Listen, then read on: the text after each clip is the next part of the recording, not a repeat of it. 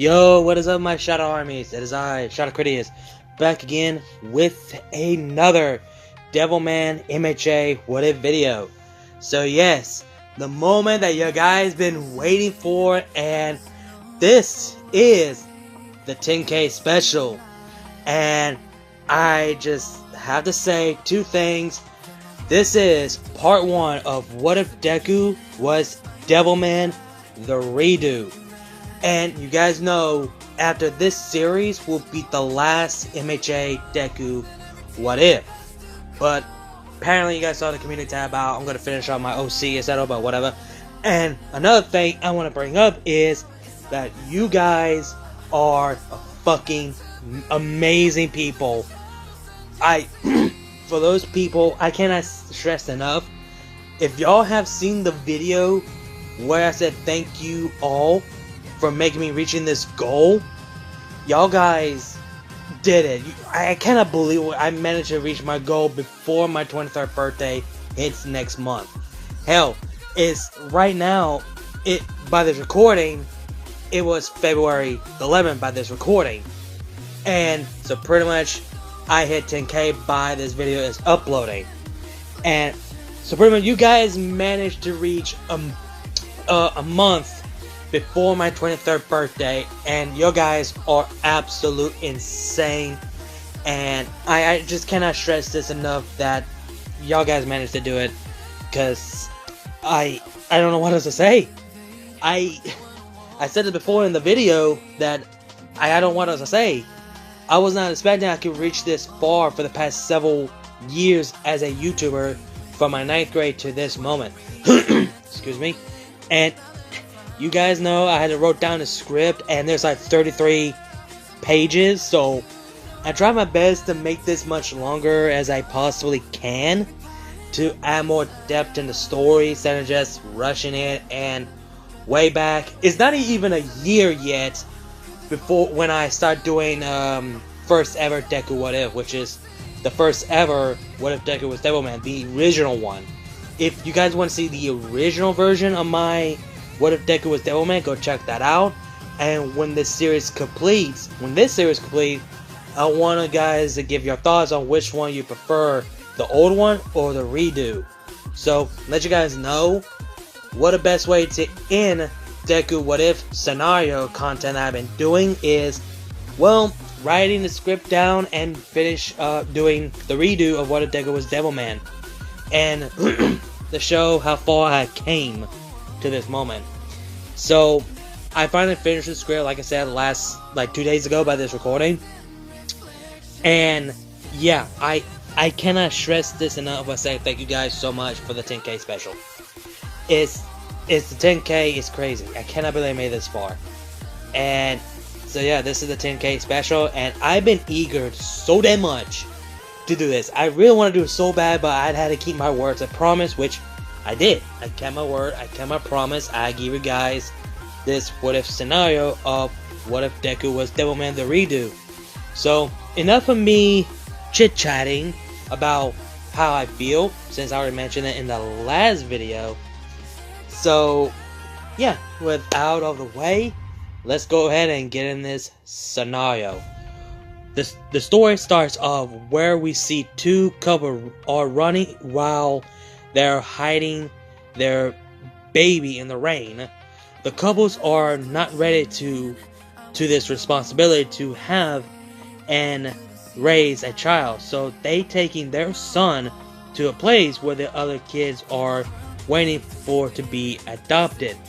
Meanwhile, at the local hospital, we see both we see Karori in the hospital bed, and right next to her is her husband Reijiro, and with them there is the dog bringing some sad news. So pretty much the person comes through the door, which is the doctor, and he brings up sad news, and the dog tells them that their unborn child didn't make it after giving birth. The Fudo's couples are broken to hear this news. The dog only feel the sadness, and the dog just walked away and let the Fudo couples be with only, and we only hear Karore cries, and her husband Reijiro he only can do is be here for his wife by her side. Back with the unknown couples are arriving at the child's care. They put their son down right next to the door, and without any words they just ran off. When the door opened from the inside, a young woman who looks like in her early 20s, when she says hello, she sees and look around, but when she about to close the door, she hears someone crying. Sound like a baby crying. She looks down and see a baby boy crying. She is shocked by saying, "Oh my god, you poor little child, come here."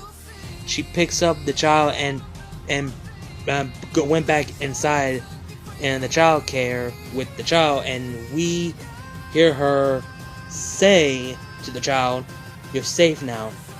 And she sees the notes and on the child's blanket, and she learns the name of the child name is Izuku.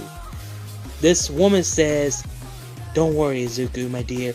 We'll help you to find your new parents for you." And that we time skip when Deku is at the age of 5, and Deku has been have a good life in child's care and made a lot of friends, but he made one best friend, a blonde hair kid named, Monoma. But sometimes Monoma can be a bit of troublemaker, but not like Rio in this show when we saw him as a kid in the Devilman Crybaby. But anyway, the last time he got trouble for is, making the little girl cry because of Monoma is replacing the doll girl head with a T-Rex head. So basically the same thing what Rio did in the actual show of Devilman Crybaby, that kind of thing. And so the same woman that we saw who found Deku when he was just a baby, that same girl, since Deku was age of 5 and Deku was just a baby, so previously she's in her, let's say she's in the age of 25 of this time skip. She takes Monoma away for timeout, and Deku says while hugging the crying little girl, he says, "Why did you have to do that? Why do you have to do that? Why you have to be so mean?" And Monoma just replied by saying with a confused look after he was blacked out, I don't know." After that, we time skip 5 years later when Deku is at the age of 10. Ever since all the kids went to the quirk doctor, if anyone of them have quirks, which they all have, but Deku is the only one who doesn't have a quirk. He's still quirkless in this scenario. Ever since then, his best friend has been adopted about 4 years ago. Deku has been alone since then, and now no one doesn't want to be around him because he is quirkless. Until the two marriage couple came inside to the childcare, which they are the Fudos, the couples, and they here for adopting a son. The same woman, and now she's the age of 30 in this one, the woman who found Deku. The woman came to them and she says, "Oh, welcome, Mr. and Mrs. Fudo. Glad you two make it."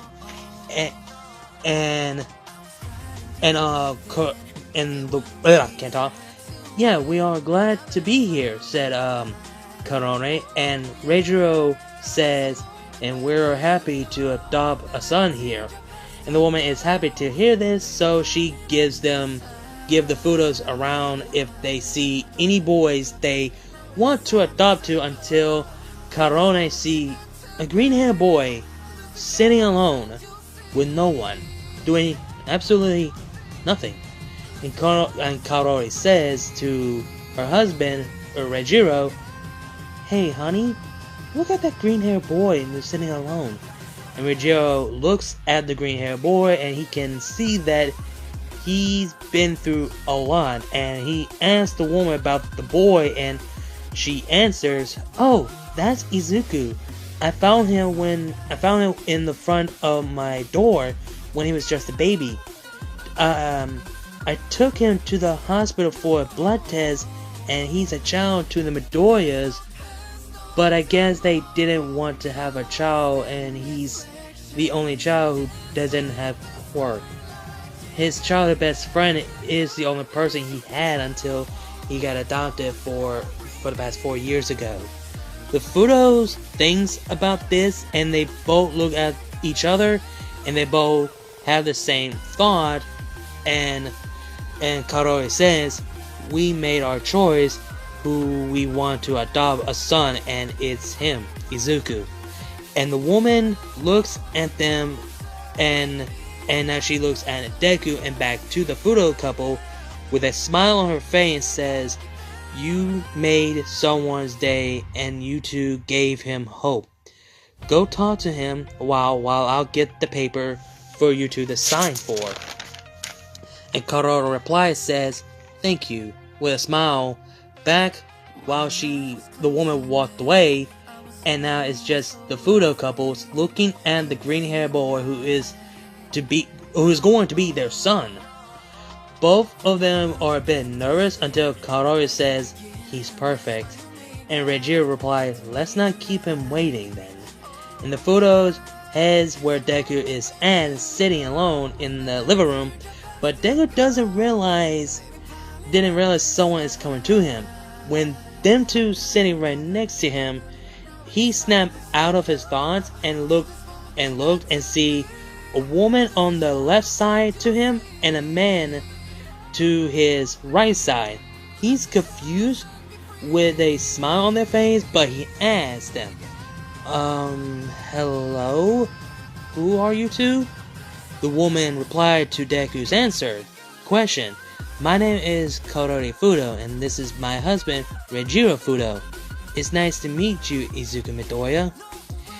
And the boy just looked back down to the ground and he says, "Please, don't call me by that last name. It's just Izuku. My parents abandoned me, and I don't want to be called by my last name." Hearing this, both the Fudos are sad, but at the same time, they understand his pain. Reijiro breaks the silence by asking, "We were told that you were quirkless as well. Is that true?" Deku answered, "Yes, I am. I guess you two have quirks as well." Karori answered, "Actually, we don't. We're also quirkless just like you." Deku looks at her and her husband with a shocking look on his face. He says, "Wait, you two are also quirkless too?" Deku asks. And Reijiro answered, "Yeah, and that's why we came to you, because we chose you." Deku is a bit confused by asking, "What do you mean? What are you saying?" Before one of the Fudos about to answer that, the woman answered that question.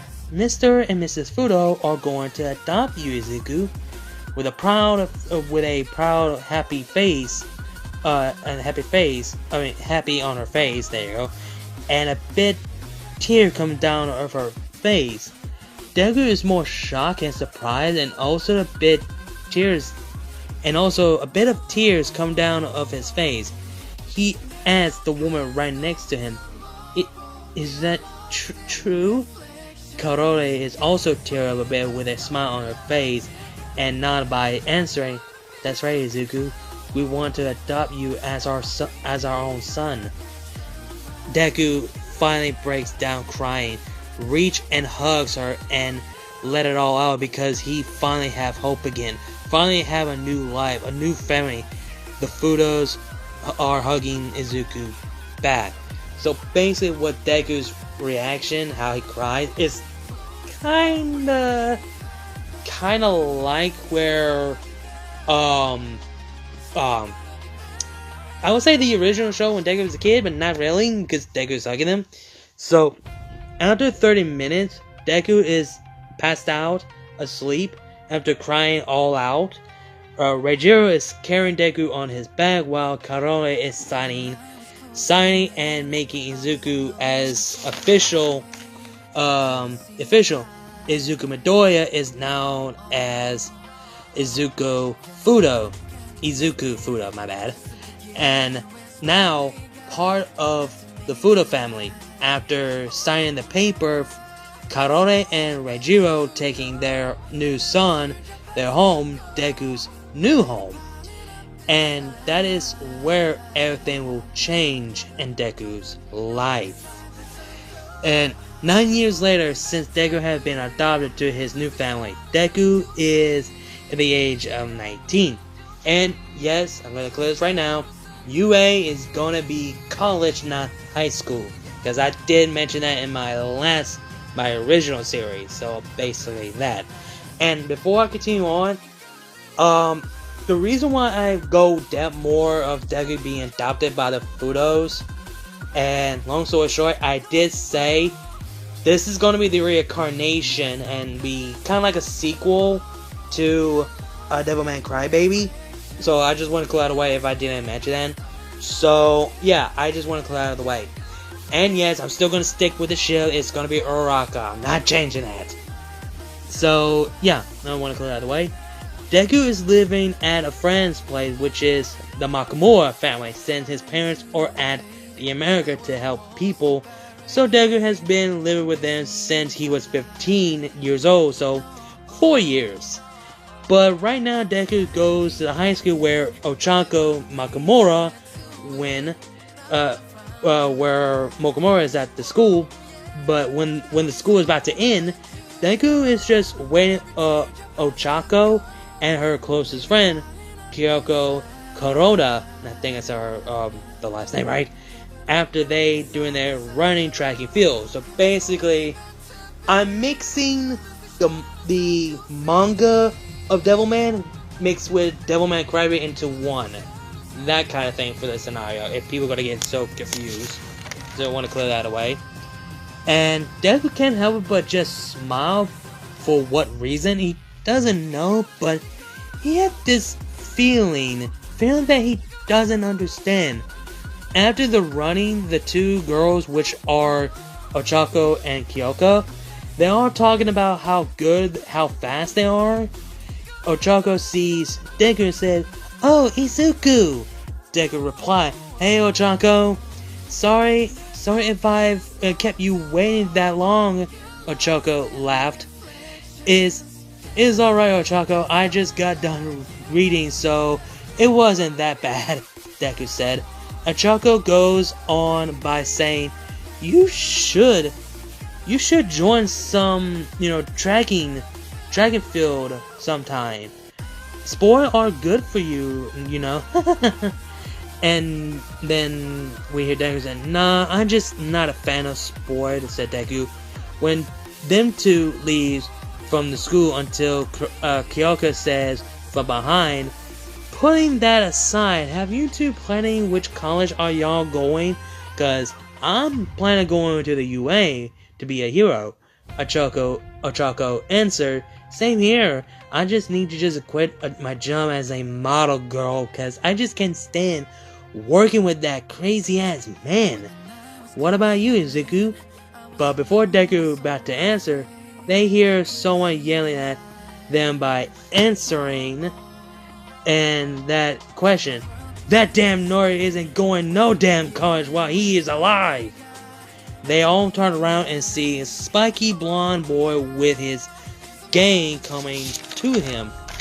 And Bakugo, not Bakugo, damn it, I ruined it. But only Deku says only one word, Bakugo. And we hear another voice say, "You shouldn't say something like that." Ochako yelling right back at Bakugo and shouting back at her, "Shut up, round face!" And Kyoko aim and use her earphone jack to put at Bakugo's and get into his face by saying, You wanna go a few rounds, Chihuahua? Who the hell are you calling Chihuahua, princess? And some of his goons says, yeah, what are you gonna do about it, bitch? There's 5 of us and 3 of you. And we hear an unknown voice by saying, make that 4, but with a gun. Unknown voice said, Bakugo, his goons, turned around, looked. Same goes for Deku, Ochako, and Kyoko.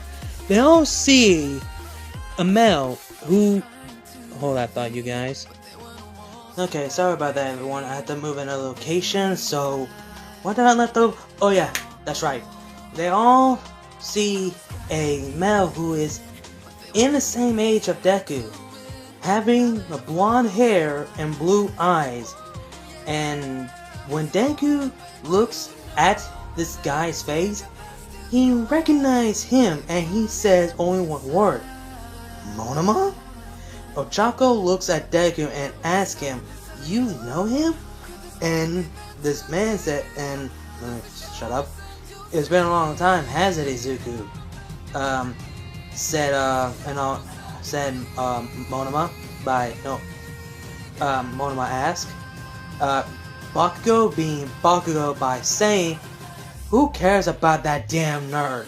Just who in the hell think you are? And why are you wearing all white, blondie boy? And Monoma pulls out a machine gun from his white jacket and he said, I'm the guy who you don't want to fuck with. And you ain't gonna do shit, said Bakugo. So, pretty much that's what Monoma said, that, I'm the guy you're not gonna fuck with or something like that. Yeah, I forgot to mention that. So Monoma shoots in the ground where Bakugo and his gangs are standing at. Both Bakugo and his gang backed up and they ran off. After they ran off, Monoma put his gun away and Kyoko says, thank you saving our ass, man. Yeah, thanks, really, said Ochako. And Monoma replied, I didn't do it for you two, I only did it for Izuku. Come on now, Izuku, I need your help only on something, and we got a lot to catch up to do as well. And no, they will not come in as well, cause I don't give a shit.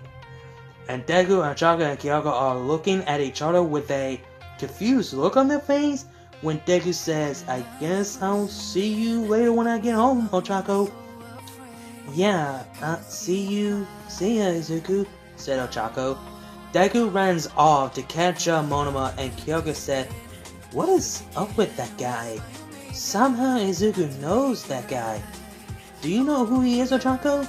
And Ochako answered, no, I don't. Never seen him before. Deku calls out by saying, Monoma, wait up for a damn moment. Jeez, man. While he's catching up and catching his breath, and Monoma stops, and Deku finally says, what the hell is going on? Where have you been all these years? Where you were adopted when you were adopted. How are you been? And how in the hell you getting that damn machine gun, dude? Monoma turns around and looks at Deku and says, my parents died, Izuku. And everything went silent after what Monoma just said until Deku asked, what? How? When? What happened? I'll explain along away. Now, come on, my ride is up ahead. Monoma walks ahead while Deku is just standing there, and some tears coming down from his eyes out of nowhere. Deku wipes it off and he follows Monoma and sees his car. The same car that Rio used, but it was a white one, but this scenario is a black one. And Deku can't help but whistle, and he said, nice car, dude. Is this yours? And yes. Now get in, said Monoma, by answering Deku's question. And Deku asked, can you drive? Yes, now get in, Monoma said while he gets in the car. Same goes to Deku. They drove off and they both stayed quiet for past 30 minutes until Monoma finally says, "My parents was killed by demons," and Deku was like, "Wait, what? You cannot be serious, man!" Monoma just stayed completely silent and Deku says, "Oh my god, you're fucking serious." "But how?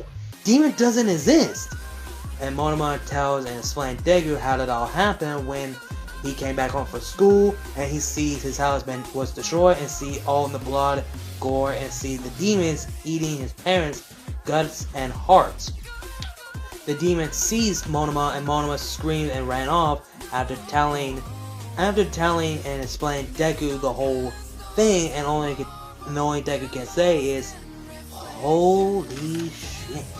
And Monoma said, "My father has done some research on these demons and they don't have a physical body, so they need a host of a human bodies so they can hide in the shadows until the time is right." So basically, it's kind of like the symbiote. If you guys seen my the Devilman demons analyze, where the demons don't have physical body, they just need a host. Kind of like the symbiote kind of thing, but instead of just like, "Oh, if we don't find a host, we'll die," they don't deal with that kind of thing. And Deku asks, "Until what time?" And Monoma answered, "The return of the demon to take back Earth once again." "Wait, you mean," Deku asked, "yes, this is the second time around that the Earth restarted?" Monoma answered Deku's question, but Deku answered another question. "How do you know all of this anyway?" Monoma says, "We're here." They arrive at the house, and Monoma continued, "This is where me and my parents comes for vacation, in a place where my father works his study on the demons." They both got out of the car and headed inside the house, and Deku's reaction to see the inside, how big it is, he was like, he looks at Monoma while he keep on walking, and Deku say, "Yo, Monoma, wait up! You haven't answered my question yet!" Deku ran to Monoma to catch up until Deku stopped and see him. Right next to him is a helmet demonic skull. Just like Devilman 1972 manga, the first volume. And Monoma tells Deku, "Put this on and you'll get and see your answer that you ask." Oh no, I'm trying to switch to the goddamn page. God damn it. There you go. Jesus. Deku wants to question it, but he didn't. He goes to it and picks it up and puts it on, and while the world changed into black, and then the whole vengeance came at him.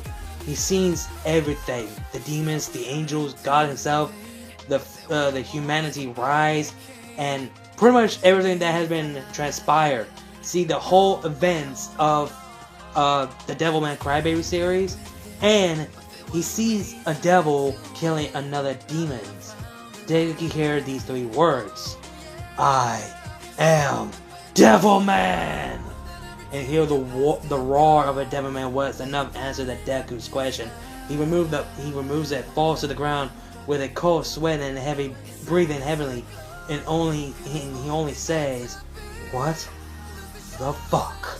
He looks at Monoma, and Monoma asks, "Is that the answer you seek?" Deku nod and asks, "Why me? Why tell me all of this?"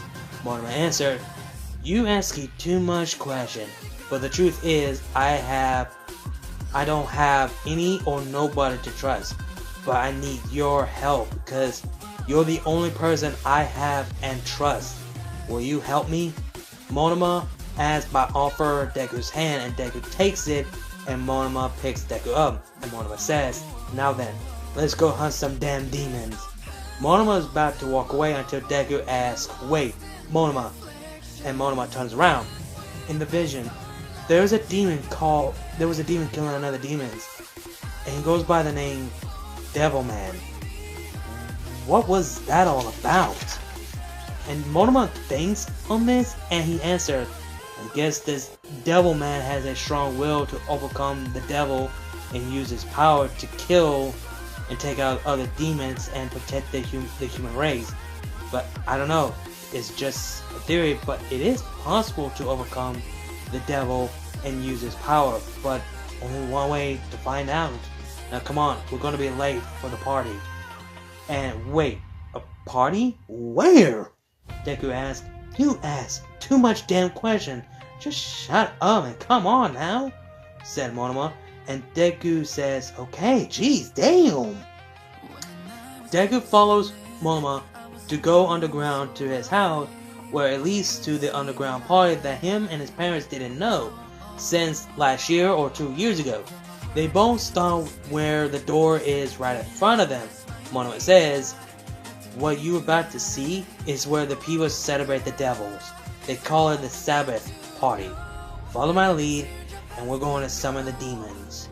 And Monoma just opens the door and both Deku and Monoma walked in the party. It looks like the same for Devilman Crybaby. Basically the party is like the same. You know, showing, smoking, drinking, straight, gay, lesbian, three-way sex, the usual party. The teenager girl came to Deku with no clothes on, no bra on, just her panties, and she asked, would you like to have some of these? Deku looks at the pill and her tits back and forth by looking at both of them until he looks up to her and he's a bit nervous. She puts the pill in her mouth and kisses Deku, just like the original Devilman Crybaby in the episode 1, that kind of thing. Deku coughs and the teen girl laughs and she asks Monoma, is this is his first time? Yeah, his girlfriend just left him, Monoma answered, and she said, he's cute, said the teen girl. She grabs he grabs Deku's hand, his right hand, and places it under her, and she used her right hand to grab Deku's balls and whisper to his left ear by saying, if you find me again, all of this will be all yours to keep. And she walks away and Deku follows Monoma and the final place to sit. But Deku was kind of like how Akia reacted, man. And Deku tells Monoma, and by saying, I thought you said we're gonna summon a demon. What the hell, man? The demons are here. They're just hiding. The only way to come out of the shadow is the smell the sea of blood, said Monoma. And Deku have a scared look on his face by saying, wait, no, you don't mean. Monoma gets up and pulls out the knife and goes to the people who are, just dancing and getting fucked. But Deku just doesn't want to look until he hear a woman scream. He looked and see Monoma just stab and cut the woman's chest open, while Monoma just have a smile on his face. Just like in the Image show, how Monoma's face is. Yeah, that kind of thing. So pretty much, long story short, Monoma's doing what Rio did in the original show by killing more people, and Monoma keeps saying, blood, blood, more blood. Deku is doing what Aki is doing as well, stopping Monoma. Deku grabbing Monoma from behind by saying, that's enough, Monoma! Why do you even care about these bastards?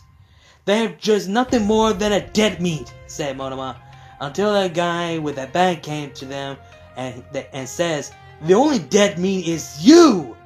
The guy hit Monoma with a bat and knocked him out cold. Another guy grabbed Deku and threw him down to the ground, throwing glass bottle, throwing at him, all the kicking, punching, and beating, until he got up and ran off until he crashed on the same teen. His face lands on her tits and grab her tits as well, kind of like what Akia did in the original. And Deku looks up when she says, "Oh my, you found me. You want me that bad, huh? And oh, by the way, you better watch out. she points at the guy is coming to hit him with a bat. When the bat hits Deku, the blood splattered. The teen girl laughing like crazy until she stops. So basically, she squirted and her body started to transform into a demon and started to killing or eating people. Everyone started to scream like hell. More demons appeared and killing or eating more humans. Monoma got up and pulled out 2 machine guns, shooting at the demons, and more people are getting killed left and right, just like, well, the first episode of Devilman Crybaby. One demon and a demon-type vulture flies to Monoma while he shooting at it, and the demon pinned him down to the ground. When Deku sees him down, he ran to him and tried to save his life. When the other demon is behind him, about to kill Deku, everything went black. And then Deku transformed, grabbing the demon's mouth by ripping him in half. Deku fully transformed and starting killing the demons left and right, ripping off each limbs, hearts and heads, etc. So basically, Deku's doing what Akia did in pretty much the ending of episode 1. And Monoma's reaction is disbelief what he is seeing right now. And in his mind, he said, "I cannot believe what I'm seeing. You did it, Izuku. You became their enemy. You became Devilman." And we see Deku in his Devilman form while the demonic smile with the flame behind him. So long story short, Deku gave the same smile just like the Devilman Crybaby show, and with the flame goes back from behind. We start off on the next day where everyone at school are talking about the new look of Deku. His face, his personality has changed. His body has changed as well.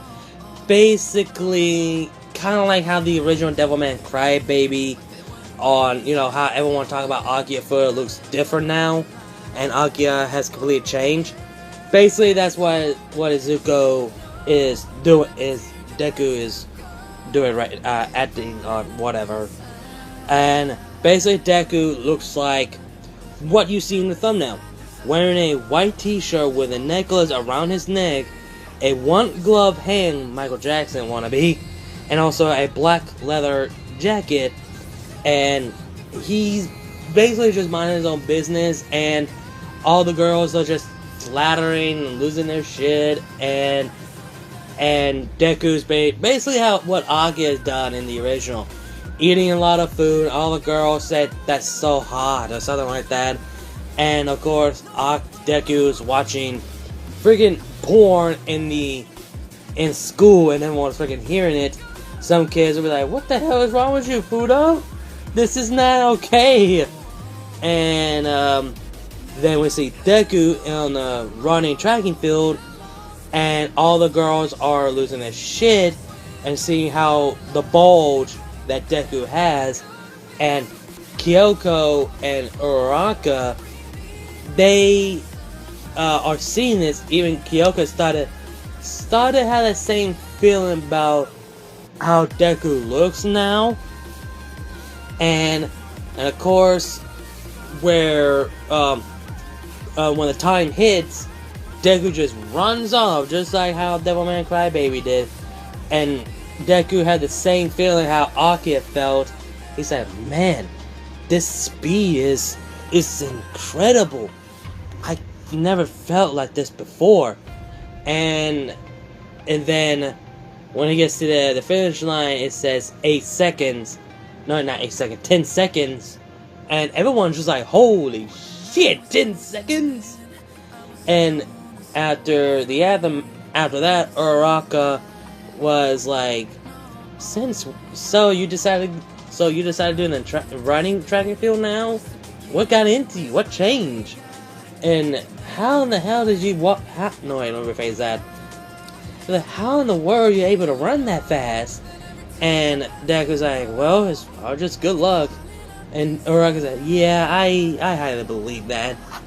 And of course, both Deku and Uraraka were about to walk back home. They were talking about, Uraraka said, are you sure that is your body? Because, oh, you're not doing any drugs. And Deku's like, oh, of course not. But at the same time, this feels like this is not really my body on my own. But before they're about to continue on, they hear a familiar voice, Oi, Deku! And Deku turns around and sees Kaja and his cronies. And Deku was like, oh, for God's sake, figured as much. What the hell you want, Bakugo? And Bakugo was like, we need to settle the score. And one thing I want to know, where's that blonde bastard?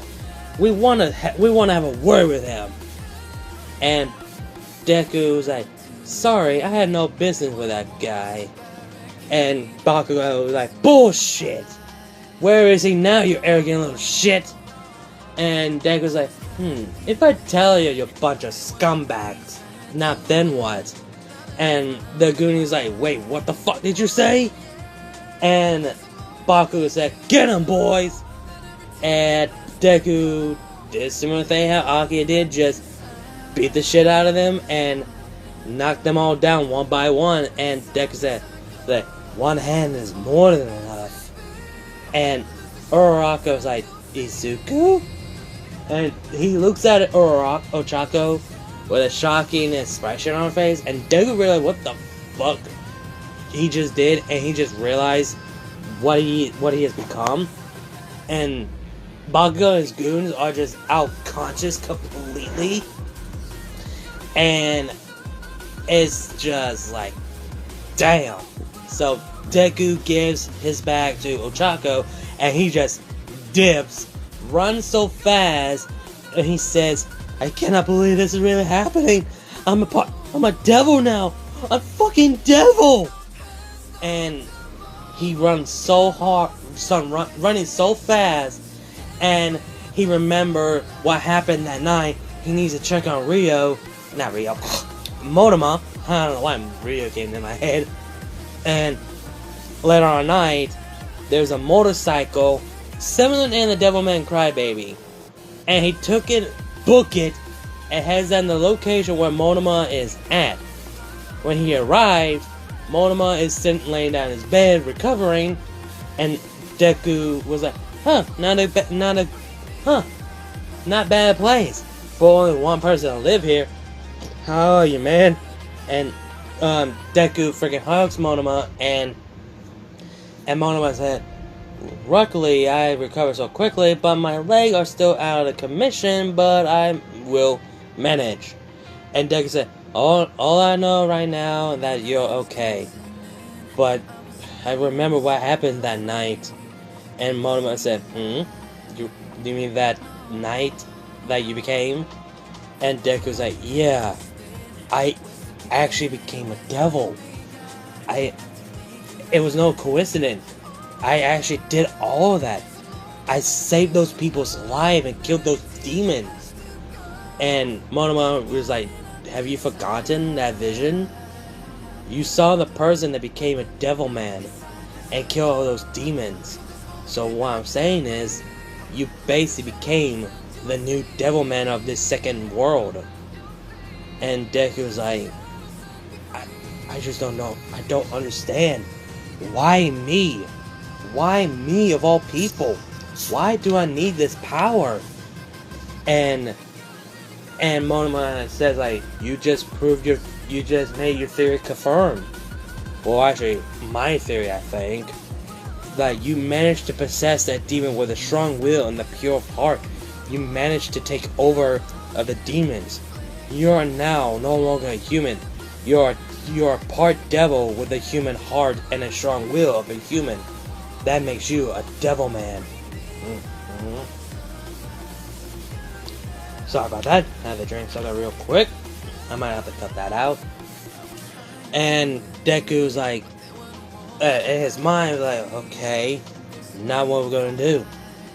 And until before Monoma was at the question, the secretary girl came towards both Deku and Monoma with food for Deku, and Deku looks at her, and when she bends down and Deku see her breasts with no bra, and Deku looks at Monoma, and Monoma just getting up and smile. She's my secretary. It's okay. And Deku's like, she's so goddamn hot! And he sniffs, like, wait a minute. And that smells something good. And he opens the lid from the plate.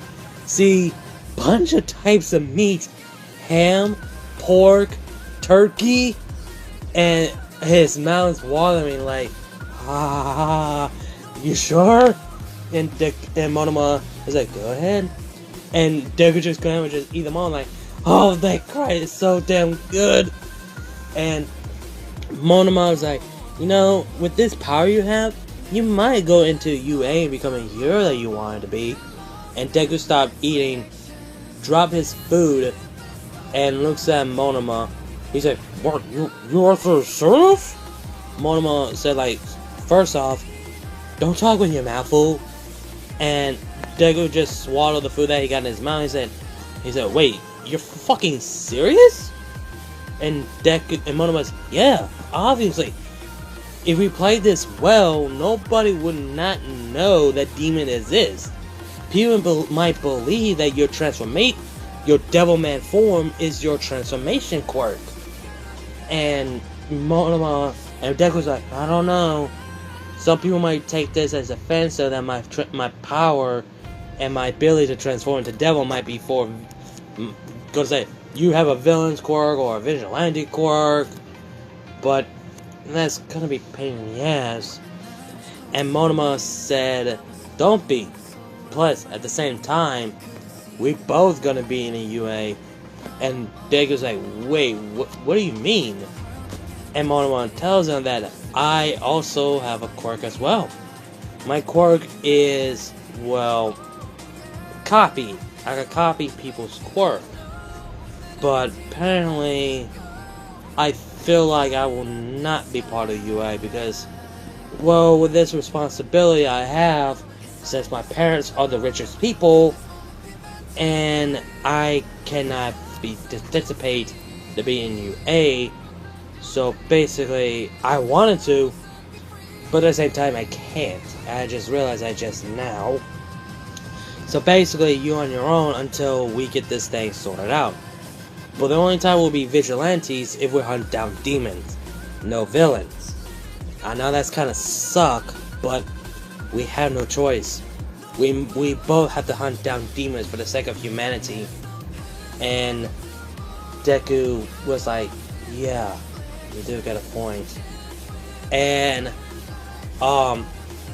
so Monoma is telling Deku that he could get Deku is a highly recommended, since Monoma is the richest person, and he actually could get anyone into UA.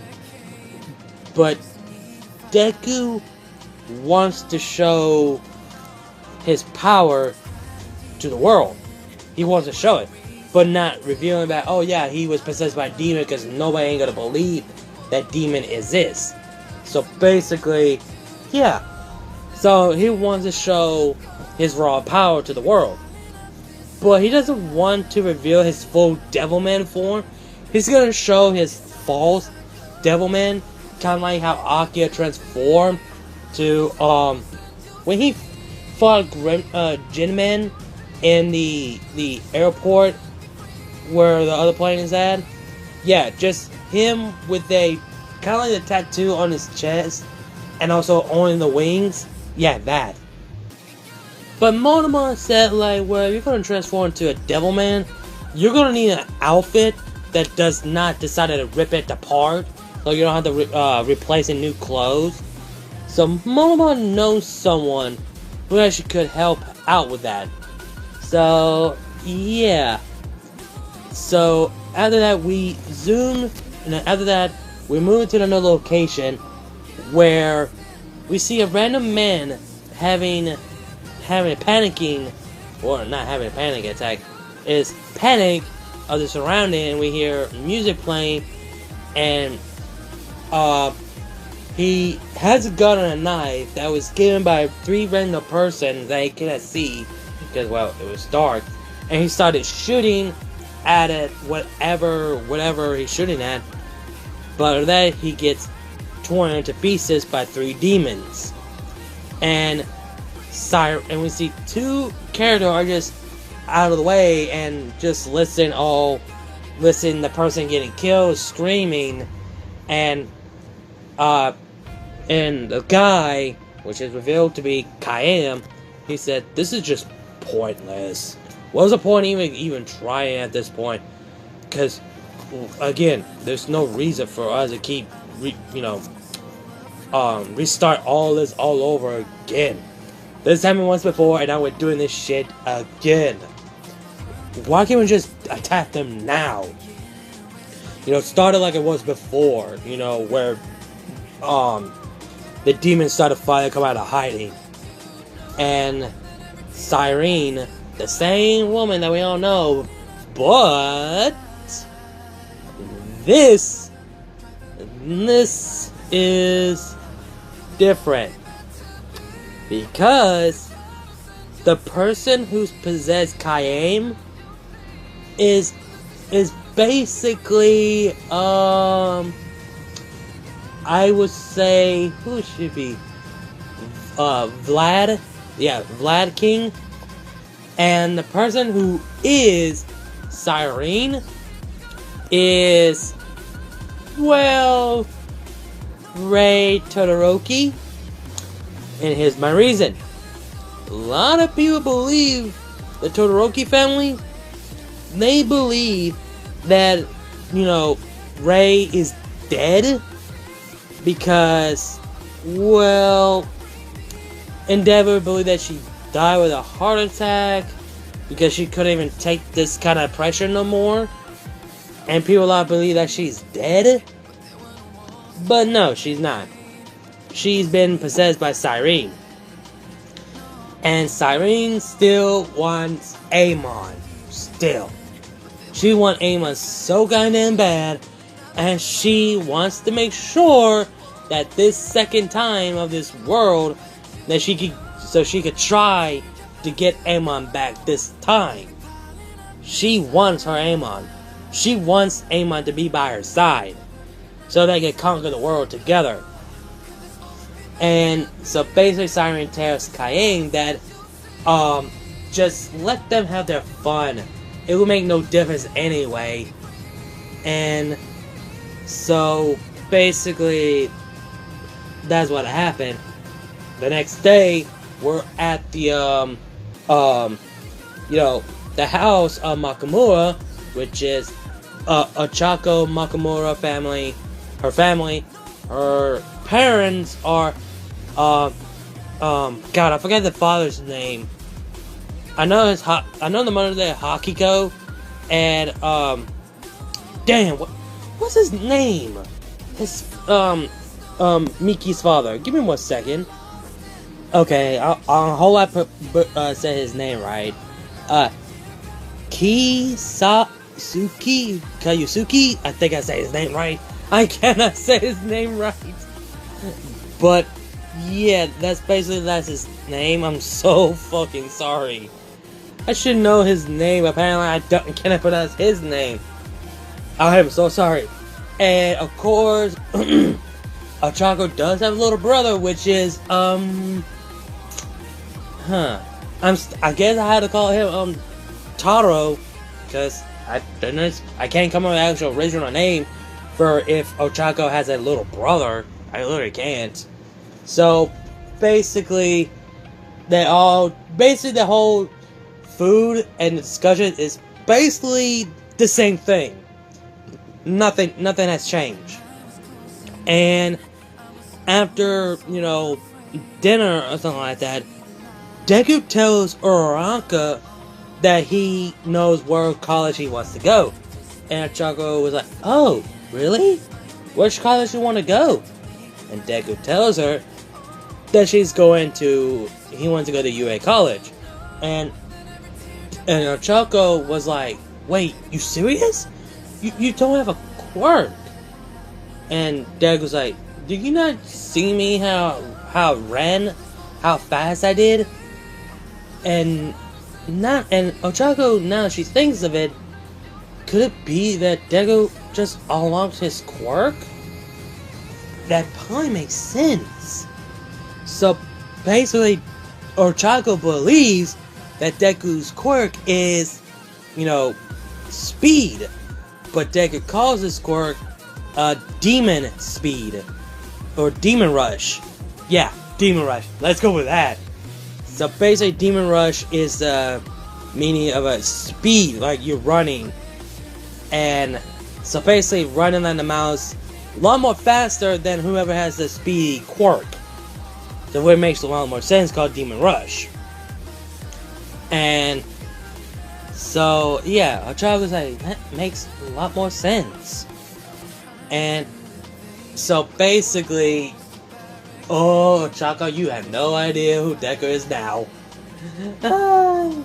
So basically, after Deku tells her that, and Ochako is happy to hear that Deku going to UA college with her and Kyoko, but at the same time, Bakugo is going to be there as usual. And after that, where everyone, both Fudo and the Makamura family are in bed, Deku falls asleep. And when he falls asleep, we see Deku that he's in another world in his mind. And the location that he's in this world is completely nowhere, just a bunch of small and big stone mountain in the middle of nowhere. So basically, he's in the world where Akia versus Amon fought at in Akia's mind. So basically, referencing to the OVA of Amon, the Devilman, the Apocalypse of Devilman. So basically, Deku looks around and he says, "What the hell? Where the fuck am I?" And Deku hears a voice said, "You're in your head, and I need to have a word with you, Izuku Fudo." And Deku turns around, and he sees a male who is actually the same age of him, wearing all black shirt, black jeans, wearing the shoe that belongs, wearing a black shoe and a black leather jacket, and his hair is obviously black. And Deku is shocked, and he says, "Wait, you're the guy I saw in that vision. You're the first Devilman." And this teenager, "Well, I guess you know who I am, but you honestly do not know my name. But you probably can tell my last name." And Deku said, "Wait, you're Fudo?" And Fudo, and this guy said, "Yes, I am Akia Fudo, the first Devilman. And I'm also your reincarnation. And also, I was the one who came to you that night and the Sabbath party, not Amon." And Deku was like, "Wait, why me? If it's not Amon, then why you? Why did you came to me? Why did you answer Monomo's call?" And Akia's like, "No, not because of your friend Monomo. No. I came to you. I came to you because you want to save people. When it works, you want to become a hero. When you were born, I became your reincarnation. And when I heard what you've been through, inside your head that you never knew, I felt bad. I was breaking down tears. And you ever wonder why you had this deja vu feeling? Because I went there before. You go into the same situation that you're going through. But all that all that let me face that. All of that been already happened in my time. You're going through the same position that everyone else went, and that all that is going to change. The one that did change, the hero society, the quirks, the villains, that never happened in my world. We don't have heroes and villains. We never had quirks. We're just normal people until everyone finds out that demon exists. That's what happened. And Deku's like, so basically, the cycle had changed.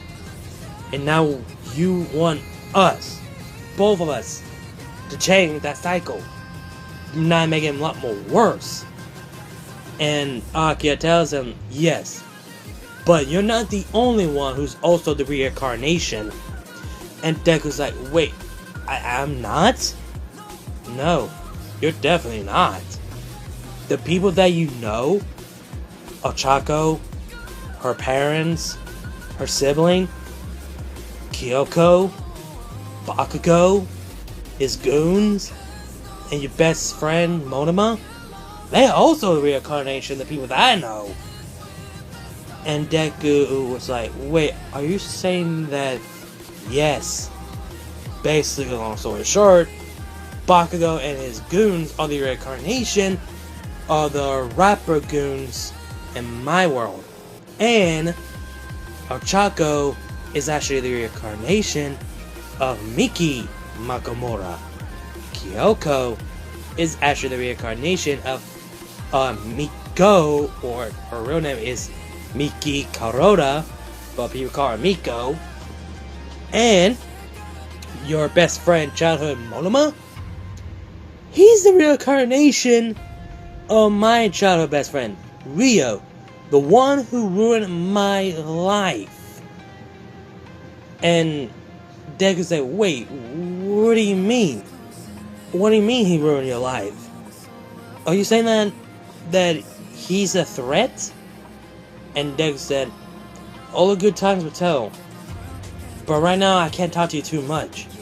Because we have like moments a minute to talk.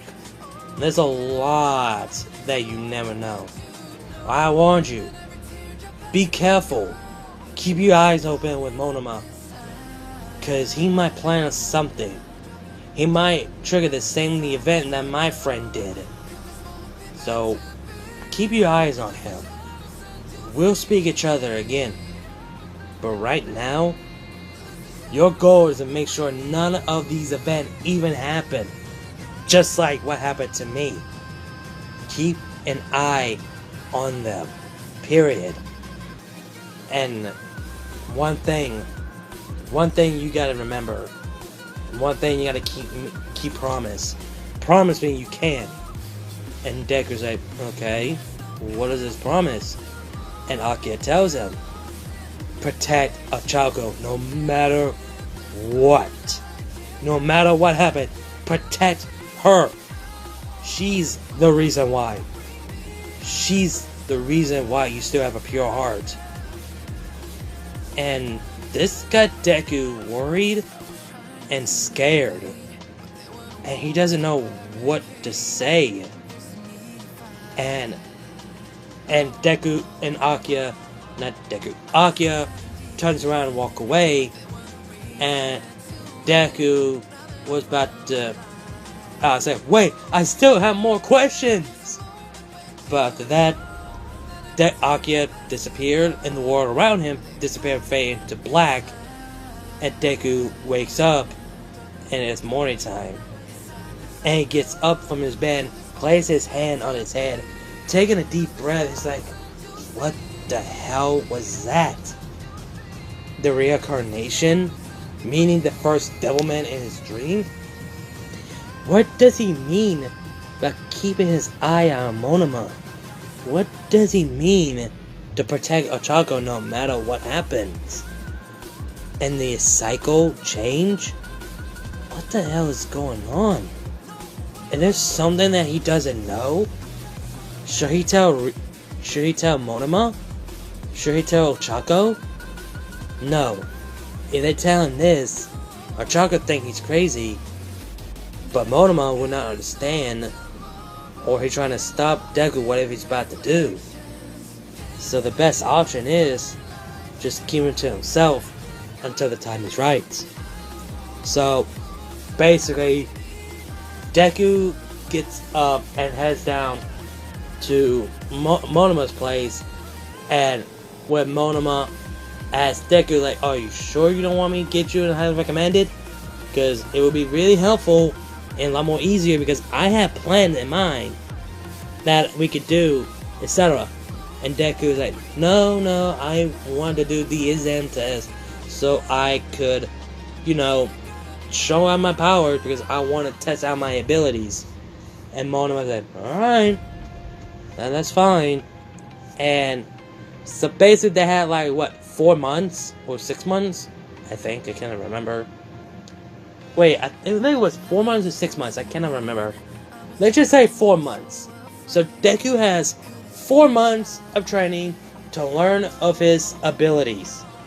So basically, ever since then, when Deku trains of his abilities, and Deku and Monoma go on a vigilante to hunt down demons. Plus, there has been news that someone died in the most gruesome way, in the most gruesome, disturbing scene they've never seen before.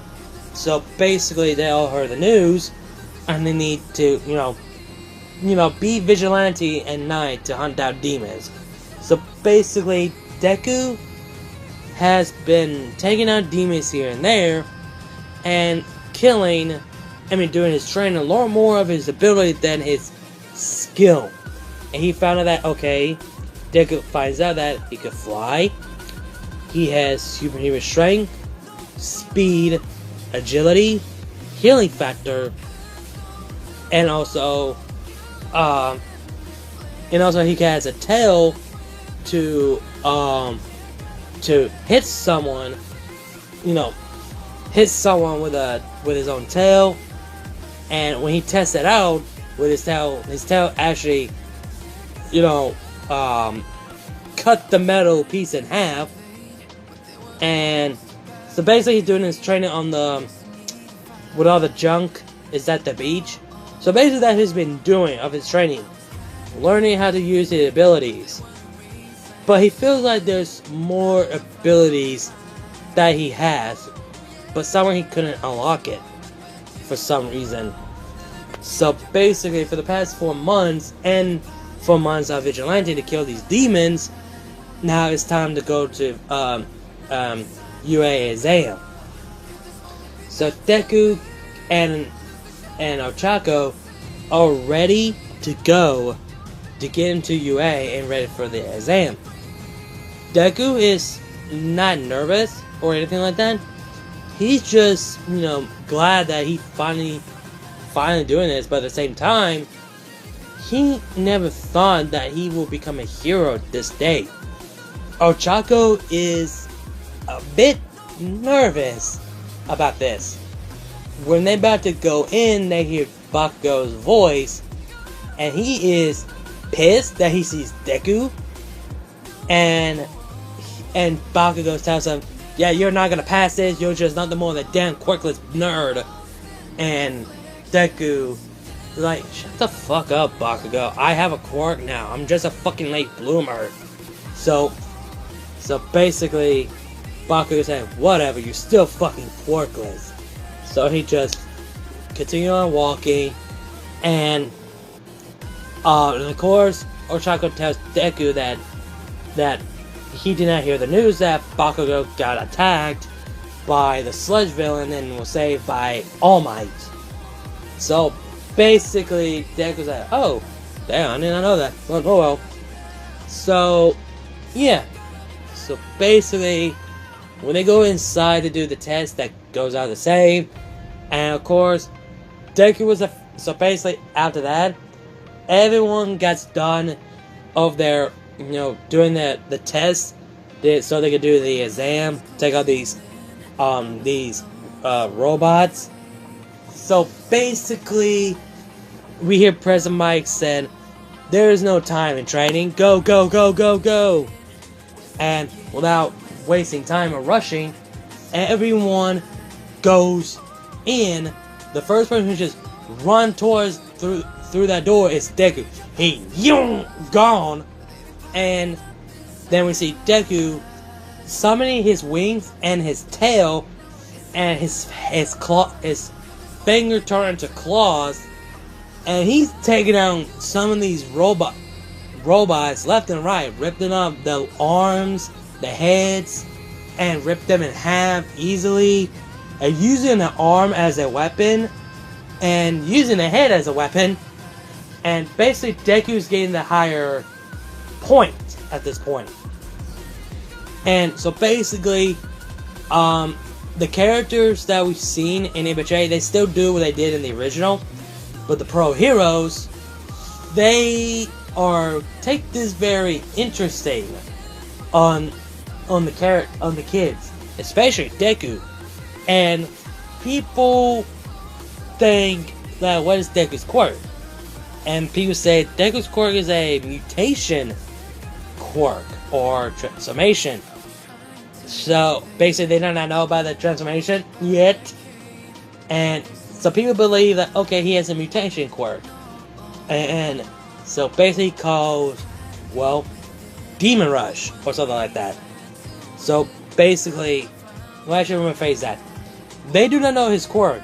He could run fast, he could fly, but they cannot say, okay, is a mutation or what? And Nezu's like, you know what? I want to test out his ability. Bring in the Zero Pointer. And which it did. And when everyone see the Zero Pointer, everyone just dipped until he hears someone is calling out for help. He sees that it's Ochako, and he's freaking out. It's like, are they gonna fucking stop with that damn thing? And they're not. It's like, what the fuck is wrong with these people? And you remember what Akia said, protect her at all costs. And Deku just feeling the anger boiling inside of him, he transformed into the full Devilman. And everyone, the students and the teacher, they were like, what the fuck? And all the teachers just got their ass up, like, what the hell? And Nezu like, oh shit, a transformation quirk? And Midnight's like, all my life, I never seen anyone like this before. Like, I mean, yeah, Mount Lady transformed to a giant girl, and Ryuko as a dragon, but this, whoa! And people said that's a transformation quirk. And Deku flies towards to save Ochako, remove the rubber, grab Ochako, move away, and fly right back to the Zero Pointer. And Deku shoots, open his mouth and shoots a huge energy beam out of his mouth and aim right to the chest of the Zero Pointer. And everyone was like, what the fuck? And Aizawa just can't help it but smile. And Vlad King was like, oh fuck, he's here. Why now? And all the students just like, their eyes like, Ochako just lost for word. Baku's like, how the fuck? When the fuck? Where was this? And then after the smoke has been cleared out, the damn Zero Pointer has a big, huge ass hole in the chest. But Deku wasn't done. Deku rips the entire arm with ease, even the head. And they are just like, how strong is this kid? And Aizawa was like, I want that kid. I want that kid in my damn class 1A. No ends or ifs or buts. He's in my class 1A. I don't give a fuck. And Midnight was like, yeah, this kid might be the strongest motherfucker. And we see the red-haired kid with the other student, which is Kirishima. And he's starting to have the PTSD, and he started to be scared. Because Kirishima is, well... Oh god, Hollow's gonna be pissed. Kirishima is the reincarnation of Koda, and I forgot his last damn name of Koda's last name. Hold that thought. Mayu, I think that's his name. Mayu. So basically, it's Eijiro.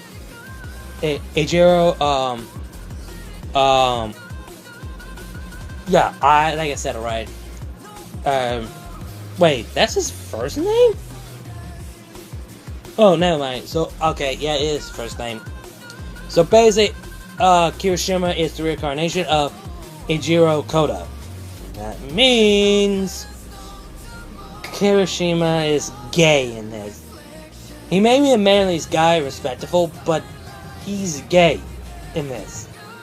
And when he sees the green-haired boy transform into a devil, he's having a PTSD on that day.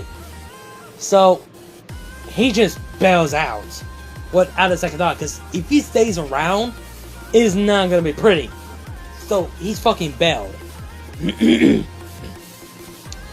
And during the aftermath, Deku transformed back to his base form. With the same alpha that is on, thanks to Monoma, that's all that he knows, Deku has the same alpha that doesn't have to be destroyed. Which is the good thing.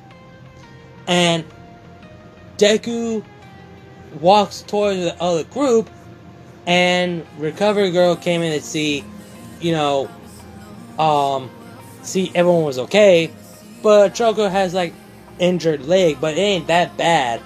So Deku checks Uraraka to see if she's okay, which Ochako said that she's fine, and she said, I thought you said you have a speed quirk. And Deku said, yeah, I did not want to reveal my full my transformation, my quirk yet. So I just want to show you that, yeah, I have more abilities than that. So basically, Ochako just can't help but slap him in the face for lying. And Deku did deserve that. Because, yeah, it was not a good idea to lie. So, yeah. So pretty much after everyone left so they could wait for them to have the results for going to UA college, Deku and Uraraka heads down back to their place. Bako is still lost for words, and he says, something is not right. This is not what he knows from Deku. This is not Deku that he knows. Something's not right.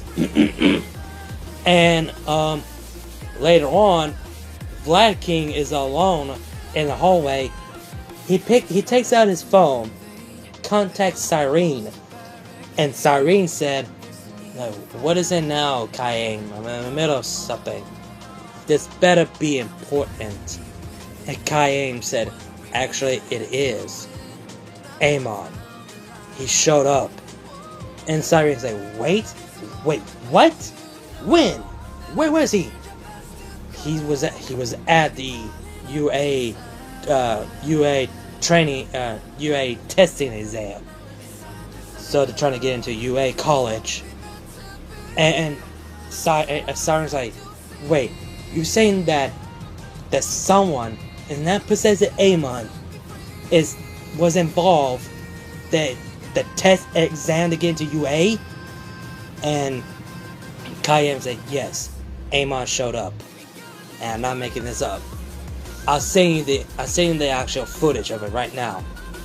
And he actually sent it, and Cyrene looks it up and plays the video. See Amon in action. And now he knows who the person looks like. a boy in green hair, white t-shirt, black jeans, black J's, one hand in glove, and black leather jacket. And Cyrene is happy to hear this news, but she needs to see him alone. But she wants to wait until the time is right. So she tells Cayenne by saying, I want you to keep an eye on that boy, and when the time is right, I want to see him alone. And Cayenne said, will do. And after that, Cayenne hangs up the phone and looks at the picture, well, actually not the picture, the video that he paused at, which shows Deku when he turns back to his human form. And Cayenne had a plan of his own. And this time, instead of Cyrene to kill, instead of Cyrene trying to killing Devilman this time, Cayenne decided that he's gonna kill Devilman. Because, I mean, for God's sake, Cayenne just expressed her feelings to Cyrene, but Cyrene still cares for Amon. He's not gonna have Cyrene's love and feeling if Amon is still around. So he needs to deal with him once and for all. So basically he has a plan of his own. And we see Deku and Uraraka arrived at home and having celebrate for they passed the test, but they have to wait for the mail. They did good, but let's say a week later that they actually got the mail from the UA. Both Chaco and Deku went to their own rooms so they have some privacy so they get the news.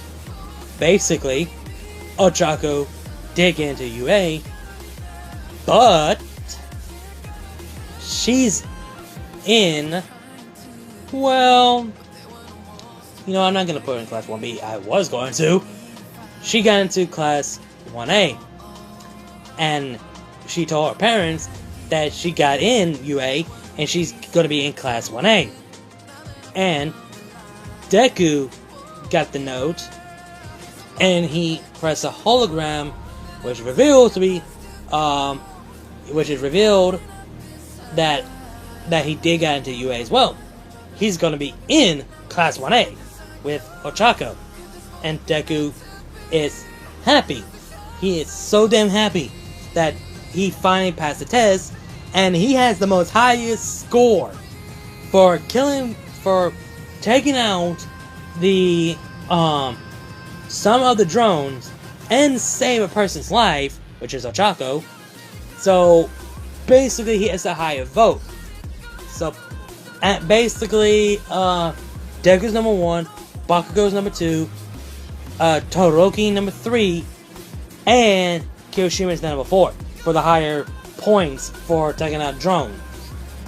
So Deku tells his well, quote unquote family that he got into UA. He actually passed, and he's going to Class 1A, and Ochako tells her that she's also going to be in Class 1 as well. So both of them are going to be in Class 1A. And also Kyoko actually called, tells both Deku and Ochako that she got into UA, and she's also going to be in Class 1A. So all three of them are basically going to be in Class 1A. And they are just happy, and they decided to go out to dinner to celebrate. But Deku does also contact Monoma that he actually did get into UA. And Monoma is congrats to Deku for getting into it. But here's the thing. Monoma tells Deku that tomorrow night they need to take out this demon, and he's been causing some casualties. And Deku was like, what kind of casualty? The next day, which is the first day of UA in college. So, Deku, he's actually not nervous, but at the same time he is. Ochako is excited, but also she is way nervous. Kyoko, she's actually happy. Then, not only she got into UA, but her two friends got into UA. But Kyoko just believe that they don't come across, Bakugo. So, apparently, they didn't waste no time. They head down to inside the UA college and head down to Class 1A. And when they went inside, of course, they spoke too soon that Bakugo is in Class 1A. And of course, the argument between Ida and Bakugo still goes out the same, just like the original. And of course, Bakugo turns his head and sees Deku, and Ida turns around and sees the boy in green hair with the same outfit that you see in the thumbnail. And yes, I forgot to mention this. And since this is a UA college, they do not wear the school uniform, especially the gym uniform. No, actually, they will. They actually will. They will not wear the gym uniform as well. So basically, they just wear whatever they want to wear. So I forgot to mention that. And so basically, Ida said it's him, and all the students is staring at Deku because they all saw how strong Deku is. And Deku is actually well, he felt awkward that everyone's staring at him because they all know what he did, because everyone saw him what he did by that 0-pointer. And Ida, introduced himself just like the original, and of course Deku introduced himself as well. Same goes to Uraraka. I might have to keep saying their last name, Jiro and Uraraka, so people won't get so confused. So, yeah. So basically, Ochako and Kyoko introduced themselves to Ida, and basically they both have the same class, and of course, well, they hear Aizawa in the floor say, if you're here, guys, to make friends, then y'all motherfuckers need just to leave. And he gets up and says, I'm Shota Aizawa, I will be your homeroom teacher of Class 1A. And you guys may know me as the, Razorhead. And of course, all the students are shocked by hearing this, that their homeroom teacher is Aizawa, aka Razorhead. So he tells them to meet him outside because they have to do testing their quirks. So basically, Ochako doesn't question it. She doesn't in this. So basically, all the students, they all just go to outside, and there's something I want to go over as well. Mineta is not in Class 1A. Same goes for Ayama and Koda and Sato. Let me rephrase that. And also Ojiro. They are not involved. Actually, I take that back. I'm just gonna leave Ojiro and replace 3 students that I just mentioned. They got replaced because they were sitting in Class 1B, and the person who replaced them is Shinzo, Shroom, and Kendo. So basically, those are the 3 students that replaced Mineta, Ayama, and Sato. Just wanna, I forgot that I said 4. My bad. And Tetsu replaced Ayama. and Sato, damn it. So yeah, basically 4 of them replaced those 4 characters, my bad. So without wasting time, they want everyone, so pretty much Aizawa tells everyone that he's gonna test their quirks and see who is, basically does just like the original, like whoever passed, they stay, whoever failed, they had to go home. Which he is, just lying about that, but they do not know that, but Monomo does, and Deku pretty much knows that he's lying because there's no way in hell he would get rid of someone who has really interesting core that could be potential to stay in Class 1A. And All Might, well actually, instead of All Might being, spying on Deku in this one, instead is Vlad King, or actually known as Kaim, which no one knows. He's watching over Deku to, keep an eye on him, just like Siren told him to do, without being seen. So, basically, that's what's going on right now. And, so basically, Aizawa tells Deku, throw this ball with using your quirk, and Deku doesn't know how he feels about this, but he's not gonna try to use his full power. But let's say he used 5% of his strength, and he throws his ball so far that it almost reaches the space. And let's say it went to almost 1,000 throws, like 1,000 meters of throwing. And this is shocking to everyone that he didn't even use his transformation core or something like that. And Deku tells him that, yeah, I'm only using 5% of my strength. And this shocked everyone that he used only 5% of his strength. And Bakugo is pissed. So next was Bakugo. So Bakugo has the same points, just like the original one. He throws the ball, and he's even more pissed. He gets in Bakugo's face. I mean, not Bakugo's face. He gets Deku's face, but Aizawa pretty much stomps him by doing it. And so basically, Aizawa gives him the same training routine, just like the original.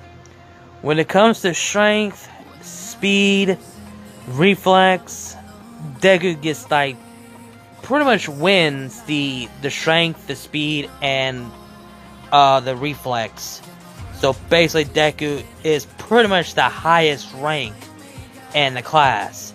So basically, at the end of the day, Deku is still in the number 1 because of his abilities.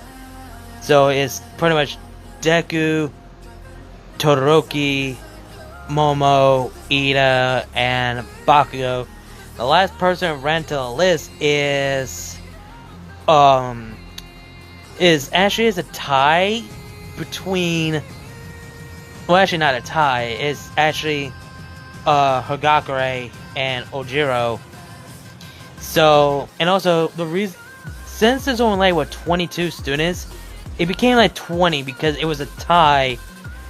It was a tie between Kirishima and Tetsu. So it's a tie. And there's sometimes Kirishima just doesn't care what Tetsu says. He's just doesn't know how he feels, because he didn't show much of his power. Yeah, he still has his Harding quirk, but he does have his demon transformation. And seeing another one like him is just giving him PTSD of that night. So he wants to stay away from him. But Deku doesn't know about Kirishima is like him. And Black King doesn't know that either. And Deku doesn't know that he's been watching. And after everything has been settled, class been dismissed, Black King just disappear right after the kid's about to head back inside. So basically, he does not want anyone to see him. And same goes for Aizawa. And until All Might saw him, while Black King was not expecting, and All Might asked, enjoying the evening, Black King, and Black King was like, All Might, I was not expecting you came behind me. What are you doing here? I was asking you the same thing. Checking on the students and try to be a what's the word I'm looking for? Shit. What was it called? I forgot what it called, but whatever. Trying to analyze the Class 1A so you can find a way to beat the Class 1A with your students of Class 1B. And Black King's like, yeah, you can say something like that. And now you excuse me, I need to head back to my class with my students. And Black King was just like, whew, that was too damn close. He doesn't know why, but whenever he sees All Might, he just feels a little bit sweating around All Might. Because there's some demons that you do afraid of All Might. There's some of them do, but some of them don't. But Kai-Aim has tried his best not to, show that fear. Even though Kai-Aim is the strongest, but he still doesn't want to deal with All Might, of all people. And, what else actually happened? So pretty much, after, the class is set up, we see all the students leave and head back to home.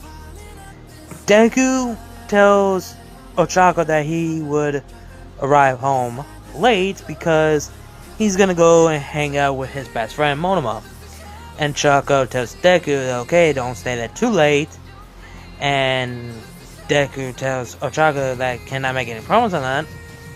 So Deku and Ochako went their separate ways, and we get a little bit flashback where Deku is walking by himself alone.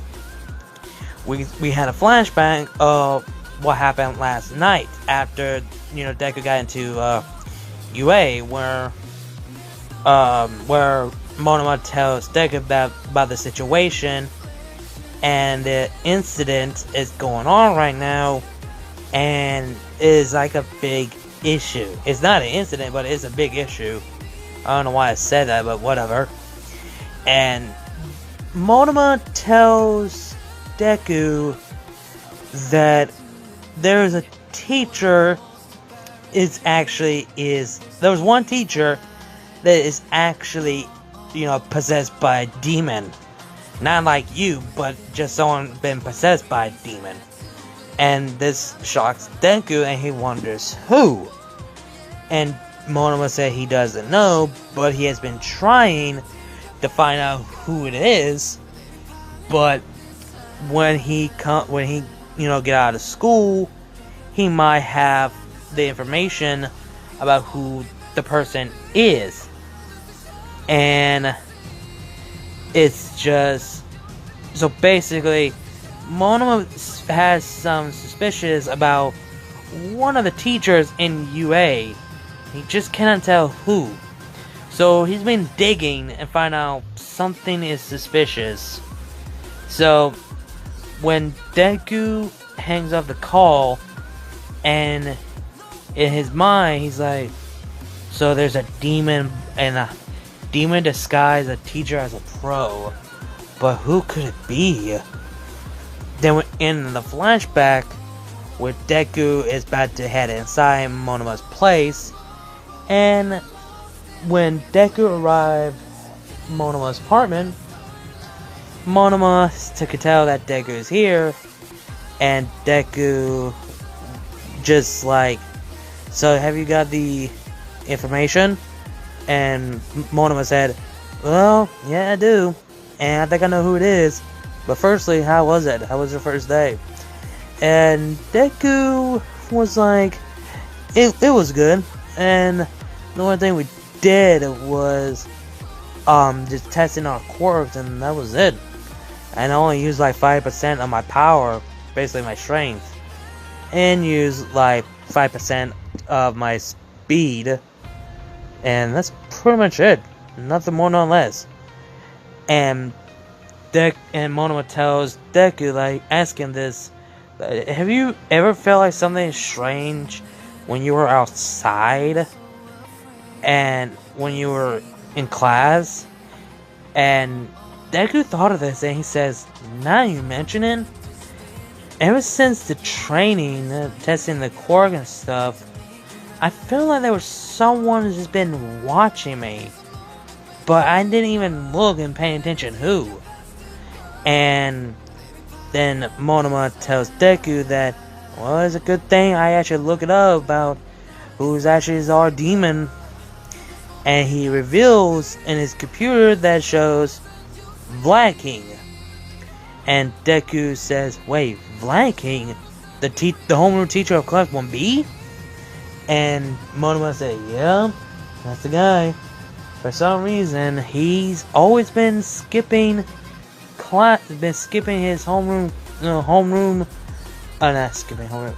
Someone can keep, skipping his job whenever he's not around in school. Someone always had to take his place whenever he's not around. Plus, there's been rumors that last year, all of his students were massacred and killed about years ago. And this is shocking Deku, so all the students of Class 1B from last year, his last Class 1B student was killed. And feel like it could be him, but why? And so basically, he's trying to remember more about the vision that he sees, but he can't. But the only person who could have the answer of this is, well, Akia. The person that is, that since Deku is the reincarnation of Akia now, so he needs to speak to him in his mind whenever he, speak to him again. So Deku asks Monoma that what's the plan, and Monoma says, for right now, let's just play his game until we deal with him where, when no one is around. And Deku actually do accept that. And so basically that's what Deku does. And so basically we move in where Cayenne tells everything to Cyrene about Amon or Deku about everything, and Cyrene tells Cayenne to leave her be. She wants to be alone for this. So basically Cyrene is feeling a bit horny, and she basically masturbate because she's crying out for Amon, for Devilman, crying out for Amon because she wants him so damn bad. And of course we hear her moaning so loud, echo in the night, and a orange and yellow full moon. And then when Deku arrived home after eating dinner and everything else, Deku goes to his room, and because tomorrow they gotta get up for school, Deku goes to his bed and starting to go to sleep because he needs to speak with Akia. So when Deku falls asleep, he's in his mind, he's at the same word again. And so basically he's just, says, okay, so I'm back here, okay. Now where's Akia?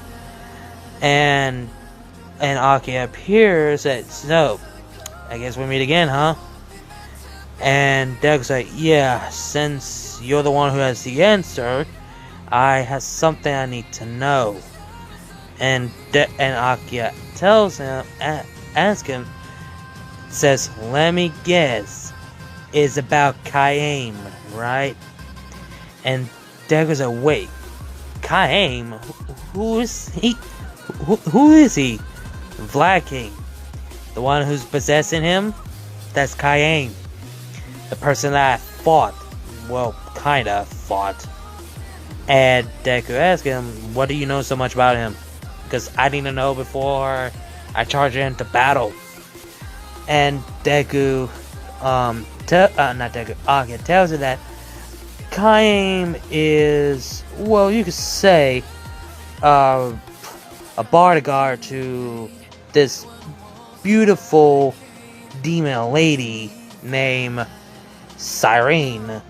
She's, well, what was the word to describe? Let's just say she's a thirsty woman for her beloved demon named Amon, the demon that you possess and the demon I possess when the world has been started. So if Kaim has been reincarnated, that means Cyrene has been reincarnated to someone with a beautiful white-haired girl or woman or whatever. So keep your eye on them two. Kaim and Cyrene are dangerously powerful threat that I ever fought. Hell, I fought Cyrene once and I was as close to getting killed. So be on a lookout for that. And also be careful when they fused, because demons have the ability to fuse as one and increase their power. And Deku asks, like, okay, what happens? Like, if there's anything I need to know before I start to attack them or start to face them one day. And Akira tells him that don't try to fuck with Cyrene, because she'll try to twist your mind and make you, well, let's just say, kind of like how I end up. Feeling horny and angry and feel like I want to kill, and you come across Cyrene, and I came across Cyrene, and that shit happens. It happened, well, losing control of your power, not permanently, but just one night, with all the stress and anxiety or whatever. Just be careful when you come across to them, and you definitely need to deal with them like whenever you come across the Cyrene. So basically, just be careful, Izuku. You do not want to make the same mistake as I did. Trust me on that. And demons are, let's just say, are complicated to explain. Demons like to kill, they like to eat, and when they cannot control themselves, they get, well, like I said, like, want to destroy things, kill things, and get turned on and think about sex. If you do not want to end up what happened to me, do a bit of drugs. It helped.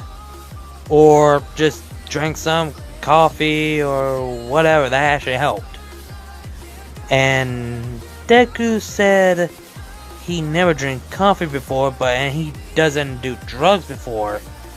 So he will give it a try if he wants to control if that event ever happened. Which Akira, thankful for hearing that from Deku. So basically, and also Deku, and there's another thing that Akira wants to tell him about. And Deku says, and that is, that red-haired spiky boy, what was his name? what's his name was, forget his name. I know his name is, Ajiro, God, I still cannot pronounce his last name to this day. Yeah, Marudo, whatever his last name was. Whatever his last name. Ajiro, the spiky red hair boy. You also need to keep an eye on him as well. And Deku said, why? I don't even know him. Oh, you will. One day soon enough. You're not the only Devilman that has been reincarnated. And Deku is like, wait, are you saying that? And Akia said, the more question will be answered, but right now, it's time for you to wake up. And Akia just snapped his finger, and everything went black, and Deku wakes up that it's morning time. And Deku was like, oh crap. Oh boy, well, I got my answered, and what does it mean, reincarnate? And Deku as himself says, so there's more reincarnation than me? And also there's more Devilman out there like me? Does Motomon never told me about this? And Deku still has a lot of questions that he needs to be answered. So, but he puts that aside and go ahead and get ready for headed down. Well, the school. When we're going to skip that and we're going to get into the UA College, where of course all my shows in just like the original, because nothing will change there. And well, you could say that is hero versus villain training. And of course, basically everything just goes out the same. But Deku, he doesn't have the hero outfit. He's just gonna have what he has. But with the similar outfit, but whenever he transformed, it would not rip off his shirt. Ripped off his shirt, his jeans, his shoes, and his pants. It will not happen. It's not going to happen. So basically, the 2v2 match is still going to be the same. Deku, Uraraka versus Bakugo and Ida. It goes out the same. But Deku feels a bit of pride because he's finally going to get the chance to get his hands on Bakugo. So it will not be the first time that he actually knocked out Bakugo once. Bakugo also feels pride as well that he's going to get a payback from Deku. Get payback to Deku. Because what he did last time, let's just say, is not going to be pretty. So basically, when the match starts, well, of course, Uraraka is going to head on past on Deku and Bakugo while she goes after the bomb. The fight between Bakugo and Deku is not like the same in the show. It's gonna be much fucking brutal. But Deku is not gonna use his transformation because he feels like it's just way too soon. Because plus he actually would try to kill Bakugo if he tried to go to that transformation. But there's a time where Bakugo is trying to force Deku to use that transformation on him, but Deku refused. So basically, Bakugo keeps using his explosion on Deku, but Deku just dodges and kicking and punching Bakugo. And there was a time Bakugo does get some blows on Deku, and of course Bakugo tries to do what he does in the original battle, saying, "Oh, he'll move if he oh, he will be alive if he dodged it," or something like that. But before Bakugo's about to do it, Deku uses speed, grab Bakugo's face, and throw him side to the wall, and Bakugo gets stuck to the wall and knocked out cold. And Deku got Bakugo eliminated. So basically the team hero wins, since Uraraka actually got the bomb, and so basically Team Hero wins. But the rest of the group goes out the same. Nothing has changed. So basically the other characters who did their thing, but with, replacing Mineta, Koda, Sato, and Ayama. So basically everything goes out the same. Nothing will change. Period. And after that, we decide, besides focusing on Deku, we see Kirishima is headed down home, and now he's in his apartment that he lives by himself.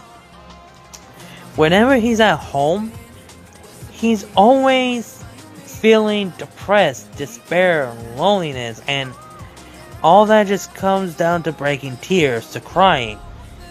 And he keeps looking at the necklace that he has, a gift from someone that he cared and loved that died in that night.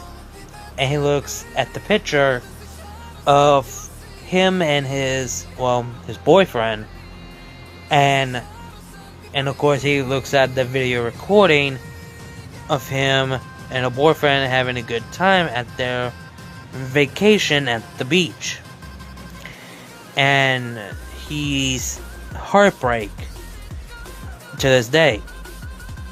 So it's just feel bad for him.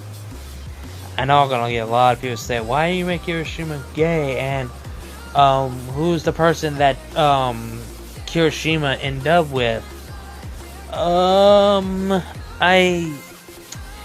It's just it's the same guy that Koda was with in Devilman. That's the guy. So basically that's the guy that Kirishima is with. And no, they did not fuck. I just want to clear that out of the way. Ugh. That just made me feel uncomfortable.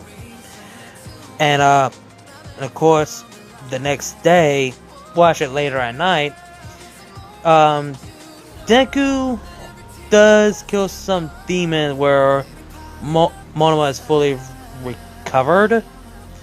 So yeah, so basically the one night they just going down and killing demons whenever they come across, or when Monoma has a tracking of demons. So basically they killing some demons like almost all night, something like that. And of course we move in to the next day where everyone is getting ready to go to the USJ. And sadly that Kirishima did not show up today because he has personal things that he needs to deal with. So he just decided not to show up. And Oma didn't show up because of his time limits as usual. So they all arrive at the USJ. So basically everything goes out the same. We meet 13 and everyone going inside, and of course the League of Villains shows up just like the original. Nothing has changed, but there was a time where some of them actually does change. Well, not fully change. Well, actually, no, there's something that has been changed where Kurogane got everyone separated, stating Tokiyami is sent to the rainy, windy area, whatever. He gets sent where Sue and Kendo is at, and since no one is in that rainy house, it's actually going to be Deku in there. He's gonna be in there alone in the raining, windy area. The hurricane, that's what I call it. I think that's what it's called. And Deku wants to see if he can find any one of his classmates still there, but he's all alone until the villains come around to him. And he is getting ready to a fight, but these villains transform into demons, and this shocks Deku. It's like, wait, demons? They're here? Or is it just y'all, or all y'all disguised as those villains are demons?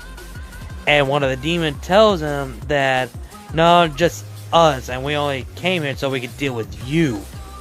So basically, the rest of the goons who are dealing with the other kids and dealing with Aizawa, they're just normal humans. The people that in the rainy area, it's just the people disguised as humans, but they're demons. So basically, whatever happened to Aizawa goes down the same. And so basically, one of those. So Deku says, just smile with a grin and say, good, since no one that I know is around and no one else interfered, this is gonna be fun. So Deku transformed into a Devilman, and everyone's like, oh, yep, that's definitely Amon, alright.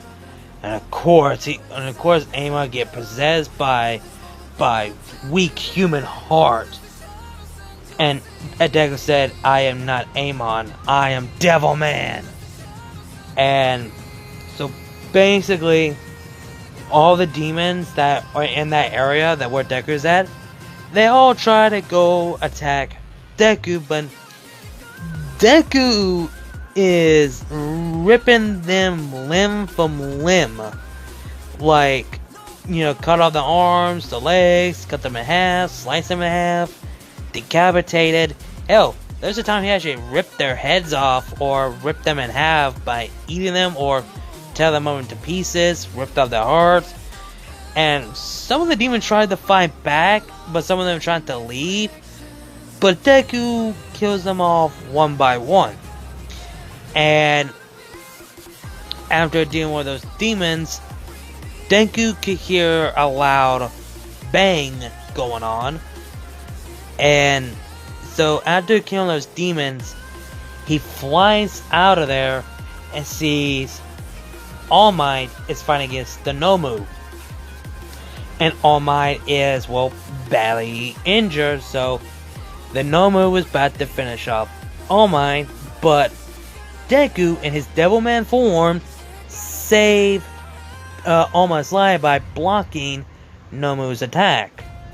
And Shigaraki was like, what the fuck are you? And Deku says that he is Devilman. And so basically he's fighting against the Nomu, and none of the damage ever done anything. And Shigaraki just laughs like, you fool, Nomu has a shocking absorption. The more damage you give him, the more he became stronger. And Deku's like, so he gained stronger. Might as well just, you know, what's the word? Overdrive of the quirk. And Deku does exactly as that. And there's a time where Deku seen his Nomu like a demon, but not really a demon. Just like a creature that was created by the villain of some sort. And so Deku does kill the Nomu by, well, kinda let his hunger and his pride for fighting got to the better of him. He kills the Nomu by ripping him in several pieces. And this shocked everyone, even All Might and Shigaraki and Kirigiri. All that just happened.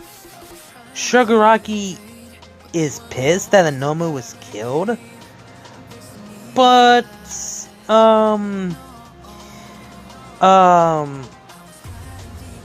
apparently he was about to attack, but Shigaraki got shot by snipe just like the original.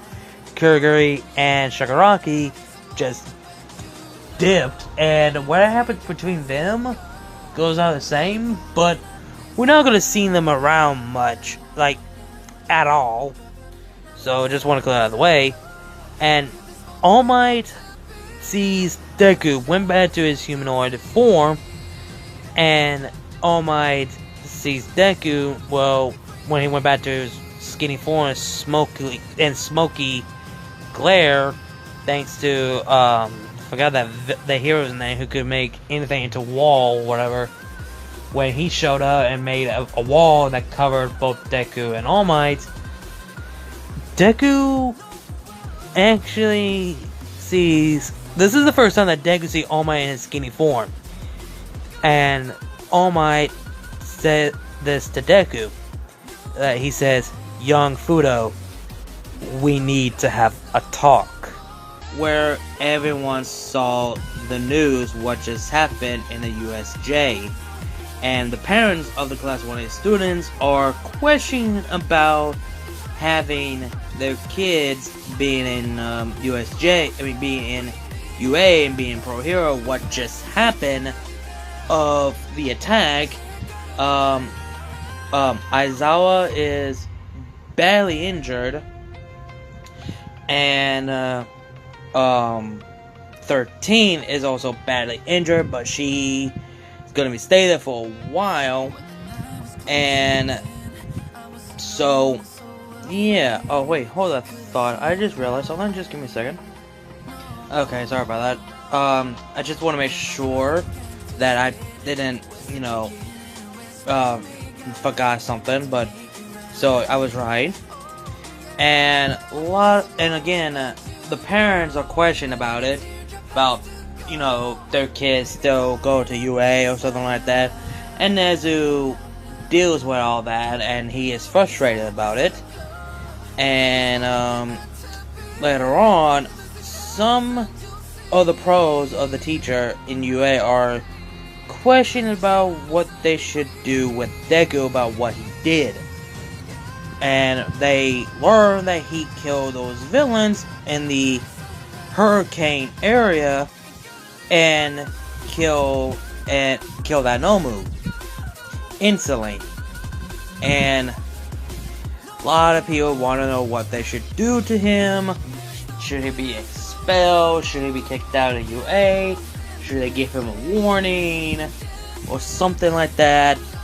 But they came to decide that they decided to kick him out until Monoma comes in and says, "I cannot allow you to do that." And all the pros look and see a man in all white and blonde hair, and Nezu said, "Who the hell are you?" He said, "I'm surprised y'all do not know who I am." And Snipe introduced who Monoma is, that he is, actually is a Japanese person, but also a scientist in America. He's like the richest scientist in pretty much in America history. And Nezu is stunned that he's speaking to the richest person, who's actually is the smartest son of a bitch. So Nezu apologized, and Monoma said, "No need to apologize. But I heard you guys' discussion when I was outside that y'all guys were planning to kick out my good friend Izuku Fudo, if I'm correct."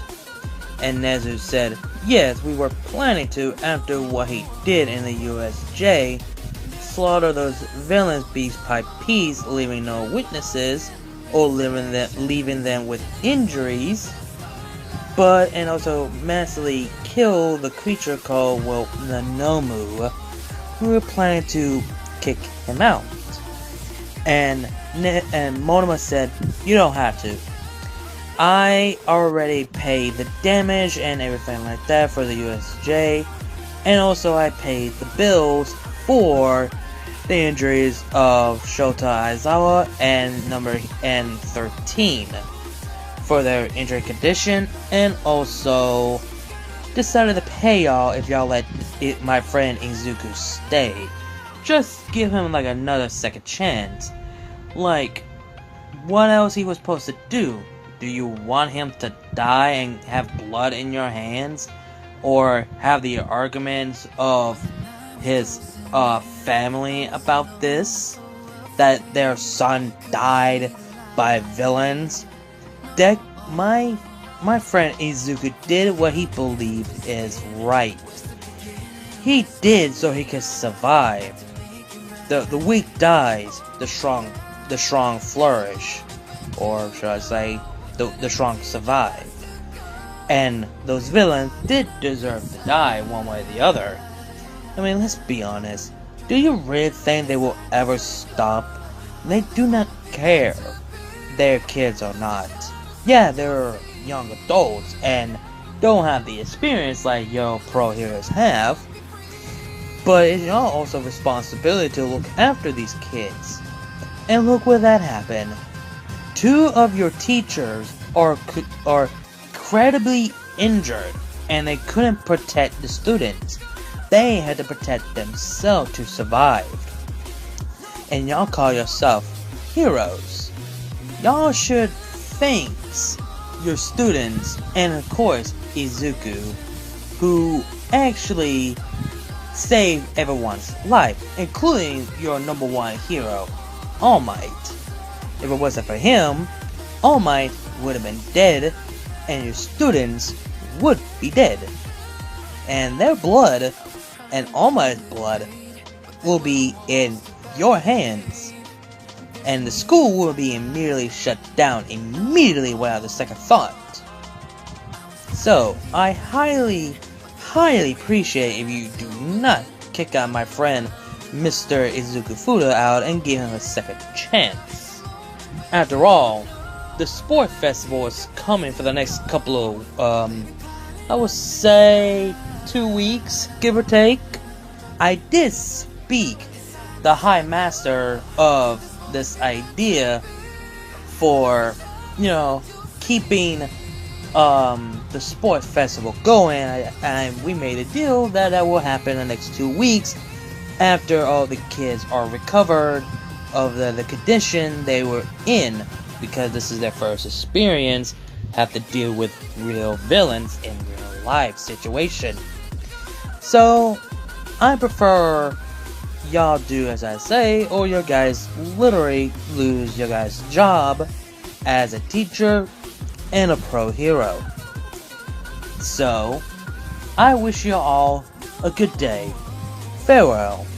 And Monoma just walks out and shuts the door behind, and the pros and teachers are just did not know what to say. Black King, on the other hand, is infuriated, not because of Monoma, it's because that those damn demons did not kill Devilman. He's infuriated. Some of the teachers are just stunned and lost for words. That Monoma, he's not wrong. He's does have a point, and he does spit facts and truth, and he is right, like 100% all the way. So Nezu is just alright. We'll give him a second chance. But if this happens again, there is no another chance after this. And so basically Nezu asks, where is Izuku Fudo anyway? And Midnight said that he is in office with All Might. He said he needs to have a word with him privately. And Nezu thought of his head and he says, is he planning to pass on One for All to him? I mean, he does have powerful quirk, but is he really worthy? And we move into the scene where we're in the office where Deku and All Might are about to have a chat. And Deku asks, you said you want to have a word with me, All Might? And All Might said, "Yes, I would like to have a word with you as a matter of speaking. What you did was questionable. I did not like how the way you killed that creature, and of course, what you did to those villains in the hurricane area in the USJ. The principal and the teacher are questioning about that you should be kicked out or whatever they have planned on. But I know what you did, it was the right thing, but to everyone is not. You believe what you think is right, which I understand. Killing is not how to become a hero. And since you did save my life, and I owe you for my life, and that's the reason why I want you here to have a word." And Deku goes on and said, "So you're saying that killing those villains is meaningless, and I should have no reason to kill them. I was all by myself, alone with no one had my back. I tried not to kill them, but when they tried to kill me, I had no choice. I had to survive. Like, you have Aizawa and 13. They both are injured and they couldn't do nothing to protect us when we all got separated. Where were you all of a sudden, All Might? We could have you by our side to help us. If you were there, none of this would ever happen. But now I know, because I saw you, the true you. The big muscle form is not literally the real you. You're just a skinny looking guy who just came from a homeless guy living in the street or in the alleyway, and somehow you became the famous #1 hero, All Might. And when it works, you didn't, and you never tell none of us that you have time limits or anything like that. And All Might is just taking a step back that he's not wrong. And he wish he was there. If he was there, none of this would have happened. But if he did, he would still end up being dead one way or the other. And All Might says, I understand how you're feeling, young Fudo. I completely understand. My time limits is shortly. He lifts up his shirt and shows Deku the scar that he had years ago. The same scar. And Deku is shocked. But not like holy shit, but just like holy shit, that tone. And All Might tells him, like, I had this scar back years ago when I fought the most powerful villain that I ever fought. Ever since he gave me that injured, my time limits to my form has grown shorter. I only have like an hour to stay on the form. And I should have showed up, but I didn't show up today because I was helping so many civilians who were having trouble with other thug members. There was like a lot going on in the city, so I dealt with it. Over an hour, I used all that up. So that's the reason why I didn't show up. Plus, I was planning on after USJ, before the attack, or none of us would expect the attack. I was planning on finding someone, a successor to my power. And Deku taking a step back, it's like, wait, a successor passing your power? Like what? Like a blood or DNA or something? And All Might said yes. And All Might explained about One for All and the villain name All for One. And Deku says, why are you telling me all of this? And All Might answered, it's because I want you to be the successor of One for All. I want you to be my student, to use this power. you have a potential, and I can see it.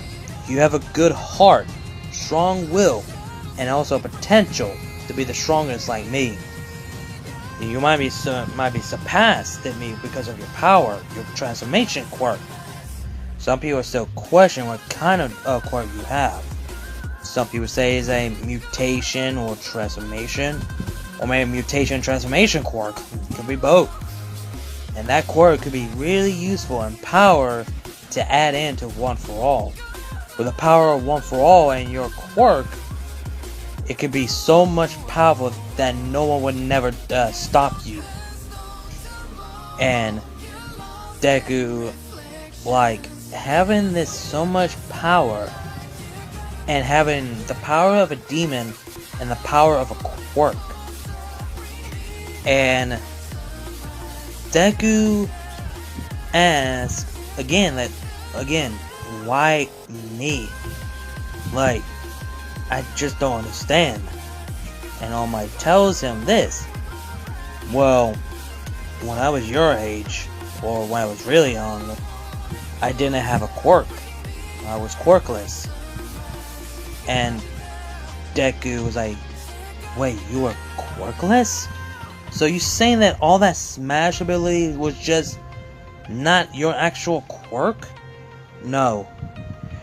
I was, like I said, I was quirkless until my first master, Shimura, the last user of One For All before she passed on to me. She saw the potential in me, so I became her apprentice, and she became my master. And I was the only quirkless, and I thought I could find someone who could be truly successor for this power. And also, whoever's lucky, who is quirkless, they actually will have similar power like mine, or unlock the other quirk user than me. I couldn't unlock them. No one else did. That's the reason why I asked you. And Deku wants to reveal that he has the power of a demon, but he's gonna make a false lie on that. He tells All Might that he's also quirkless, just like him when he was very young. And All Might is shocked to hear this. And All Might asks, wait, what do you mean? You have a quirk. Why do you say you were quirkless? And Deku answered, he said, when I was just a little kid, I was orphaned, and when me and the other kids grew up, we were taken to the quirk doctor to see if we do have a quirk or not. All the kids have quirks, except me. I was the only quirkless kid in the foster care. I was being called by names, been bullied, and they called the word Deku, all the above. Ever since I got adopted by the Fudos family, the couples I meant, ever since then, well, something didn't go well. When I was a kid, still young, I was kidnapped by a mad scientist who wants to experiment on me by, well, basically wanted to create a quirk to use a weapon. So he tested on me, and I transformed into, well, my mutation transformation quirk, which is Devilman. And the name of the transformation called, well, Demon. That's the name of the transformation mutation quirk. And then so I took the name Devilman. Until a day later, after the experiment was done, well, the FBI, etc., found the guy, arrested him, and I was free, went home with my parents, and they were worried. But when I heard about what happened to that mad scientist, that he was executed because that man didn't deserve to live. So, when I went to the quirk doctor again, they say I have a quirk, which is, well, again, mutation transformation. Called, well, they didn't have a name, but it's kind of weird for call this quirk a demon or something like that. So basically, I was used experiment to have this power. So yeah, that's the reason why I was quirkless. Then I was kidnapped, used as an experiment project for whatever batshit crazy that mad scientist had. And then I had this power. And so far it was perfect. There was no side effects, no nothing. And it didn't have flaws. I hope not. I never don't know. So, yeah. In Deku's mind, he was like, God damn. I can't believe I just made all that shit up in my goddamn mind. I mean, it's the only way, because no one needs to know that, yeah, my friend Monoma just fucking took me to the Sabbath party and summoned a fucking demon named Amon to fucking possess me. How are people gonna believe that story? I hope he believes the story that I just fucking made up. And All Might is just felt horrified that what he hears all of this. And All Might felt bad and guilt because no one actually heard about this before. And All Might asked that how was not on the news or the internet or whatever. And Deku answered, probably because they want this to be secret as possible, because, well, not to strike fear to anybody, especially the kids. So that's the main reason why. And the scientist's name, well, I do not know his name, no one does. So yeah, that's basically it. And Deku's like, in his mind, saying, I hope he's fucking buy it, please let him buy it. And All Might understands, and he said, I believe you. And Deku's like, in his mind, he was like, holy shit, he fucking bought that shit. And All Might asked them, but I do have one question for you. And Deku said, and that is, like, will you be my next successor of One for All? Will you like to have this power? I will teach you how to use it and control it. You do have the muscle and the body of it, so you would probably manage to unlock and have and control this power if you're willing to take this offer. If not, I completely understand. And Deku thinks of it, and this isn't enough power that he has now, and he doesn't want any more. So Deku looks up to All Might and said, I appreciate the offer, All Might, but I had to refuse that. It's just not my thing.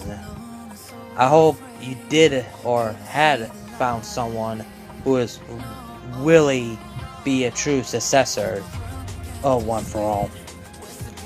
And also, since you told me your secret and I told you my secret, keep my secret between us, and also your secret is safe with me. Now if you don't excuse me, I need to head down to the principal's office if they still wanted me to kick me out or not. I'll see you tomorrow, maybe. So Deku walks out, and All Might felt what's the word I'm looking for?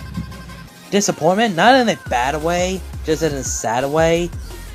But he actually appreciate that Deku was being honest and refused the offer, but he felt sad that he see that boy has a good heart. But in his mind, he said, how can that boy have that pure heart after all the traumatized, the suffer, the pain, the torture that he's went through? How could someone go through like that and still have that heart of it, that pure heart? So, yeah, the person who's still gonna get one for all is Mirio. It's still gonna be Mirio, no more, no less. So, just want to clear that out of the way. So, Deku heads off to the principal's office, and he knocks on the door, and as I said, come in. And Deku opens the door, and Nezu said, Mr. Fudo, I'm glad you be here such notice. Me and the other teacher decided of your, well, if we should kick you out or not. And Deku says, like, well, have you guys made your decision? And Nezu said, yes, we made our decision. We gonna give you a second chance. We want to kick you out, but your friend Monoma showed up and gave us a good reason and spit of truths and a good point, etc. We decided to give you a second chance. But if this ever happened again, we have no choice to expel you and kick you out of the UA permanently, and you will never come back. If you mess this up, you lose your second chances. Do I make myself clear? And Deku said, yes sir.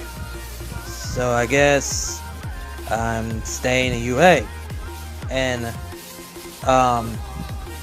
Nezu said, yes. And thank you for saving All Might, by the way. And Deku says, I mean, hey, I had to do what I had to do. So I guess I'll see y'all tomorrow, I guess. And Nezu tells him, like, young guy, you and your students and the other students in the school have 2 weeks, a week off for, well, the incident in USJ. Since, wait, hold on, I wonder. And, oh, by the way, we already announced your guardians that you and the other classmates will be moving to the dorms. And since we decided to build them so y'all could be closer to the school, so we are informed about your guardians about this. So basically, all the information that you need to know will be from your, I would say your cousin is Ochako Makamura. Is she your cousin, or are you two related?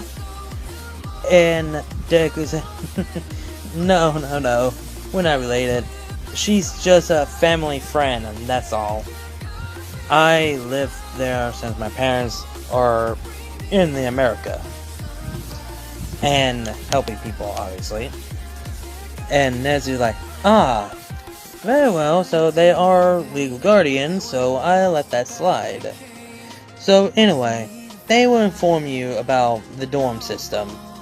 I hope you have a good day, Mr. Fudo.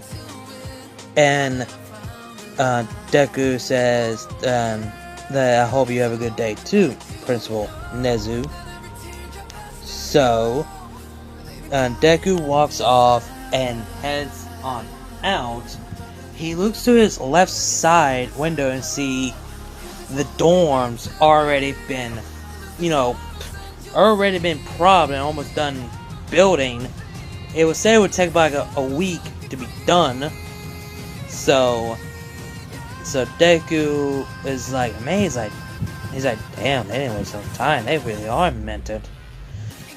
So he walks off, head outside of UA, and see his friend Monoma outside, right next to his black, clean vehicle, waiting for Deku to show up. And Deku's like, I see you pull some string to make those teachers to make me to stay in UA. I feel like there's a plan going on and I don't like it. And Monoma said, no, not really. I don't have plans at the moment right now. But anyway, you up killing some demons, or what the hell you want to do? And Deku's like, well, after what the hell just happened today, I think I deserve some couple of days off as Devilman for a bit. But I do like to go home. I deserve some rest after all of this. Plus, I am getting a little bit hungry myself. So let's have something to eat. Pizza? And Monoma said, yeah, sure. Why not? So Deku gets in the car and goes to Monoma, and they drove off. And Vlad King is looking in the window where Deku and Monoma are just drove off. He picks up his phone out of his pocket, contacting Cyrene, and he asks, like, how long are you gonna wait for this moment? I don't know how much more I could take this. As Cyrene said, like I said, Kaim, I will deal with him myself. This is my only and last chance to get Amon back. I will have him. Amon will be all mine. And Kaim said, but what about us, Cyrene? What about the time that I told you how I really feel about you? What did I say that day? The day when you fought that original Devilman. I told you you were beautiful, even bloody. You're still beautiful. Why did you decide to think about Amon where you should be with me? Me! And Cyrene said, the reason why is because you're weak. You're nothing more than a tool for me, and you're just nothing more than a bitch made for me. Kaim, you were only there to be by my side because Amon gave me the order to you so many years ago that you are my protector, my guardian. That's all you are. No more, no less. Amon gave you that order from the get-go. Amon is the only person that I care and love. Plus, you're not even strong enough to face him alone. Even in 1v1, you will not stand a chance. And Kaim said, coming from you, you little did damn it Devilman music. So, the last time, hell, when we merged, we managed to almost kill him, and look what that happened. We both died because you lost so many bloodlust. I might as well just go and hunt him down and kill him right now. And Cyrene said, no! I said he's mine and mine alone. If you ever interfere on my plan, I will end you.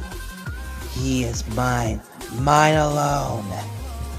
And to answer your question, I will meet him face to face tomorrow night.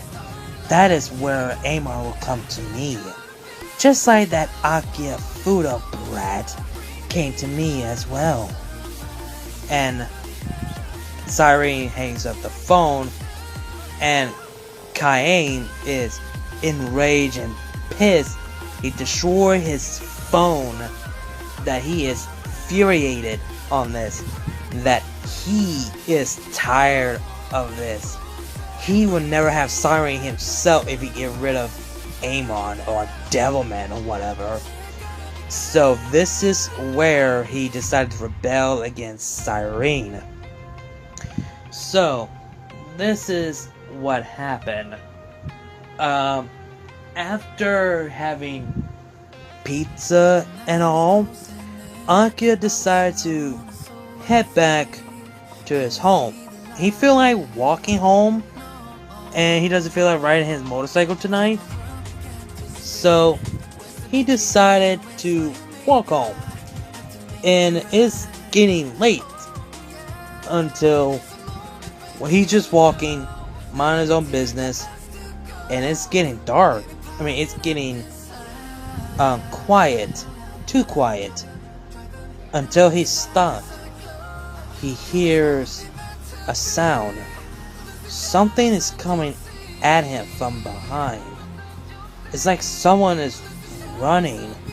Sounds like a rhino coming towards him. He turns around.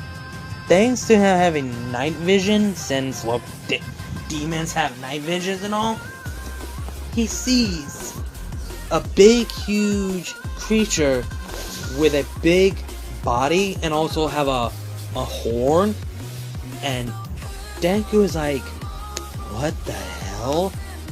And a gulp of lightning shows up to the horns and about to shoot at Deku. Thanks to Deku's reflex, he summons his wings and flies from above to dodge the attack.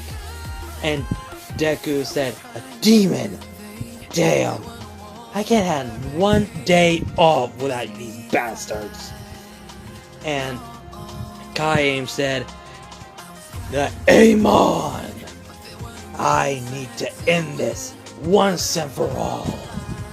It is because of you I will never have Siren. And Deku's like, I am not Amon, you fool. I am Devilman. And Amon said, I know who the hell you are. You're Izuku Fudo. You are the reincarnation of Akira Fudo, the first Devilman. And Deku's like, how in the hell you know my name, you demon? Is it obvious? I am the teacher of Class 1B, Vlad King. And Deku is shocked by this. Like, it's like, I know I remember the phrase that Deku was like, huh, that is no surprise to me. I already know that you were a demon from the get-go, you asshole. And Kaim's like, how do you know? How long? Ever since the day I got into UA. I was warned that there was a demon among us in the UA. And I knew it was you because you seemed kinda sus. So, I am not surprised. Since you know that I'm a reincarnation of Devilman and aka Akira Fudo, so I feel like the familiar villain that he fought years ago will also reincarnate. I was not expecting you to possess a pro hero. I'm highly disappointing. So, I guess Siren is not with you? And Kaim said, no, just me alone. Let me guess, you disobeyed her order so you can decide to end my life. Trust me, I know how it all ended, and it's not gonna go well from you. And Kaim said, I don't give a damn. At least you die in vain! So he started to attack Deku with the same attack, but Deku dodged it, and Kaim started to fight Deku. Deku goes down and summon his arm blade, just like how Devilman vs. Cyborg 009. He brings it up and started cutting Kaim from the body and legs, and Kaim used his horn to hit Deku. Some of them he missed, some of them he just stabs Deku in the shoulder, and some of them cut marks.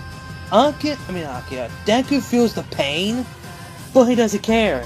He keeps on fighting this demon. And both of them are extremely badly injured and is a bloodbath. And until they couldn't fight anymore, they are tired and breathing, but Deku is still standing with Kaim is turned back to his, the human form of Black King, and Kaim trying to get up and say, "No, I will not die like this. I will fight for Sirene's heart to end you."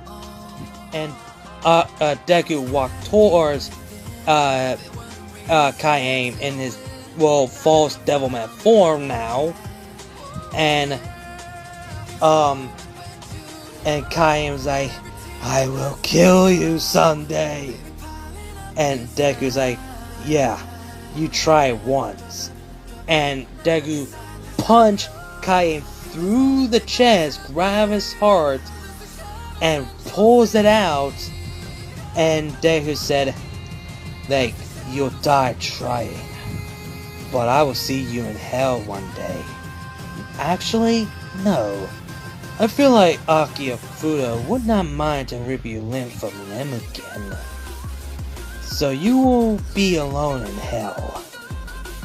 He sees a heart, he eats the heart, and throws it to the ground and spits it out of his mouth. And Kaim dies in the ground lightless. And Deku cleaned the blood out of his arm and carry the dead body of Kaim. And thankfully enough, they're right next to the bridge. Well, not like a big bridge, like a bridge where a lake goes underneath. He throws Kaim's body, throws into the water, and this river is actually deep, so no one could not find Kaim's body. So Deku says, "That's one hell of a day, or hell of a night. I need to get home before I run in late. Might as well use my wings to fly home." So Deku used his wings to fly home, and when he started flying, he's starting to feel not right. He feels something that he's starting to have cold sweat. He's feeling horny, like massive horny, kind of like Akira in the Devilman Crybaby. And when he arrived home, he jumps up to his house so he can go to his room. But that did wake Ochako up. She opens her window to see what was that, and of course, Deku is upside down and said, "Hey, Ochako!" Scared the hell out of Ochako. She's like, "Jeez, Izuku, you scared the heck out of me." And Deku's like, "Sorry, I decided to use the window instead of just going to the front door." And Ochako's like, "Izuku, you've been acting up all of a sudden. Are you okay? You actually are freaking me out." And with Deku's night vision, he's looking at ups and down of her breast and her vagina upside down, just like a Devilman Crybaby, until he climbs back down from being upside down, gave the same look that Akia did to Miki. And sorry if you guys could hear the storm right now, because it's storming, so I forgot to mention that. And until a cat landed on Deku's head and snapped out of his senses. So he gets the cat out of his head and he says he's sorry to Ochako. He jumps back to his room, and you could say where this goes. Deku is going through the same position where how Akira has felt. Yeah, basically that. And then we move in, and this time we do not see Akira in this. Not this part. Because what just happened? I feel like Akira would not be involved in this one. So basically he's not gonna be part of that. And when Deku wakes up, he realized what just happened, and he realized that he's naked and he's still cold sweat. Something dripped down to his hand, and he looks up, which is bunch of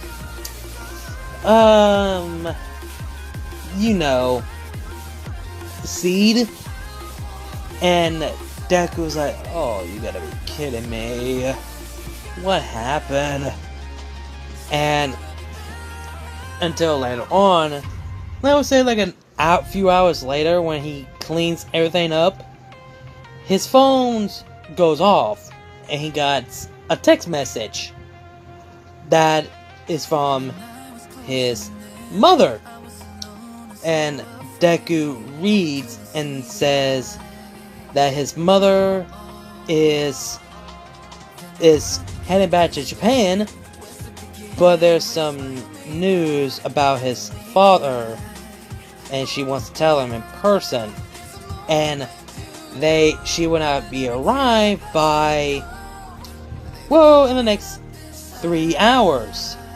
So basically, the text message was like yesterday, and Deku is, need to go ahead and get dressed, and informs the Makamura family that his parents are coming back in Japan, and the Makamura families are actually happy about this. So basically, just like the original Devilman, he contacts Monoma if he could give him a ride to the airport so he can meet his mother, which Monoma accepts. And so basically, we don't know how this gonna turn out to be. So yeah, and this is why Akira should have got involved in that dream. But no, after that, what just happened? What Deku did at night and what he made a mess. Yeah, I feel like that's the reason why Akira did not get involved. But Deku is tying his shoes, and he having a flashback on where his mother is teaching him how to tie a shoe. Because Deku was young and he didn't know how to tie his shoes. And his father and him were playing Uno, and he wants to play the game of Uno with his parents again, because he actually does miss that game. Yeah, he does play Uno with Ochako, Taru, Kyoko, and the two Makamura parents, but it just doesn't seem right that his parents are not here. So Akira gets ready and heads on out and tell everyone that he'll see them later. And Deku and Monoma are just chilling, listening to music, etc. And they arrive at the airport, just waiting. And we know how this turns out. Karole is in the bus with other people until people are hearing, hey, watch it, where you going? Until we hear a guy say, Karole! And Karole is like, darling? And Reijiro is basically repeating the same thing, but a lot worse than the canon version. And of course, Reijiro still get possessed by Jinman, just like the original. Nothing has changed.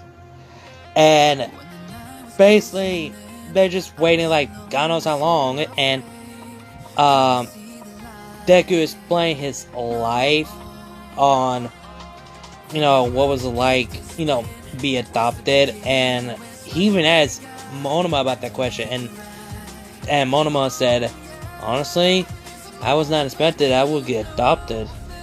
And Deku was like, yeah, me too.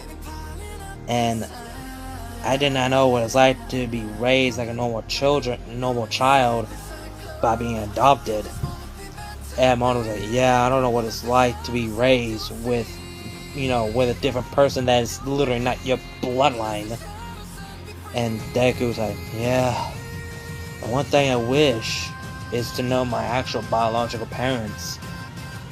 And Monoma said, I actually do not remember my biological parents. And Deku was like, I'm sorry about that. And Monoma said, don't be. I just don't remember them. And Deku was like, I highly remember my biological parents when I was just a baby. Kind of weird though. Until the person asks, what is taking so long? And basically that. And Monoma actually did have a tracking. And Monoma was like, Izuku, we need to go now. What? I know where your mother is right now. And Deku was like, alright, let's go. And they headed to the same location, just like the original. And Monoma said, keep your guard up, dude. And Deku was like, yeah, no. And everything is dark until Deku sees a face, a woman in glasses. And she said, Izuku? And Deku was like, mother! And sorry. And Deku starts to run, and Karori said, I'm dead, Izuku. And Deku was like, what do you mean, Mom? Mom, what are you talking about? Where's Dad?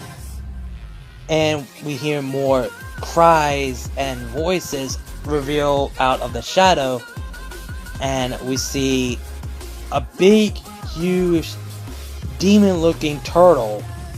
And Deku was like, what the a demon? God damn it, I can't get no break with these sons of bitches. And Deku looks at the demon, and Deku's like, wait a minute. And the demon said, Izuku. And Deku's like, Father? I had to kill her. I always wanted to kill your mother. And Deku's eyes raised with anger. His heart boiled like about to burst through a volcano. He said, how dare you? How dare you? Ah! And Deku transformed to a Devilman, his full Devilman form. And Karoru's like, Izuku, not you too? And Izuku said, don't worry, Mom. I'm still a human. I'm a Devilman. And then not Grimjaw, I just think about that. That was in my head. Jinman said like, so you're the new Devilman? How come Amor always possessed a weak human heart? Who has this? Now we'll never get my revenge on the original Devilman. And Deku was like, so you're the one that killed Akia's parents years ago. Well, kill Aki's parents than the last time. And now you're killing my parents? And then we're about to have a fight where Deku and Jinman are about to fight, but Jinman does the same thing, just like in the manga, you know, using the phase of innocent people, and Deku just does budge. He just frozen, and then he gets whacked in the face and gets stabbed in the shoulder by Jinman's tail. And Monoma pulls out his shotgun and aims, shoots the little girl's face. Jinman and Deku turns around and see Monoma, and Deku said, "Monoma!" And Jinman is like, "So we got another one who is heartless and dared to shoot a young girl's face." And Monoma said, "Izuku, do not listen to those faces. They're not even human. They're not even real. They're death masks. And you need to end it now, or I'll do it for you." And we hear Deku's mother said, "He's right, Izuku. I'm already dead. You have to end this now." And Deku's like, and Monoma shoot another phase, which is a male who's like a co-worker, and Monoma said like, "Do it, damn it!" And Deku's like,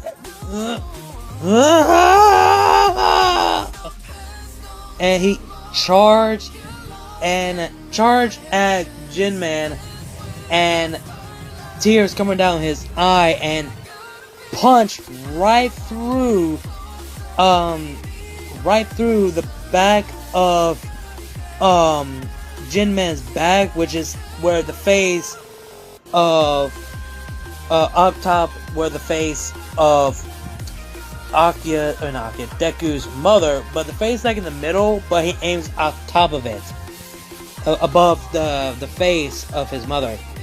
And he wasn't done. He moved his arm back and killing Jinman, just like how Akia did in the manga, by ripping the shell out of his back. And then after that, he rips off Jinman's head, killing him. And then Deku goes back to his human form and sees his mother, well, the death mask of his mother. He closed the eyes of his dead mother. Deku's still tearing up and heartbreak, and Deku only could say one word: "Why?" And he goes on by saying, "Why does this have to happen like this? Why?" And then the rest is history. We see Kirishima is in his apartment alone by himself, and he's like in a despair kind of mood, and he looks at the necklace that he has around his neck, and he looks at the picture and sees someone with him, and which is the person that he actually cared and loved. Tears coming down his eye when he clutches the necklace, starts to cry down. Whenever he cries, he sees the horror, the devastation, what just happened in the party. A lot of people died. Blood, gore, decapitated, limbs ripped in half, people getting cut in half, left and right, some guts or organs are everywhere, but he's the only one to survive until he came across his love, became one of them, and he survived the encounter. He was covered in blood as well, but that still haunts him every day. No matter how he tries to move on and not to think of it, it still haunts him. Hell, he keeps getting the dreams like the person he loves is with him. Whenever he and him had sex, it just got worse. He still had that guilt that he just caused the person of his love die because of him, because of this demon power that he had. He completely doesn't understand. But now he's thinking about that green haired boy who has similar abilities like him, and maybe he had the answer that he wants to know, to understand. And but thankfully he heard what happened in the USJ, since he didn't go there, because that day when the USJ incident actually happened was a year anniversary, the year anniversary that him and his lover were together. And also it was a day, I would say that back, it was 2 years of their anniversary, and the day of the USJ was also the day his lover died as well. And that's the main reason. And for those people wondering, Kirishima is gay in this, and the person that he's with is the same character that is with Koda from the Devilman Crybaby, that guy. So yeah, him. I couldn't even think of anyone. I'm not gonna choose the MHA characters. No, fuck that. So Kirishima rather be alone for not long, because he doesn't want to go through that kind of shenanigans again. And heard the news that the sport festival is still gonna happen as usual. So that's enough side of Kirishima. Now we'll move on to Deku. It's nighttime, and Monoma is pretty much recording the video footage, and see Deku killing other demons because he is filled with rage.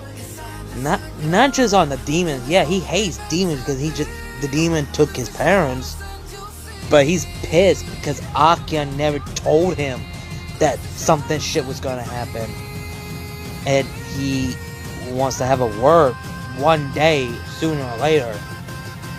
When he arrived at home, he got pissed, frustrated, irritated, and he doesn't want to hear it.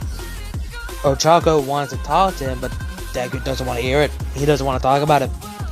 He just goes to his room and be alone and heads down to sleep. And now we move into now we're in the same area where Deku and Akia spoke. And Deku screams out, "Akia! You goddamn bastard!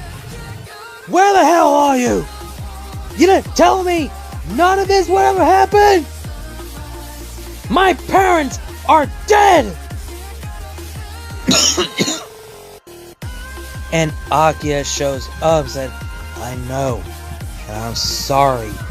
Sorry? You sorry? Where were you that night? You could have just told me before all this happened. I could have prevented saving them, but you weren't there to warn me. Whoa. Excuse me. And Aki's like, "How could I tell you when you had that moment going on? I was gonna inform you, but Amon, the body of the demon, is freaking get to the best of you, man." And Deku is like, "I don't give a damn. You could have just warned me after it, but no, you didn't. Now my parents are gone. They're dead because you didn't say nothing. I lost them. I have no one now. I have no one."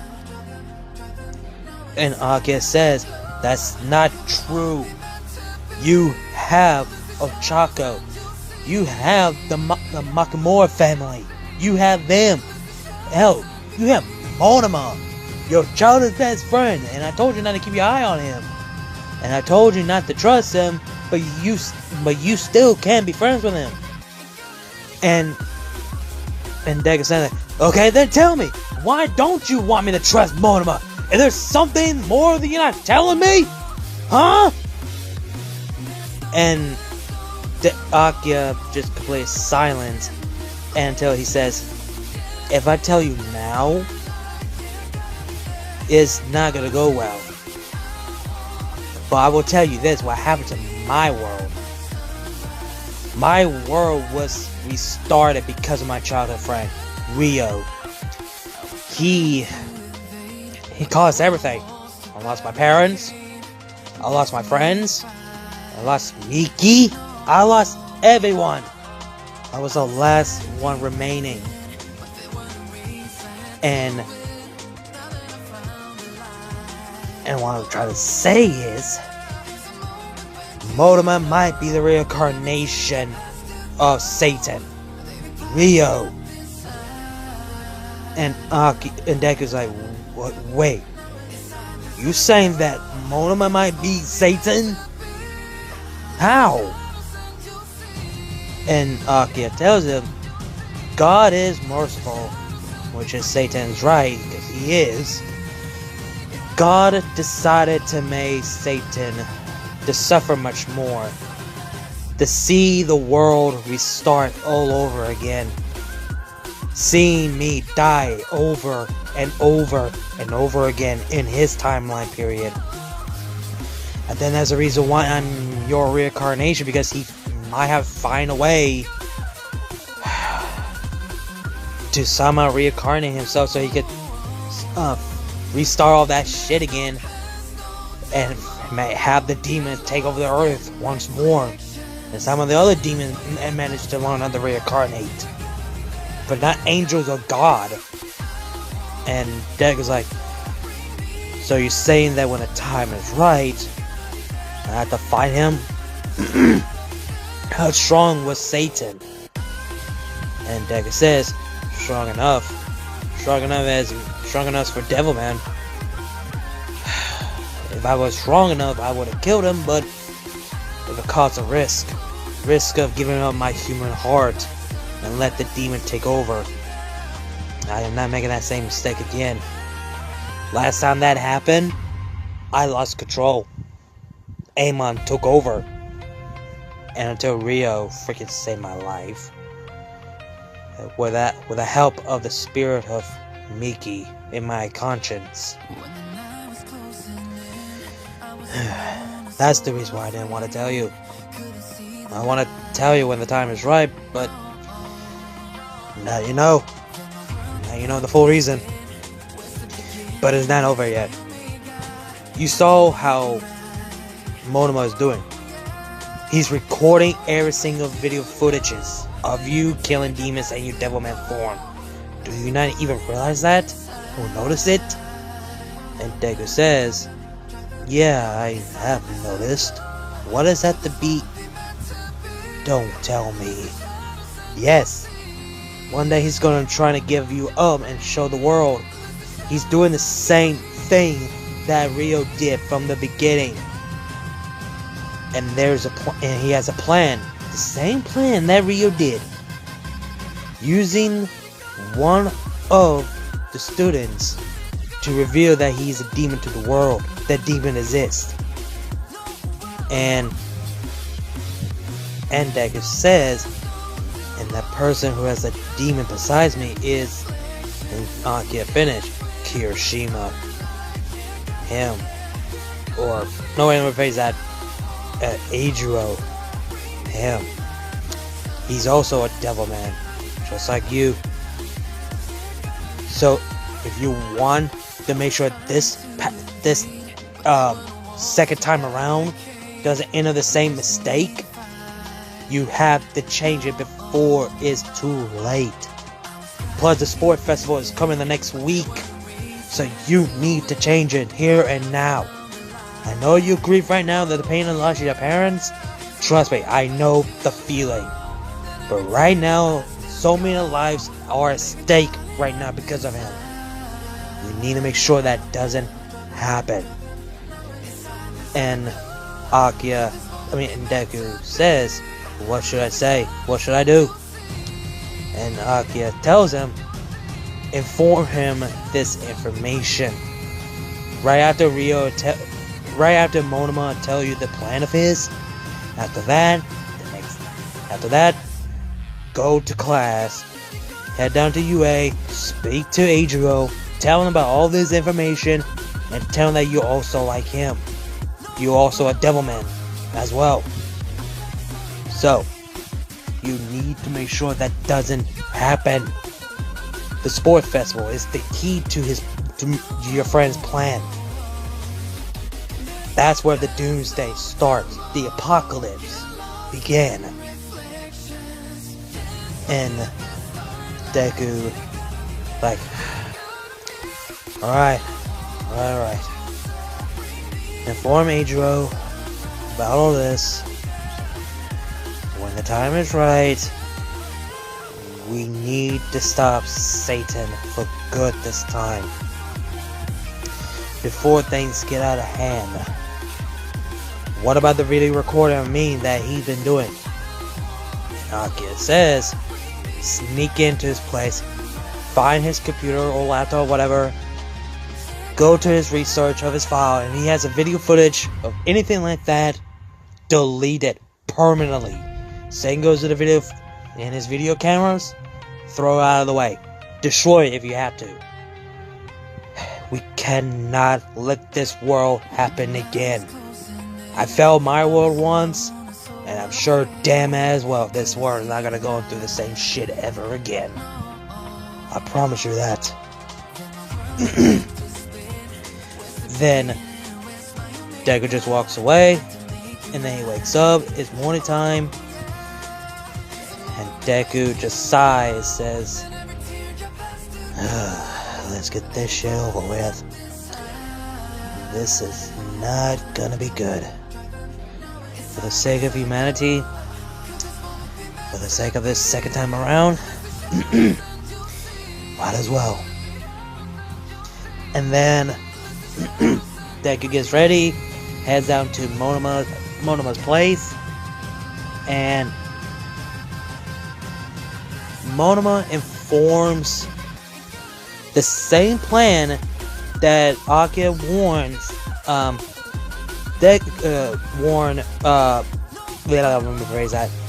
the same plan that Akia told Deku that Monoma's doing, just like Rio.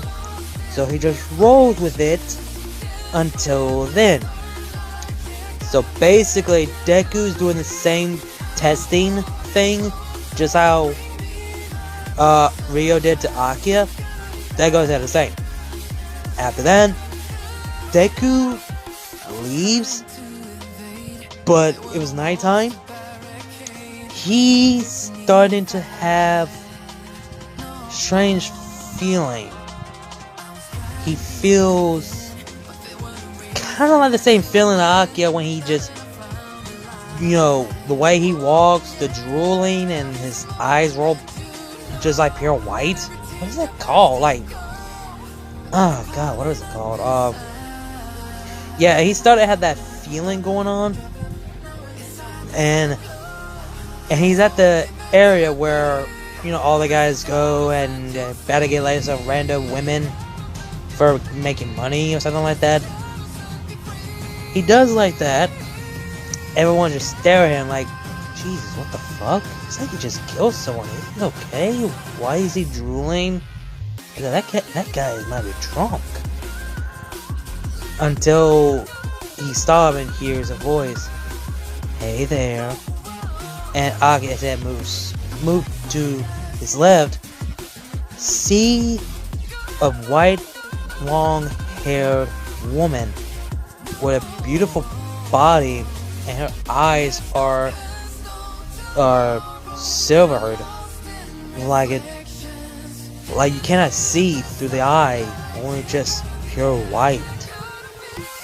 And she asks, why can't you just come over here? I might give you some good time. And basically the person is Serene. And then basically she does similar thing. Just like she wants to make sure this works again and make it the same line, but without wasting time. Let's just say it goes out the same. You know, in the actual episode where Akia fucks Cyrene and Cyrene try to force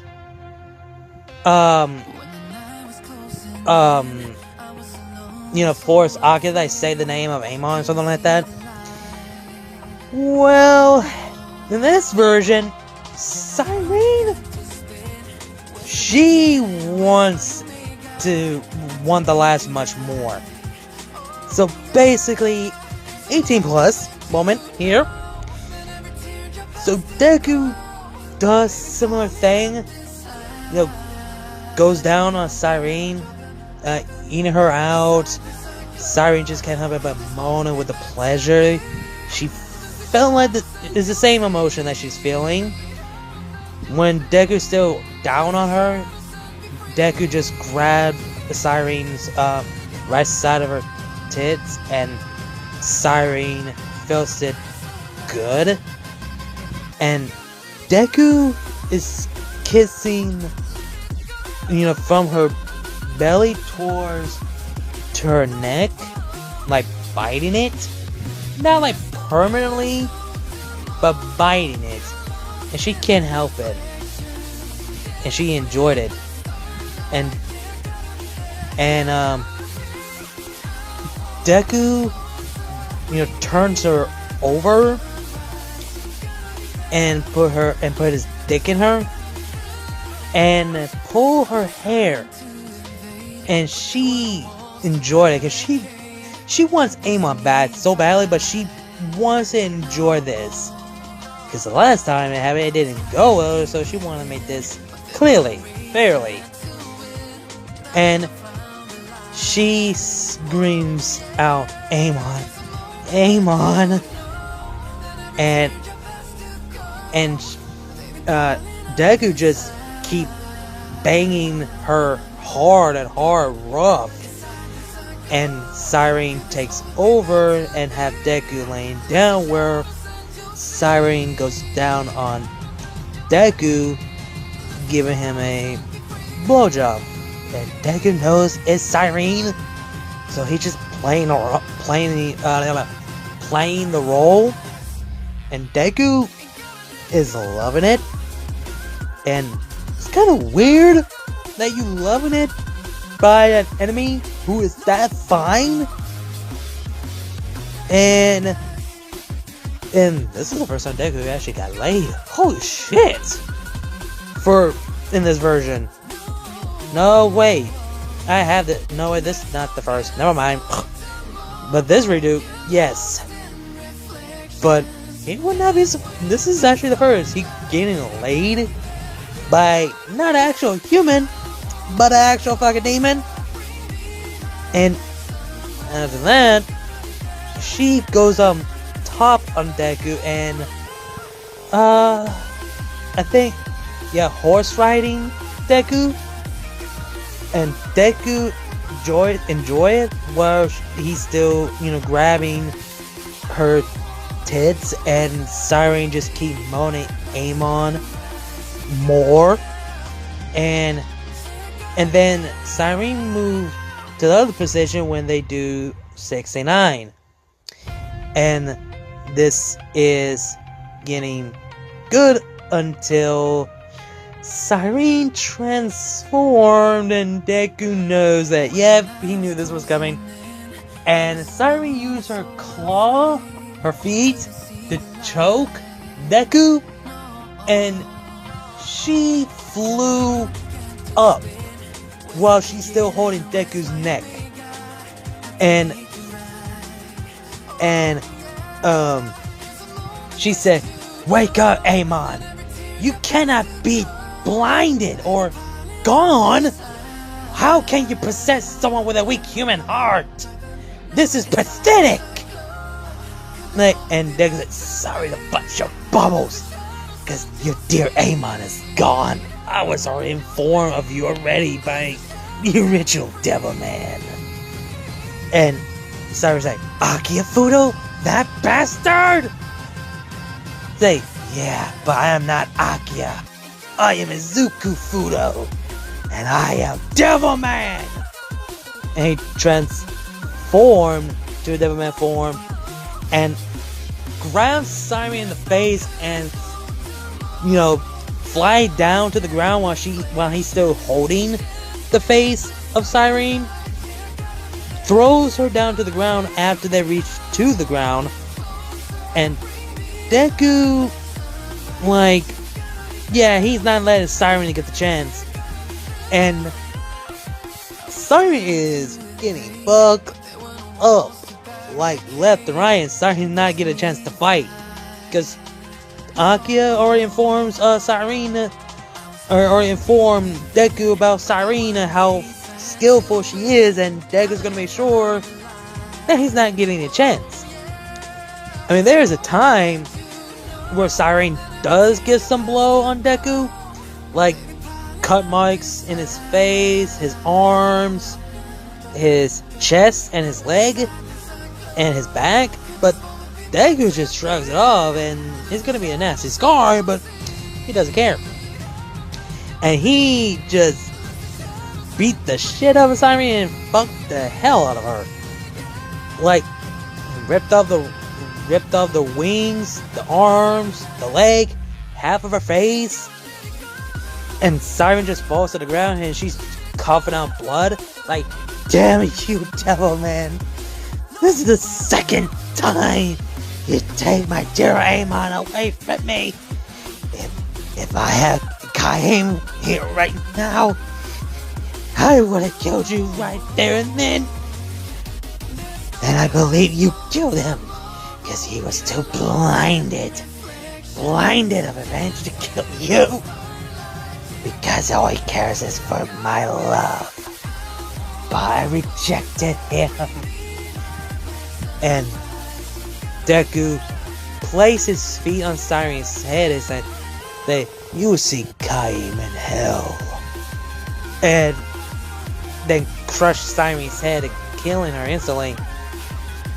And Deku just, like, that is fucking relief. Damn, that was my first time I actually got laid. Who figured? Me fucking an actual demon? Huh. I don't know why. It feels good, but it sucks. Oh well, there's more bitches out there I could fuck. Anyway, what I was doing. Oh yeah, that's right. And Deku flies off and heads down to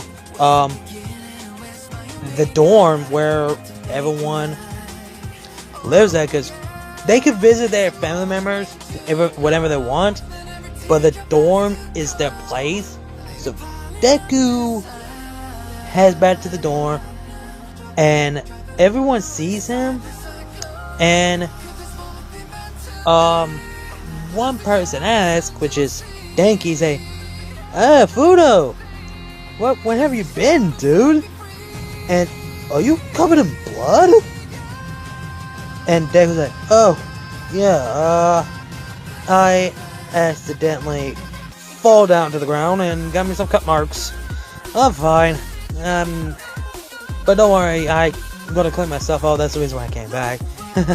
I'm good. And is Koda is home right now? Is he here? Because I want to speak to him if he is. And says that, yeah, he's here. He's in his room, I think. Why? And Deku's like, well, like I said, I just want to talk to him if he's in the mood. And since he's here, I might as well just go. See ya. And Mina's like, is weird or odd. And Momo was like, yeah, that scar doesn't seem like fall to the ground. Yeah, you might get bruises and all, but that kind of cut mark? And Ochako, hearing all this, she's like, she is worried about him. But she doesn't know why. She has this odd feeling. But again, she's seen like this happen before. Again, she cannot tell why. When Deku arrived outside the door of Koda, or Eijiro Koda, he knocks in his door like twice until Koda said, yes, come in. And Deku opens the door and sees Koda just sitting in his bed, not doing anything. And Deku says, hey, Koda, can I have a word with you? Privately? And Koda is like, yeah, come in. What's up? And Deku shuts the door and locks it, and he pulls out the chair from the desk that was in Koda's room. He sits down and face to face, and he said, we need to have a talk, and you might want to sit back on this. And Koda said, like, okay, what does it talk about? Like, I know who you are. You're also like me, cause I already know. And Koda was like, how the hell? How would you know? Is it obvious? You and I have the same power. Yeah, you have your own quirk, but you also you have the body of a demon and the heart of a human. And so basically you're like me, except that I don't have a quirk. And this shocked Koda. Is like, wait. So you're saying that you're quirkless, but you have the power of the demon, and I still have my quirk, but with the power of the demon? And Deku said, yeah, you actually are. Yeah, I'm 100% honest. And Koda just can't help but just laugh, because that is just ridiculous. There's no way in hell. And he looks at Deku with a serious look, and Koda's like, holy shit, you weren't kidding, you actually are serious. So demons are real. Holy shit. And you just revealed your demon to the whole entire world. And Deku says, like, they do not know that. That thing is my transformation or mutation or just regular quirk. They do not know that. They do not know that I'm quirkless. But they do not know that you have similar like mine, but different form. They just know you have a hardening quirk. That's it. That's the reason why I came to you. Because some bad things is going to happen in the sports festival. And Koda's like, then why can't you tell Mr. Aizawa or Principal Nezu or Miss Midnight or whoever? And Deku tells him, like, they will not believe me. If I tell her about the whole thing, it will not go well. That's the reason why I came to you. Devilman to Devilman. Look, my childhood friend, Monoma, he's planning on something. And it's not good, it's gonna be the sports festival. And you're the key to his plan. Why? Why am I a key? He wants to reveal the demon he wants to reveal that demon exists. That means he's going to use you for a key, for example, that demons are real. He's going to use you so you could transform to that demon form that you do not want to transform to, because I can tell you're angry, you're frustrated, violent, hunger, pain, suffering, anger, all of it, because I know how that feels. Losing someone that you care and love, I had the same feeling. I lost my parents like 2 or 3 days ago by a demon that possessed my father and killed my mother in cold blood. You ever know what it's felt like to lose your parents that just adopt you? And Koto's like, shit, I didn't know. I'm sorry to hear that, man. And yeah, I understand what it feels like to lose someone that I love. He looks at the picture and see his lover, and Deku looks as well and says, you lost him? Who was he?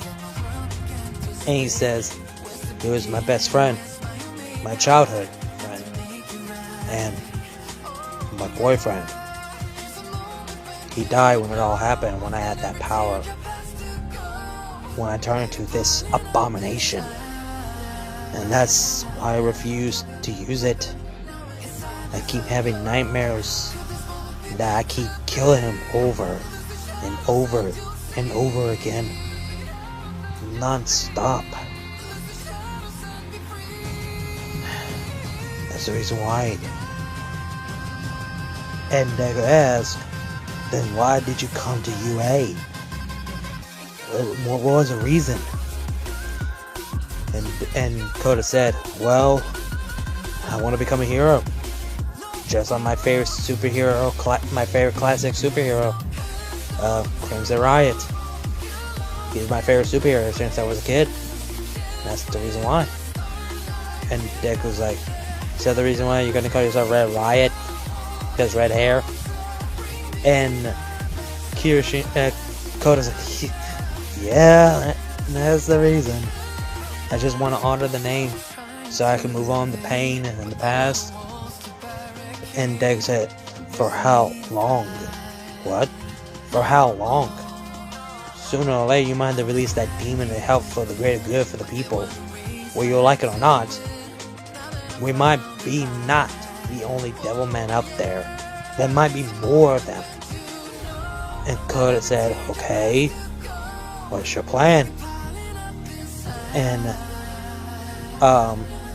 Deku tells him, I snooked into my friend's place right before I came to you. I stole his camera, destroyed it, and I erased all the files of information of the recording video footage that he has me, you, everything that he planned on right after he left. I was planning on doing it tomorrow, but he left his laptop, everything in the living room while he was gone to his bedroom and went to the bathroom. And that's how I managed to get the chance. I deleted it, everything I could, I destroyed the camera, and I threw it away. So basically, he will not use it against us and use it to reveal who you are, but he's gonna try. He might have a copy version, so yeah. If I was you, do not show up to Sport Festival. Do not. If you do, this second time around will repeat the same mistake than the last time. And Kota's like, wait, second time around? The first mistake? And Deku's like, yeah. This is not the first time this actually happened. Call me crazy. This is the second time the Earth had to restart. What? Yeah. The last one didn't go well. It ended at apocalyptic. The day in the sports. And it's gonna happen again if you show up. And Kota's like, why me? Why Motomon trying to reveal me? Like, who is Motomon really? And Deku looks down and says, Honestly, I don't know. I really don't know. So please, just do this once. Do not show up to the sports festival. Make some light news that you're headed out to meet your parents or whatever. It's the only way. That's all I can think of. Make us some lies or whatever. And Coda says, I will see what I can do. I say, you owe me one. Big time. Saving my skin. To reveal this power to the world. Knowing that I'm not the only one. Because when I saw you that day, when everyone, exam tests for who gets to UA, when I saw you transform to that, I thought I was the only one. I guess I was wrong. There might be more of us out there. After the sports festival, then what? What's next? And Deku says, this is where Deku's gonna change everything to make sure this second time around doesn't repeat itself.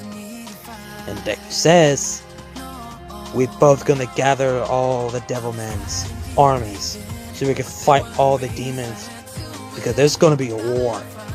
There's gonna be a damn war. And Coda said, against who? The demons, obviously, but who exactly we're gonna face that will cause the war? And Deku says, Satan himself. It's past 2 weeks since, all the kids have been staying at the dorm for the past 2 weeks because what just happened to the USJ incident, and they delayed the sports festival since what had happened, and everyone's getting ready for the sports festival, but some people are still questioning about having this sports festival go on ever since the USJ happened for the past 2 weeks ago. And Akia is, just pretending that he's following Monoma's plan to reveal the demons, and Monoma doesn't know until he's wondering about what the hell happened to his stuff, his camera and his computer, and he tried to find it everywhere, but this is something that's not right. And he looks at Deku about, did he do something to do with it? And Deku's like, hey, I have no part of it, okay? I have not messed with your stuff. And Monoma's like feeling suspicious that something's not right here. And another thing is, he does have a backup, and he tells Deku to get this water or something to Koda when he shows up. But he does not know that Koda is not going to show up because Deku already informed him about all of it. So, yeah. When it's time for the sports festival, everyone is getting ready for the sports festival. And everything just goes well, and Monoma wants to wait until the time is right. He does have a backup, but Deku doesn't know that. And now he does not have the backup video footage of him transformed to a Devilman. That is the only video footage that Monoma has. But he does have a backup copy of summoning the demons from Koda if he shows up. So basically, when the sports festival starts, Monoma realized that Koda is not here. And Midnight informs that Koda will not be part of the sports festival because there's some incident that he has issued because of family matter. So he will not be part of this sports festival. Which this is infuriated Monoma because this was part of his plan. This was not part of his plan. This is not right. And basically the sports festival basically goes out the same. And Deku pretty much killed the running, the first one, because of his speed when it comes to his speed. He actually became number 1, and basically Deku still won of the second round of the sports festival. And all the people seeing around the world, they were cheering and saying goes to Makamura family. And the Deku's team was Jiro, Uraraka, and I would say Tokiyami. So yeah, those are his team. Because since Jiro, Uraraka are the friends to Deku, and he chose Tokiyami. So yeah, so basically replaced Mei to Jiro, but it's like almost similar to the actual canon. And Deku is still 1 to this day. And Todoroki is infuriated. Bakugo is fucking infuriated. So yeah, and Monoma is starting to get frustrated. And when it comes to the final round, which is the 1v1 fight, it basically goes out the same.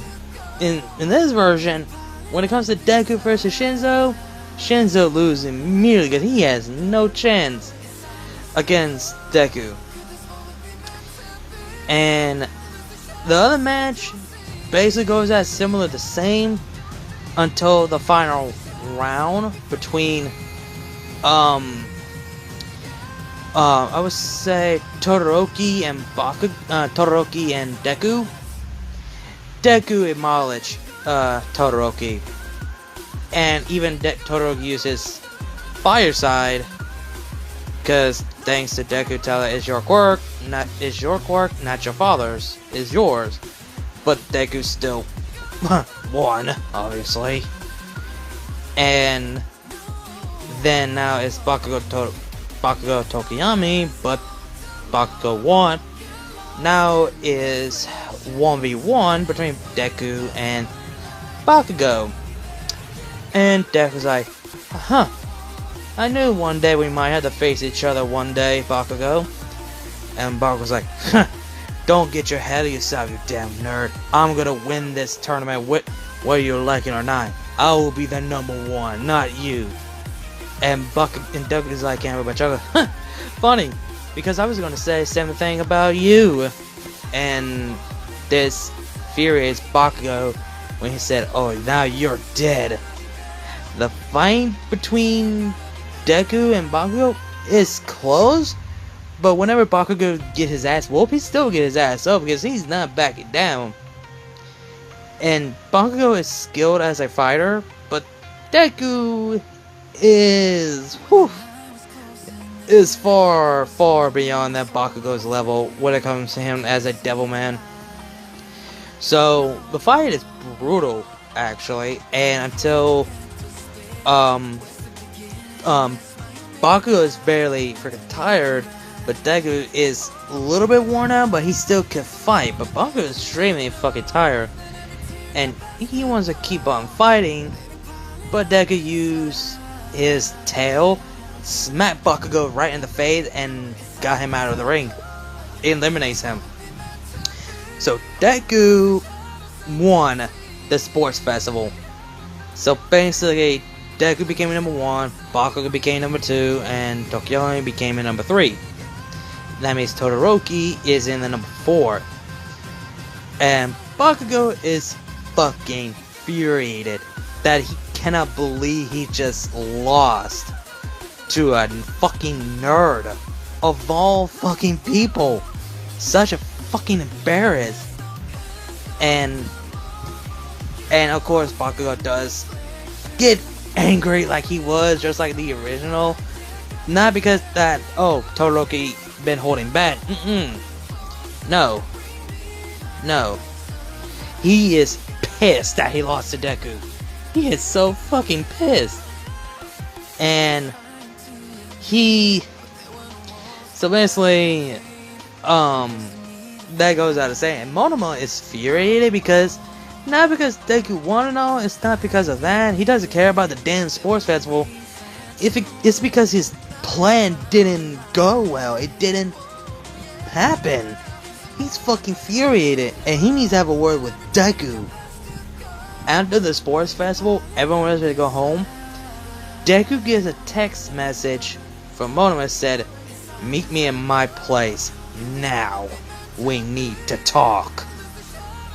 And when they angry emoji, and Deku was like, "Oh boy, I think I know what this is gonna be about.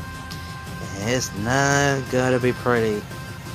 So we move on where Deku shows up at Monoma's house, and Deku said, "Hey yo, Monoma, you here?" And Monoma said, "Yes, I'm here." What the fuck, man? What the hell was going on? What happened to our plan, damn it? Adriel did not fucking show up. None of it then goes well according to my plan. What the hell? First, my computer, my camera is gone. Now Adriel has not shown up. What the fuck? Our plan to reveal the demons to the world. How? Why?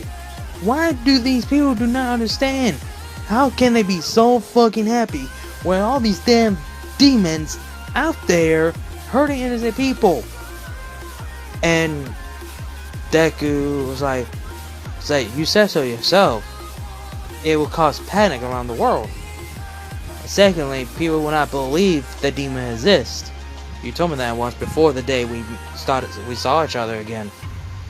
And Monoma said, "Yes, I know, but I just don't understand.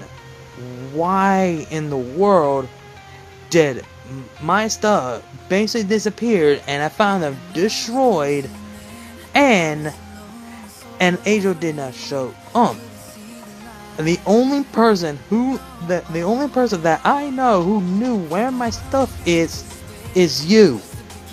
So tell me, Izuku, did you break my stuff and make Adriel not show up?" And Deku just straight to be honest said, "Yes, I did. I destroyed your stuff and I told Adriel not to show up."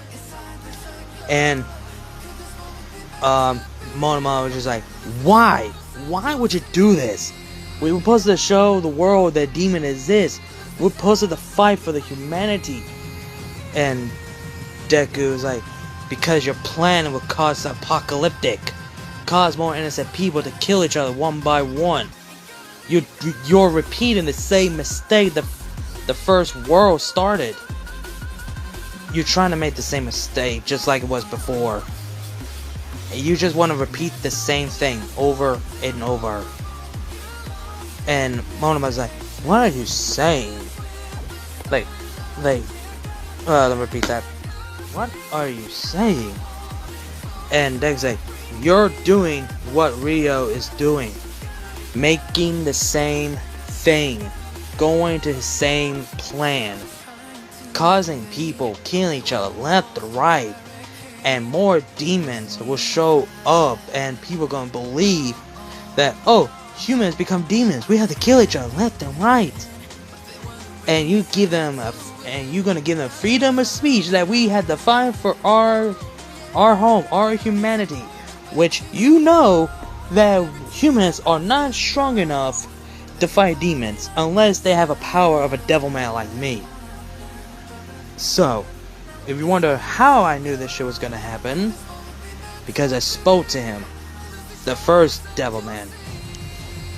And Mona was like, "Wait, you spoke to him? How?" "In my dreams. And I've been spoke to him ever since. He told me the events had happened, some of them may not happen. Because I changed the events, except one. I did not change the events of the loss of my parents. That's the reason why I'm stopping your plans. because your plan again will cause the apocalyptic and cause more innocent people to die by killing each other because they believe they're demons. They believe they don't deserve to live. These people believe, oh, this bitch is a witch, we must fucking burn her. That's the main reason why. And the sport festival thing was part of your plan, similar to how the running track and field, just like how in Akia's time around. So I decided to change all the event that already happened, not to repeat itself. And Kota is like me. He's a Devilman. So me and him are decided to find more Devilmen so we can fight the demons to protect humanity. And Mono's like, wait, I didn't make you become a Devilman so you could fight on your own or gather other Devilmans as your own. And Deku said, I do not care. This is where we part ways. You follow your path, I follow mine. I'm a Devilman, heart of a human and the body of a devil. I will protect the human race in the darkest day and the darkest hour. If I had to be a vigilante, then so be it. Even though I want to become a hero, but become a hero to kill demons, fine. But villains, that's for the pros' job, not mine. If we Devilman are gonna be coexist with humans to have peace, that is what I'm going to do. But we can't if these demons keep hurting more innocent people around. Hell, I had to deal with a demon Siren by myself. I had to deal with a demon who's been trying to kill me for the past God knows how long. So yeah, I'm sorry, Monoma, but this is where we part ways. And Deku walks off, and Monoma just stands there completely shocked that this has just happened. And Deku, the person that Monoma trusted, just, you know, betray him and go against his plan to reveal the demons because he spoke the reincarnation, the first Devilman of himself, of Deku, which is Akiafudo, which is Deku is the reincarnation. And Monoma went from shock to anger. After Deku left, Monoma screamed in rage, started to destroy everything left and right, destroyed everything. And he grabbed one book, he was about to throw it, but before he does, he looks down. The book he was holding was a Bible. He opened it and read the line, just like how Rio did, and there was one line that caught his interest, which says Satan. Huh. That's weird. I know Satan is a fallen angel, and it clicks him. It says, if Deku, let me write that. If Izuku is the new Devilman of the reincarnation of Akiafudo, what does that make me? Until the voice in his head says, you're the reincarnation of me. And Monoma said, what? Who's that? Who said that? Show yourself. And the voice said, I'm in your head, Monoma. And Monoma looks to a mirror, and the reflection of himself turned into someone else. Person wearing all white, similar to how Monoma wear when he first met Izuku. But his face and his appearance looks different. And Mon was like, who are you? And the reflection said, I am Ryo Asuka. I think I said the name right. And I'm your reincarnation. No, never mind that. You are my reincarnation. And he transformed to Satan, the fallen angel. And Monoma falls to the ground, looks at the mirror still, and he says, I am Satan. I am the one who challenged God in the heavens. But God himself was merciful, sent me down to earth where the demons were land. I love the demons. I enjoy their company. But God was merciful to wipe us out and restart the world. And that is where humanity came around. So the demons became my soldiers, my warriors, and I became their leader. And the second time around, now this is second time around, I have finally escaped God's time loop, making me suffer, seeing me in pain, to see the someone that I cared and loved die repeatedly over and over and over again. Not only I managed to escape the time loop of seeing my dear friend Akia die all over again, I managed to save him as well, so he doesn't keep dying over and over again. That's the reason why you and Izuku are the reincarnation of ourselves. And since your friend Izuku changed your plan, or should I say, my plan, we need to go to plan B. And Monoma said like, but the plan B was reveal that Izuku is a demon as well. But that was destroyed too. The planet also ruined as well. And Satan was like, I see. Now I guess we need to go to plan C. And Monoma says and asks, what is plan C? And Satan does say nothing, and said, all a good time, my friend, all the good times. And then after that, the image of Satan turns back to Rio, and the image of Rio turns back to reflection of Monoma. And Monoma just shocked that he's a reincarnation of Satan. But the one thing, the question in his mind is, does Izuku know that he's a reincarnation of Satan? Oh, Monoma, you have no fucking idea. When Deku shows at the dorm, just minding his own business, everything just goes peacefully as normal, like nothing like actually happened. Speaking of which, he haven't seen any demons for the past couple of days, which is odd, but at the same time, it felt nice. And it's just like, somehow it felt peaceful now, which is odd, but I am not complaining, which that's what Deku said to himself, until someone came to his door, which he was someone knocking, and Deku said, yeah, come in. And the person came in, which is Eijiro. And Deku sits up from his bed and he said, oh, Koda, what's up? And Koda was like, I guess his plan didn't go well, huh?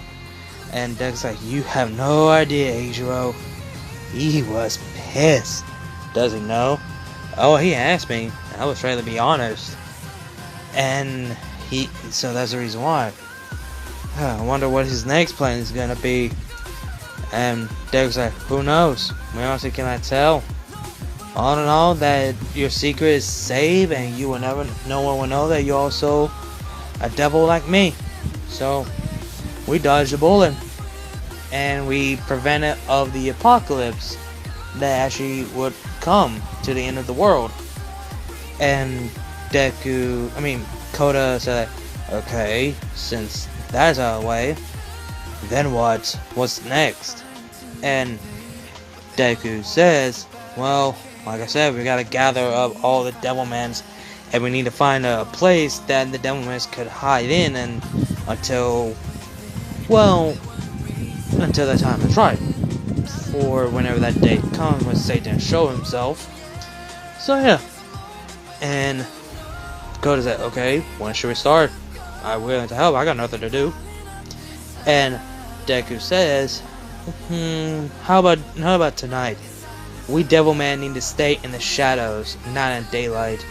The daylight, that's for the pros. For the night, that's where we Devilmans will hunt down demons. Vigilante, actually. But we're willing to save people the best we can of our abilities.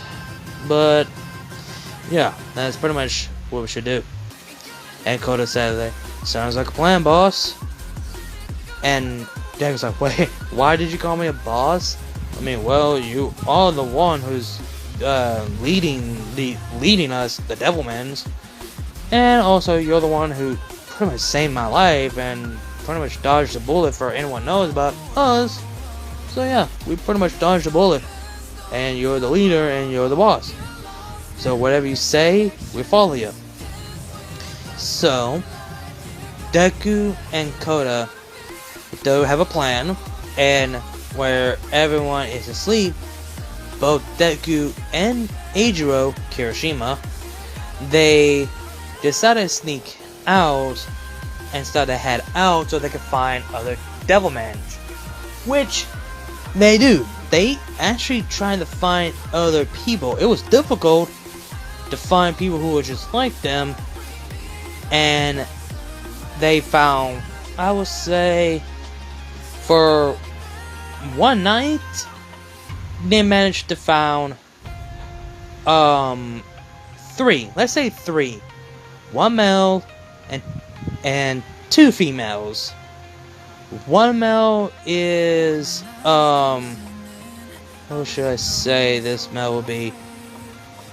Okay, remember they found a male guy, the one, you know that devil, if you watch Devilman Crybaby, the final episode, there was one guy sitting in his chair and transformed to that 3-arm, like 2 arms on his right and 1 arm to his left. That's the guy. And they came across 2 kids. One is a little girl. It's not Eri. It's a different one. So don't even think about it. It's a little girl. And there's a tall girl who's actually the sister to the little girl, which is Miki. But she is not. No, wait, let me rewind that. Let's say. No, wait, I got a better one. Okay, yeah, I was right. Let's say the little girl, which is not Eri, and the tall one, which is the sister one, the older sister, that is Cammy. Yeah, she's also a Devilman. So that's 3 Devilmans that they found, and when they told them about all the information about what's gonna occur, and they were willing to help to be part of this war, and if not, they completely understand. But they all decided that, yeah, sure, why the hell not? So they're down for it, and they need to find a place to hide, because they do not know when the apocalypse or the war will start between Devilmans and demons. Which they gather up their things so they can find a place to hide, thanks to Kota, since he is a rich person. So yeah. No, we want that. Deku has that money that Monoma gave him, so he used that to find a place for the Devilmans to hide, and he will make sure to bring food and other food and drinks for the Devilmans, so they can have something to eat and drink, have somewhere to sleep, and something to keep them busy to pass the time. So for the past couple, let's say a couple of days has been passed, that Deku and Kota have been trying to find other Devilmans. And hell, when Deku came to his house, when he saw Toru, his eyes appearance, similar to Deku, he could tell that Toru is also a Devilman. And oh boy, this is gonna be difficult, like how this is gonna work. He can't just make Kota be involved in this war. I mean, he did bother the little girl to be part of the Devilman army. So yeah. So basically, Deku talks with Kota privately and tells him that, yeah, your eyes apparent is similar to mine, and you're also a Devilman, like me. And Kota's like, cool. But Deku's like, you got to be quiet on this. This is serious. If you keep this quiet, if you keep this between us, I'll do something for you. Just don't say nothing. And so basically, Deku tells Kota, like, you were part also of the armies of the Devilmans that I gathered.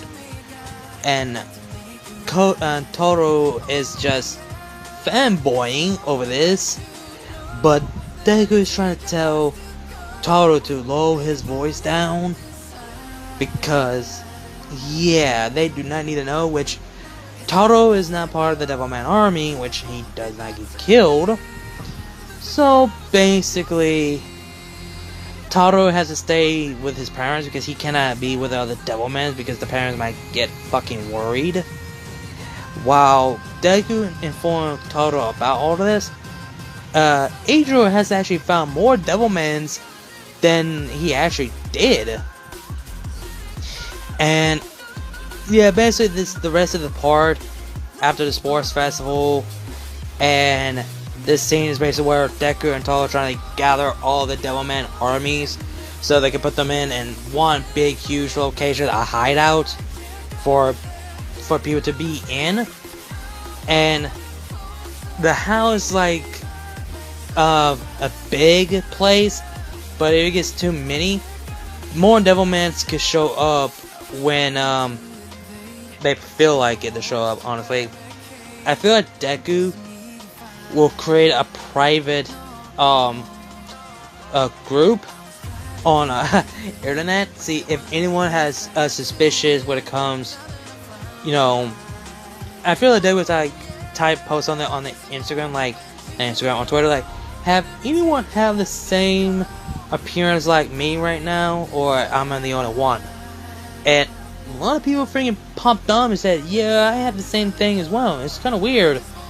And more people say, and Deku wants to meet these guys because they make it a lot more faster, which Deku just fucking facepalm himself, like, I should have done this shit from the beginning, I'm a damn idiot. So before he about to leave, someone came to his door, which is Ochako. And keep this in mind, this happened like day by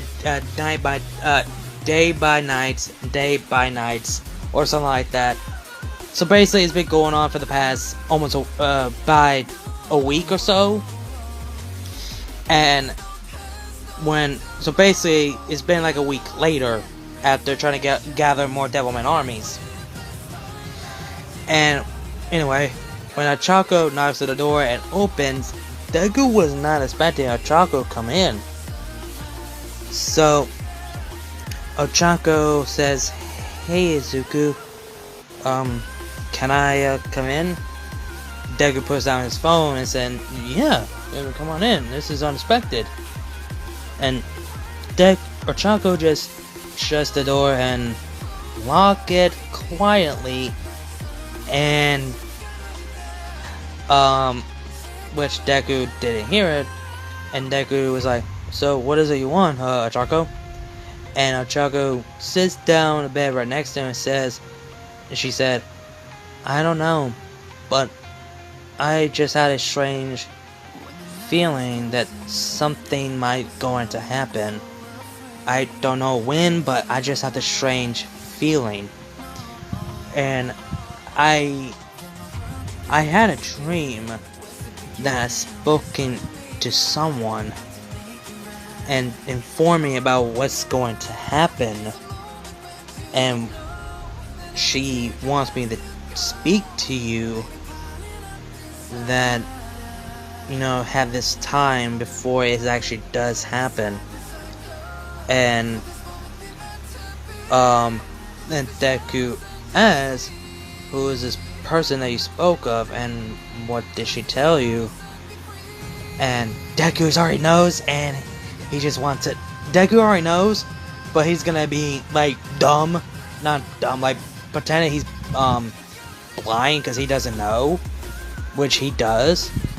And Ochako says that this person that she spoke of is Miki Makamura, and she tells her that she's that Uraraka is a reincarnation of her, and she also tells her that you need to express your feelings, how you feel, to Izuku before it's too late.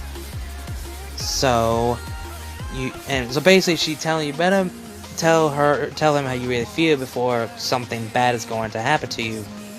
So, and this shocks Izuku that he didn't know that Ochako had feelings for him. Even Deku knows, but Deku knows that he has feelings for her, but he didn't know that she has feelings for him. So Ochako holds Deku's hand, and Deku holds it back, and Ochako tells Deku how she really feels from her heart. That she says, I don't know why, but deep down in my heart and soul, and I feel like we meant to be together. I just cannot express this enough about how lucky I am to have someone in my life. Someone that I thought I could consider to be a brother, but no, you're not my brother. And Ochako plays another hand in Deku's cheek, right side of his cheek, and Ochako says, what I'm trying to say is, and Deku says, I know, and I love you too. And both Deku and Ochako making out, and Ochako lays down on Deku while them two are still making out. And before they're about to get into it, someone knocks in the door like crazy, like like a panic knock in the door shit. And someone trying to open the door, and Deku's like, you just locked the door? And Ochako's like, yeah, I thought we could have a little bit of privacy. And Ochako gets off on Deku, and Deku unlocks the door and shows that is Jiro, and not Jiro, Kuroda, or Jiro, whatever you want to call her. And Deku's like, Kyoko, what's wrong? And Kyoko said, y'all guys have to see this right now. And Deku's like, okay. And they both run to the living room and see the news. And they see a big, huge ass creature, like a size of a 2 towers in New York City. I know that sounds kind of too soon, but much taller than that. And we hear this creature talk, which is a demon, and this person said, I am General Zaid. I am a demon, general of the demon armies from hell. We are here to take back what is ours. You took place of our home once before. Now we're gonna take right back what it was ours. Now, demon, now you filthy humans, we demons shall rise again to take back what it was ours. Only one thing, the one threat that is in our way, And that is Devilman. And Deku is shocked and stunned. Like, how? I was like, great, more demons. God damn it. Just 1 week I could have something. Gee, for the past week it was peaceful, not this? But he said it to his mind, and everyone looks at Deku, and Deku was like, oh boy, I feel like everyone's gonna question me. And Adriel was like, oh boy, we're screwed, are we? And Chonk was like, wait, Izuku, is that gonna be your hero name? Devilman? Like one of those manga or something like that? And Dang's like, yeah, dude. How does he know your hero name? Oh boy. And this is not gonna go well. And Deku has a lot of explaining. And then before that, they lost. After that, they dropped the subject and looked at the TV because they hear people screaming, getting killed left and right by demons. Left and right. And the city gets destroyed left and right. We see some low-class pro getting killed left and right. And Deku is horrified. It's like, no, not now. And Deku looks at Adro, and Adro looks at him and just nods and pretty much nod, and then Adro replies, not bad, because he needs to go and find other Devilman, because yeah, this is a time to fight back, and it is not gonna go well. And Chaco looks at Deku and said, explain now. And all the Class 1A are looking at Deku, minus Adro, because he's already gone. And they get the other Devilmans. And, so basically, Deku is just, in his mind, he's like, I cannot believe this is happening right fucking now, but why here, why now? And Kyoko said, it's, Izuku, come on, we're waiting. How did this thing know that your hero name? And Deku says that you would not believe me if I told y'all, and you think I'm crazy. Sorry if I got a little bit of hiccup. And Choco just crossed her arms and just leaned back, like kind of like how girls do, just like when they get pissed off. She's like, try us. And Deku explains that, he says, the power that you saw and witnessed, the transform I turned into, that's not my quirk. I never had a quirk. I'm quirkless.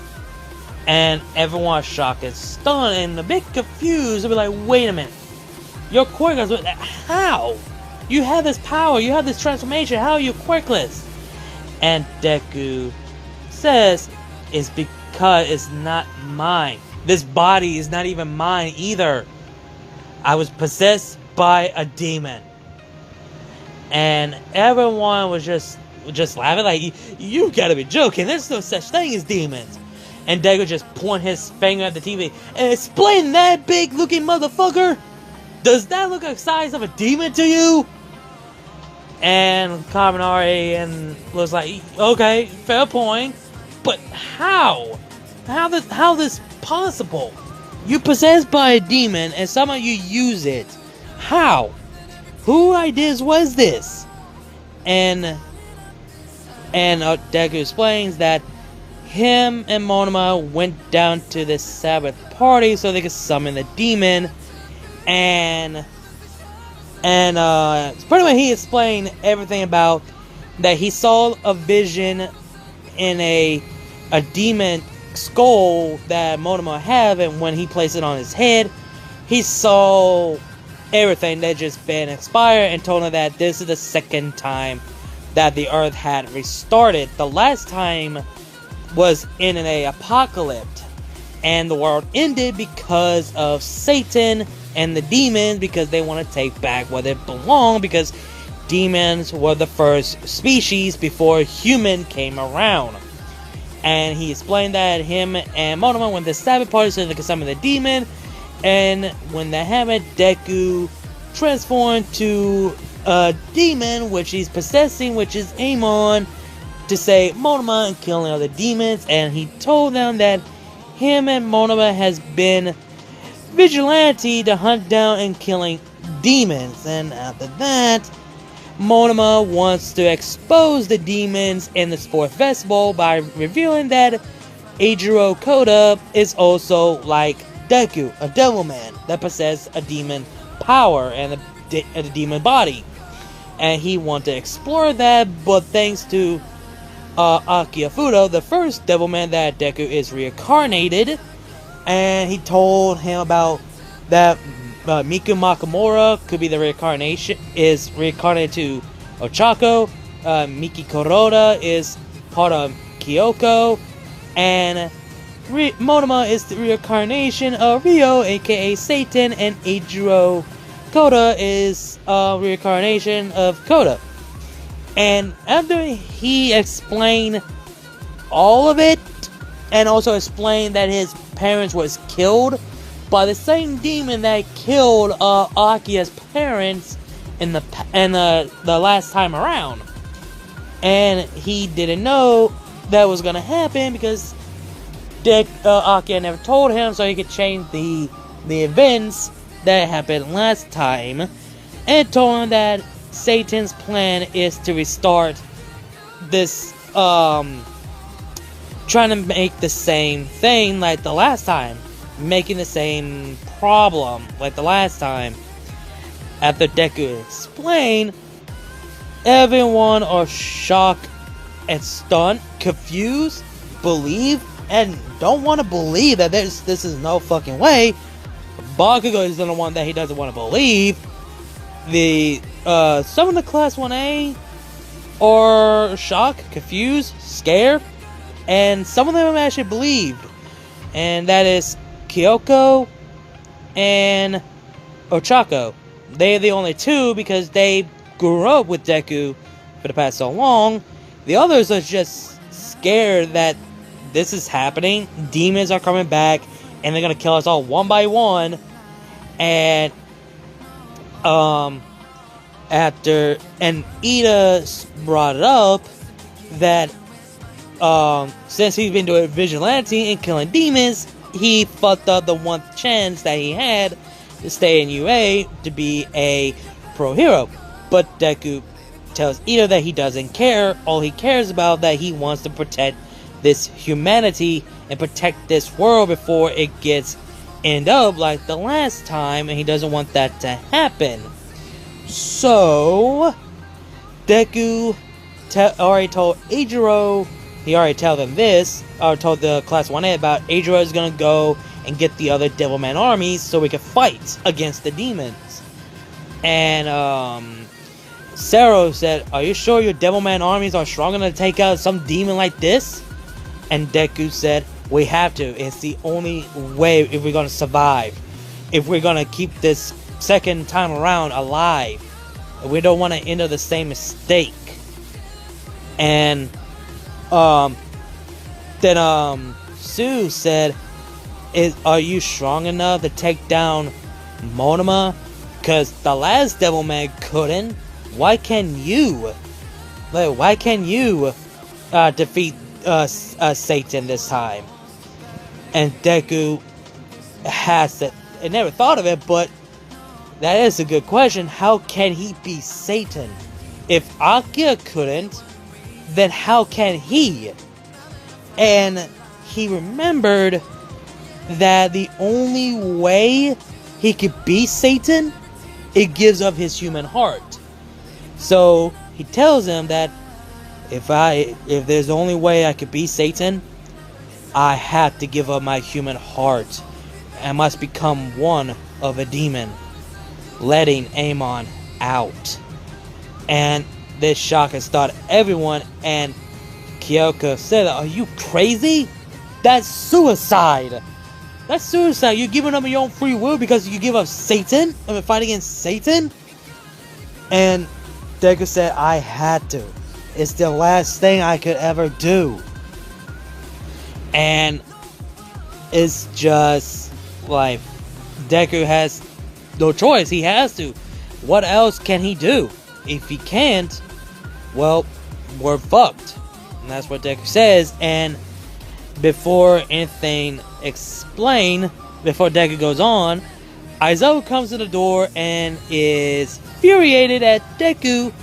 And Deku explained the whole situation, but Aizawa says that after all of this, he is out of VA, which Deku understands, and he doesn't care.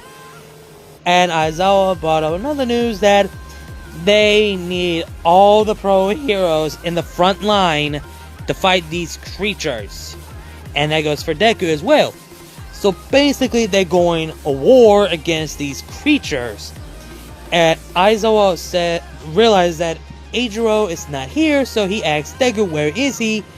Deku tells him that he's going to gather the other Devilmans. And Aizawa's like, wait, there's more of you? And Deku's like, yes. Different transformation, different abilities. And Aizawa was like, just sigh like, I don't get paid enough for this. Alright, get your gear and let's go. And all the pros, the students of UA are headed down, get their hero outfits, and get ready for war against the demons. When everyone get their hero costume on, Ochako goes at Deku, says, Izuku, as you know, you don't have to do this, you know.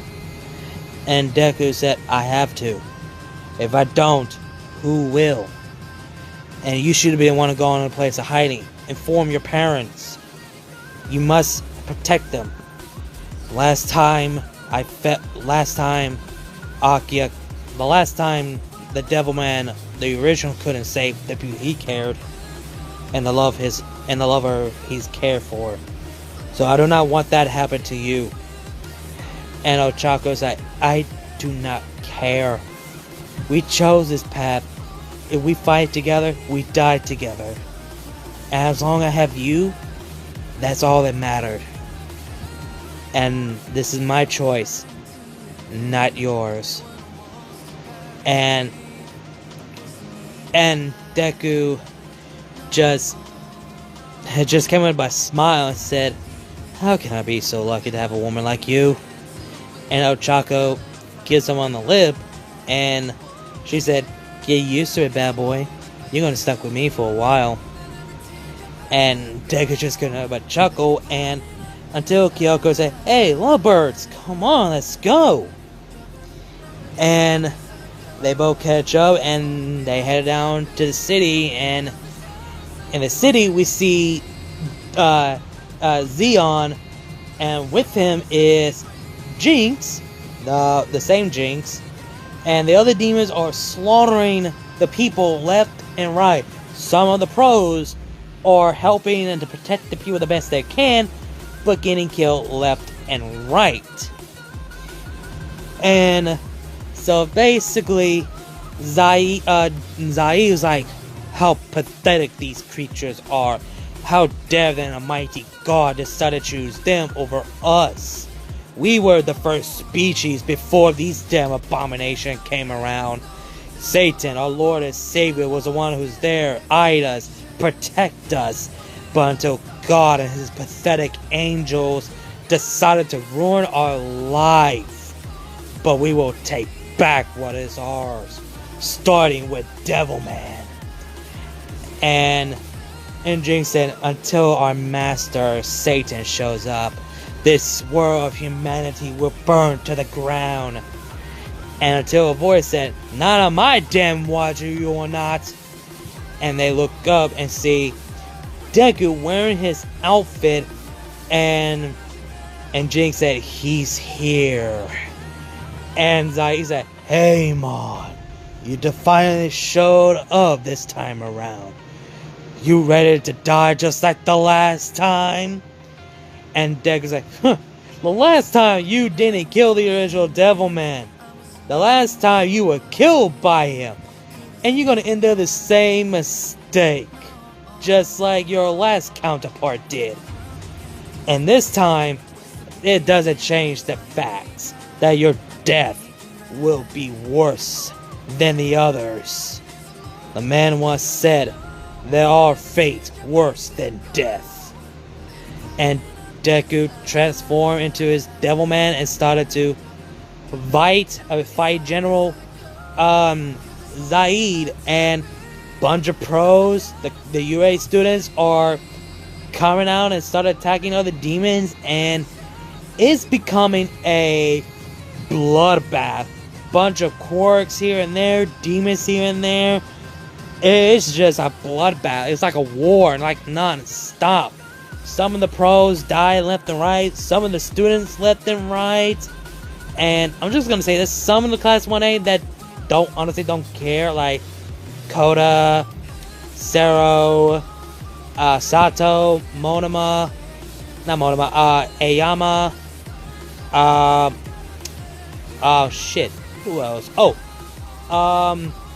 Hagakure, Ojiro, they were killed because they put a little bit of fight, but they died. And some of the teacher was killed, some of the demons were killed because of their quirk, and the fight was brutal. It was like non-stop. Deku is fighting against Zaid, and the fight between them is kind of like similar to the counterpart of Devilman Crybaby. And this time Zaid was prepared for this.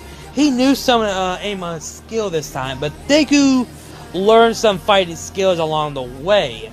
So he put up a decent fight. It is bloody brutal. And there's some people in the civilians who decided to join the fight as well. Some of them come after Jinx, and yeah, I'm gonna do Jinx dirty. Not only Jinx died, she actually killed the people that just killed her. So yeah, the two civilians died by killing Jinx. Yeah, I know it should have been some of the pros, but whatever. And so basically everything went brutal. And yeah, the fight gone non-stop, like never going to end. And we hear some of the Class 1A said, which is Kaminari said, this is crazy, I cannot believe we're involved in something like this. Shocking the death of one of the demons. And Mina shooting some acid out of the demon. She's like, yeah, this is crazy. Like, there's too many of them and we're getting tired. And Aizawa was like, just keep fighting. You trained for this moment. And who else? Bakugo just joined his life on just killing fucking demons, like, die, you demon bastards! And exploding some of the demons left and right. Literally, Bakugo's like a one-man fucking army in this bitch, just killing demons left and right. Just he's just like well, who's like I'm trying to think of a character who's like a one-man army here. I'm trying to think.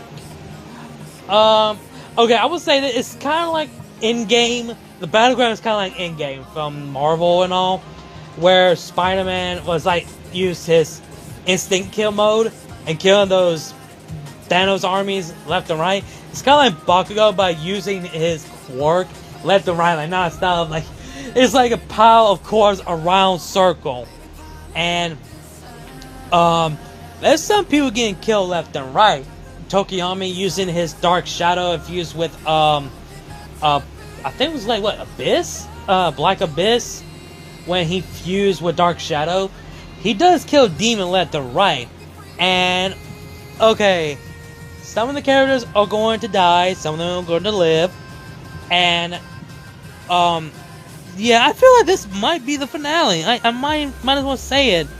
But I'm gonna try to make this long as I can, because I know this sounds a little bit rushed, but I want to go ahead and finish this series because I don't know why. Not because I hate it.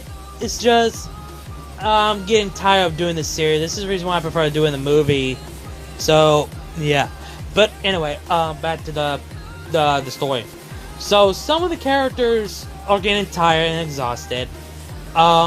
Midnight try her best to take out the demons, but the demons grabbed Midnight, like grabbing her, and Prison Mike sees her and he's trying to go in there and save her, but until some of the demon came and stabbed him in the back, and some of the demon gutted him, and some of the demon biting his throat and eating, and the demons who were capturing Midnight, not only are they trying to kill her before that, some of the demons are ripping off her clothes and starting to rape her. And after they get done raping her, they instantly tore her into pieces, eating her limbs, eating her parts of her bodies. Yeah, and some of the demons ripped off one of the ear of no. One of the demons ripped both Midnight's breasts, and Aizawa is fighting the demon best he can until some of the demons came and ripped off his leg and ripped off his arm, and another demon grabbed half of his face and ripped it off, and Aizawa is bleeding to death, crying out in pain, and he gets sliced in half, killing instantly. For the big three, Tamaki Yamajiki, well, getting eaten like a fish food over here. Mirio has put up a fucking decent fight against these demons, along with Sir Night-Eye, and they put up a fucking decent fight. And he's not the only one. All Might is there, Gran Torino, and yeah, so basically they put up a fucking decent fight. And until Nedre trying to get some air distance attack so the demons from take it from above, so she can try to take some demons from the ground, until a flying demon came towards her and she was not expecting, until she turns around. A demon speared her and she's trying to fight the demon off, but the car just pinned, like, cleanse, stabbed her from the chest, not the chest, side of her rib. She's screaming in agony pain until the demon eating her, biting through her neck, trying to open her throat. After the demon bite through her neck, the demon ripped her throat wide open. The muscle tissue was gone. The only thing it showed was a skeleton and a throat. And Nedra was coughing up blood. And Miro sees this. He uses Quirk to go and save Nedra and save her. He punched the demon, ripped the demon in half, and Mirio see Nedra bleeding out, holding her throat.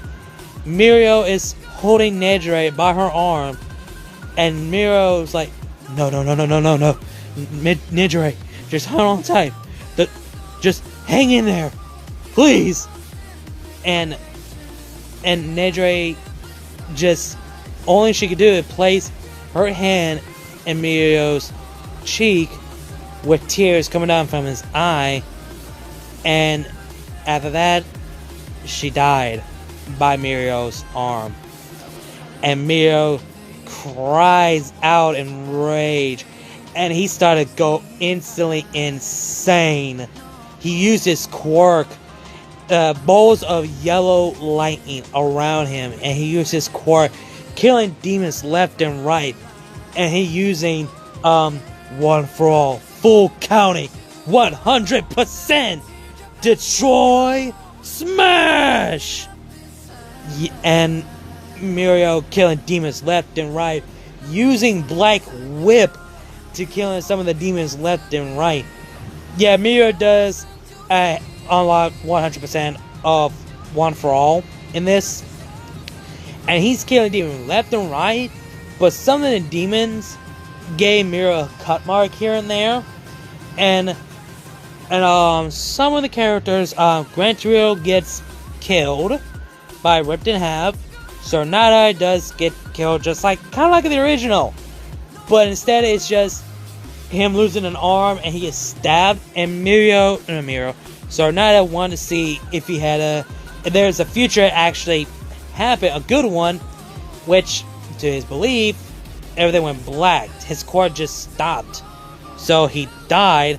All Might is in fury and rage, but a big, huge demon coming.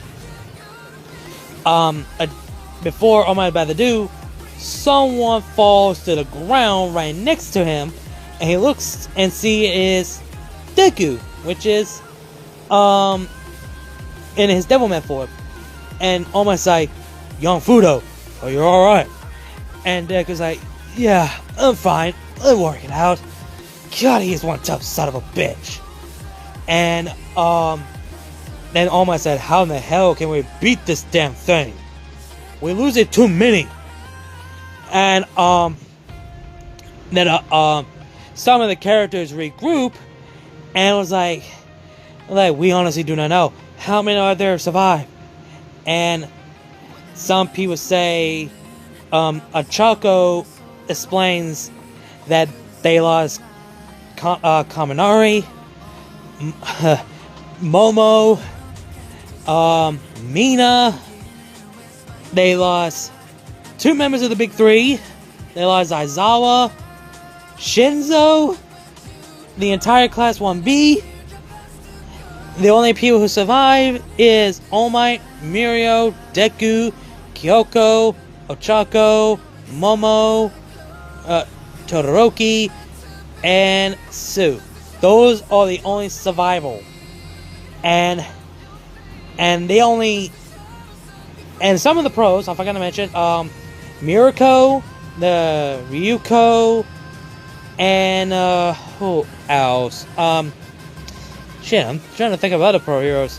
Damn, I think that's it. They told a lot of survivors, and Kyoko said, "Izuku, where's your damn army? Damn it!" I said, "They should be here by now." Oh, we're gonna fucking die. We lost too many. This is not happening. This is literally not happening.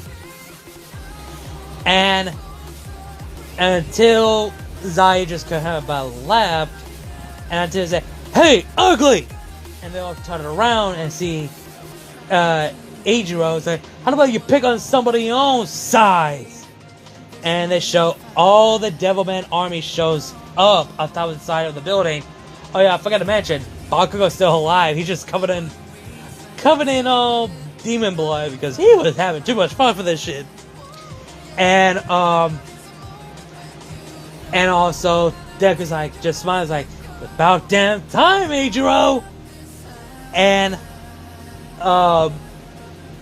until some of the demons about to come right behind and try to kill Ochako, Deku turns around and sees, and he screams, "Ochako!" And someone killed the demon from behind, which reveals to be Taru. And Ochako's like, "Taru? What are you doing here? Part of the Devilman army? Did he even told you that?" And Ochako gave Deku the pissed off look. Deku's like, "I thought you'd probably be worried." And then so more demon shows up, and Deku was like, I said, "Alright, let's go kick some ass." And so basically, the demons are getting their ass whooped by the Devilman armies and some of the pro survival. And then the power between All Might, Mirio, and Deku, they managed to kill General Zai of his tall ass looking motherfucker. And they managed to kill Zaid. And everyone cheering for the celebration until Gold burst of light bursts in midair, and everyone covering their eyes, and they see a man flying down with so many 12 angel wings blonde golden hair coming down from the sky, and Deku only can say one thing: Satan. And Satan shows up and says, Izuku, it's time to end this once and for all. And Deku said, you don't have to tell me twice. Do you really think you could beat me? You never unlocked the potential of Amon to able to beat me. And Deku said, I don't give a damn. I will kill you one way or the other. And both All Might's Mirio and Bakugo charge on Satan without a second thought. And before they charge, when they charge at Satan just used one single slice, killing them both without moving an inch. And they're all shocked and stunned that this has just happened. And Deku charged at Satan and punched the shit out of Monoma in the face, flew him out of the way, and he charged and chased after Monoma to beat the shit out of him. The fight between the fight between Satan and Devilman is kind of like the same thing, but it's also fucking brutal. And sometimes Devilman losing his limbs. Some of the Devilman gave up their lives to help Deku to kill to fight Satan. So Deku inherited some abilities like lightning, more superhuman strength, speed, agility, etc. But it's not enough. Deku gets down on the ground and started to black out, and until it started to black out until a voice says, use my power, let me control. And after that, Deku, eyes widening, snapped, and he roars out of roar like a volcano, like a dragon, and the entire smoke debris appears in the middle where Deku stands up, still roaring like a dragon type, but everyone stand back. Even Satan's taking a step back. After the smoke debris, they see not Devilman, certainly not Deku. They see a demon in all red and black, taller and muscled than the skinny type version of Devilman that we all know. And his eyes are like pure yellowy orange. And this demon is Amon. And Satan is like, Amon, you finally come out of hiding. And Amon was just like, not say a word. And one person coming towards Deku, or Amon, which is Kyoko.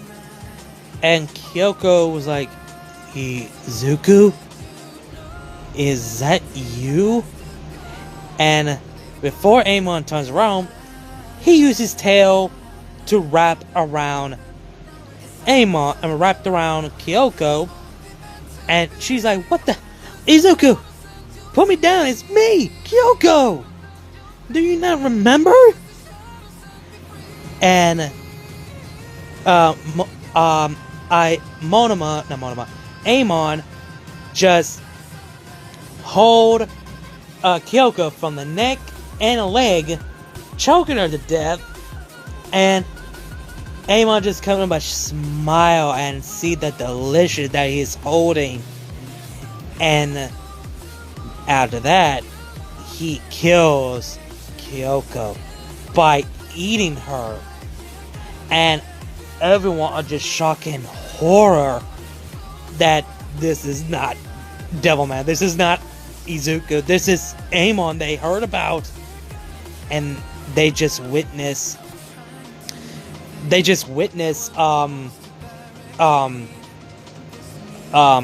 Kyoko die and get eaten alive. Some of the parts fall to the ground and covered in blood. Kinda like Amon, the Apocalypse of Devilman OVA. After he finished, he drops what is left, the body of Kyoko, but he picks up the arm that he dropped. So he picks it up and eat it, and Satan just doesn't give a fuck. But Satan is ready to fight, but before he about to attack, Amon's a way step ahead of him. He beats the shit out of Satan brutally, shooting out energy beam out of his eye and started to shoot energy beam out of his mouth. Satan started to dodge left and right.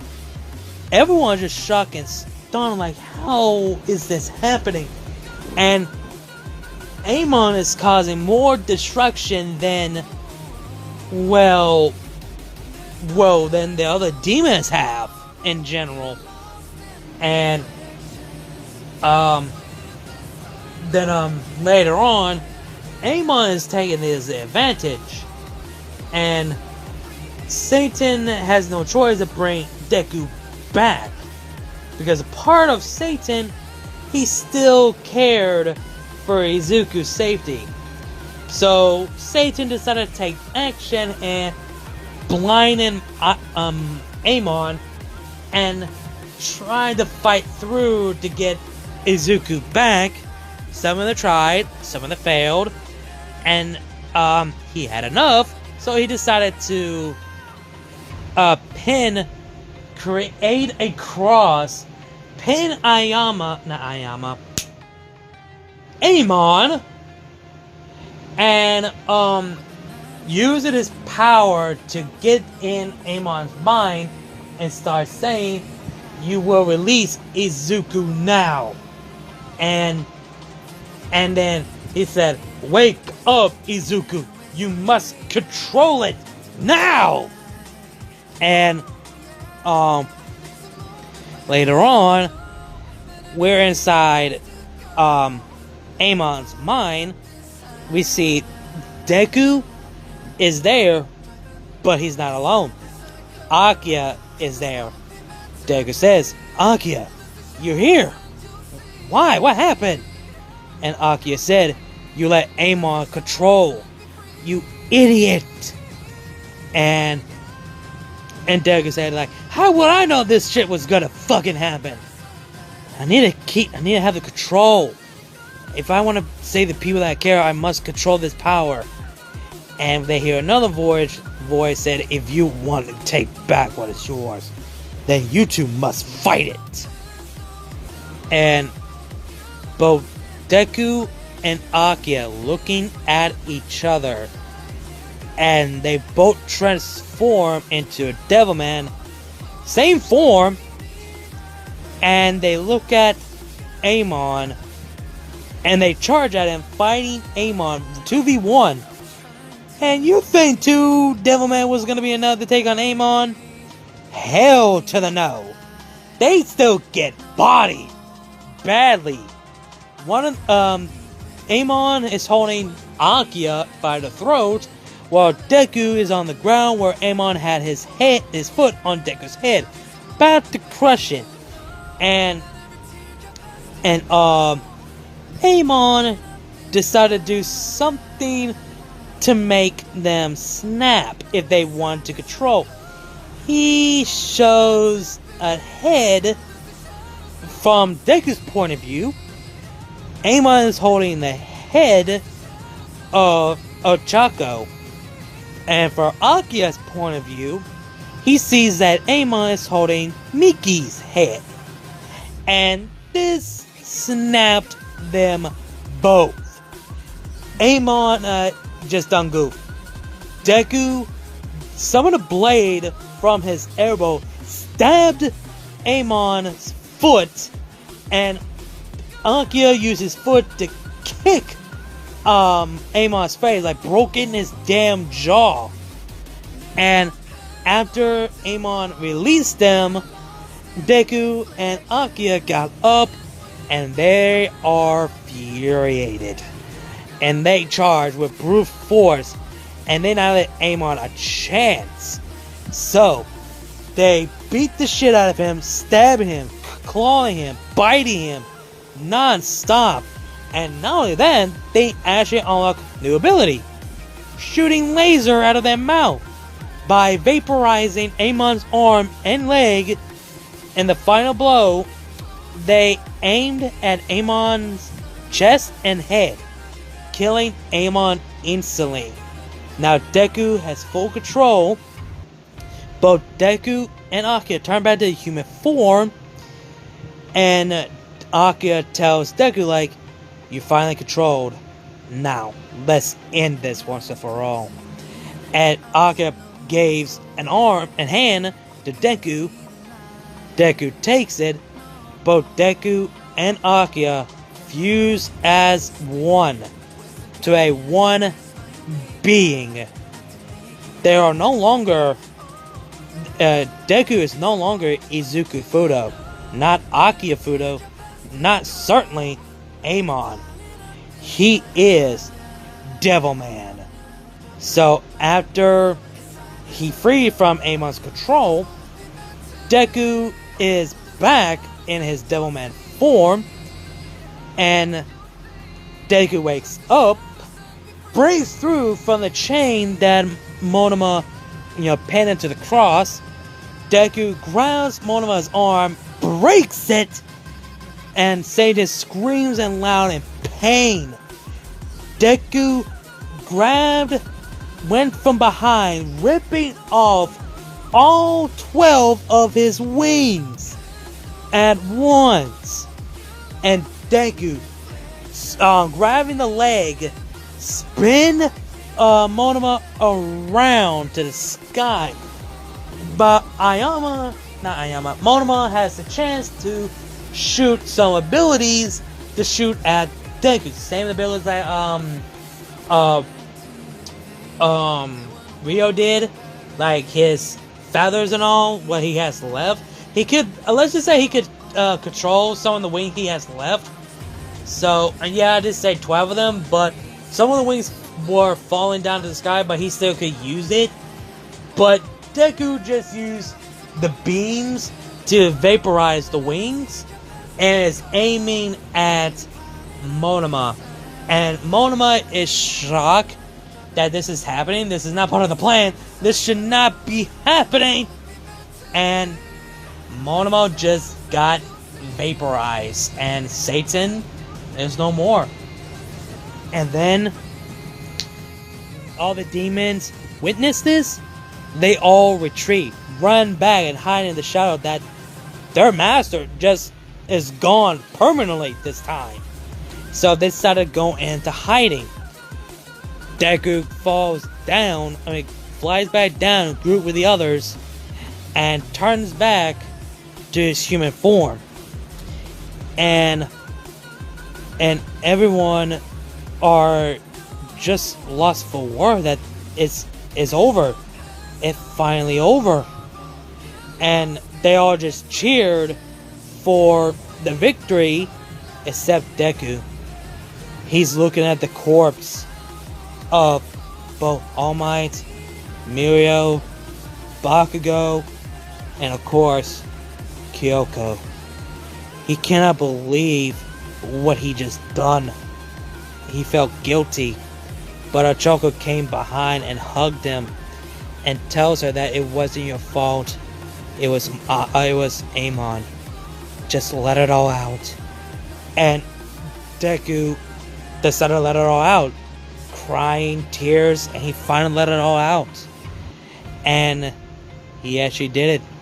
He saved the world, but it comes with a great cost. Ever since then, few months has been passed, everyone is rebuilding the city. Some of the pros become a higher rank. And since All Might and Endeavor are dead, same goes for, yeah. So those are the two strongest heroes also died. Some of the pros who were lower and some of them who survived became the higher rank. So Hawks, Best Genius, Mirako, Edshot, and Ryuku, they became the top 5 best pro heroes they have now. So Hawks is the #1 hero. Some of the weak heroes died.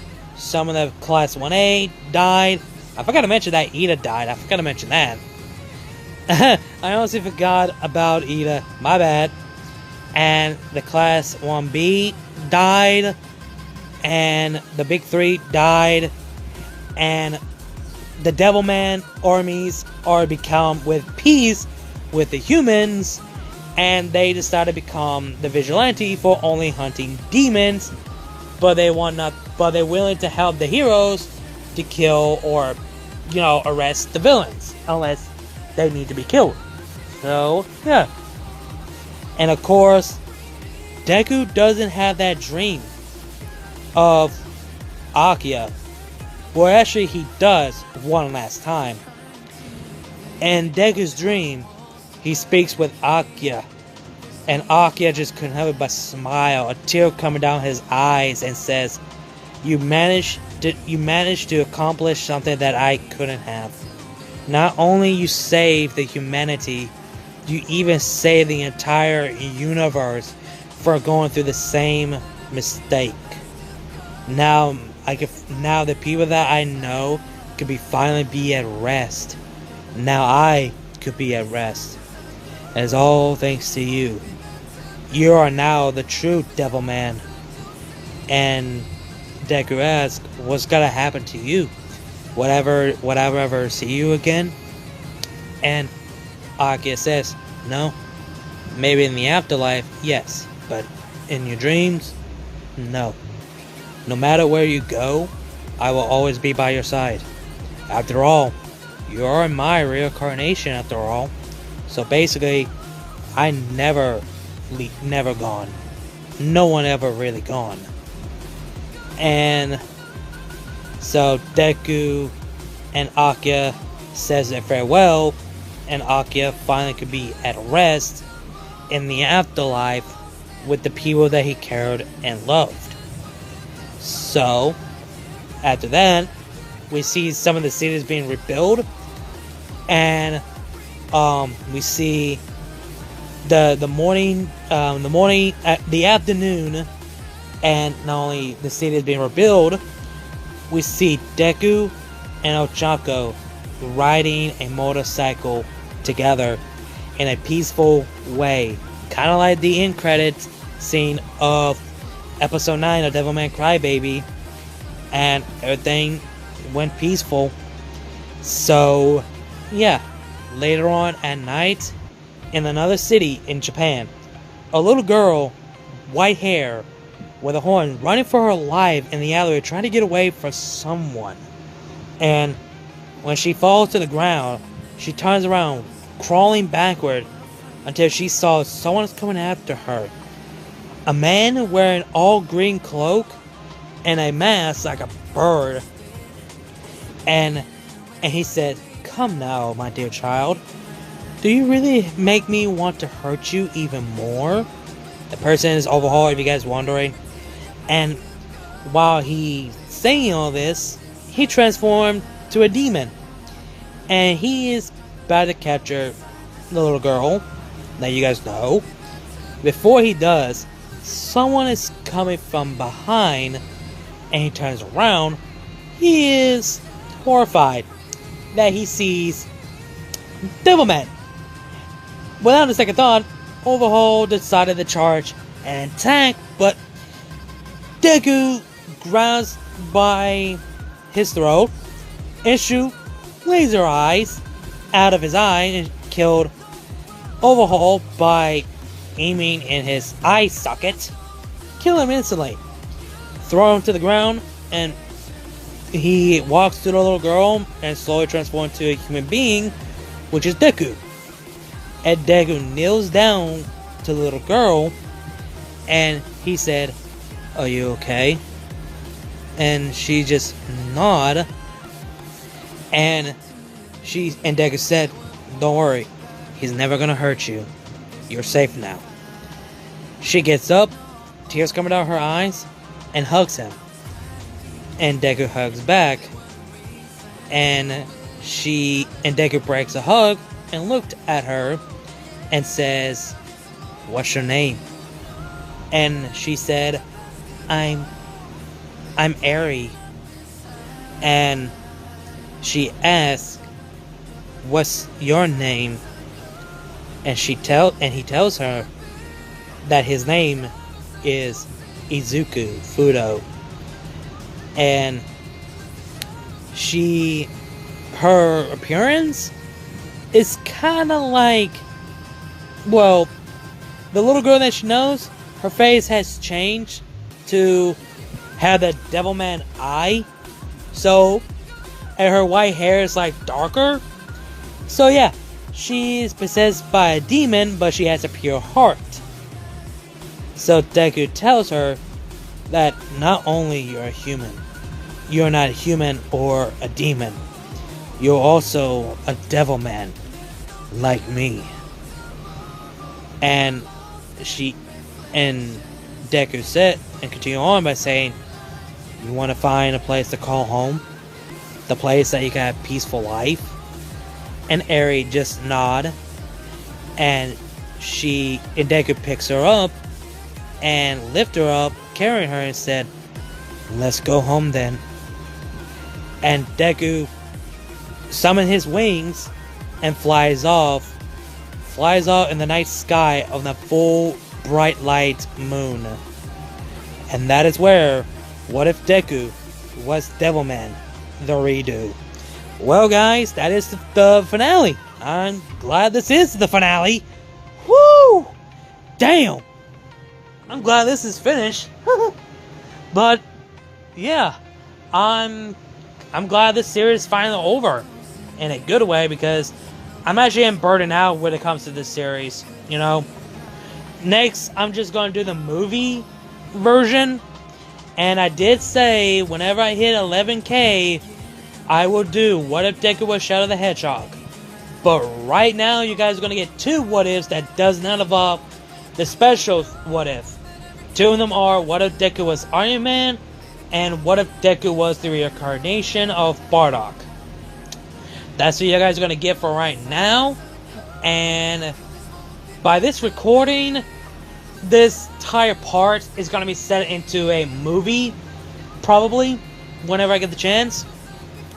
So yeah, again, thank you guys for staying tuned for this 10K special What If. And, excuse me. But, yeah, hope you guys enjoyed the video. Like, comment, share, subscribe. Links to my other channels, my social media will be down below the description bar. You guys know the drill. Again, like, comment, share, subscribe, and I'll see you guys later. Kneel before Shadow Critias, and I'll see you guys later.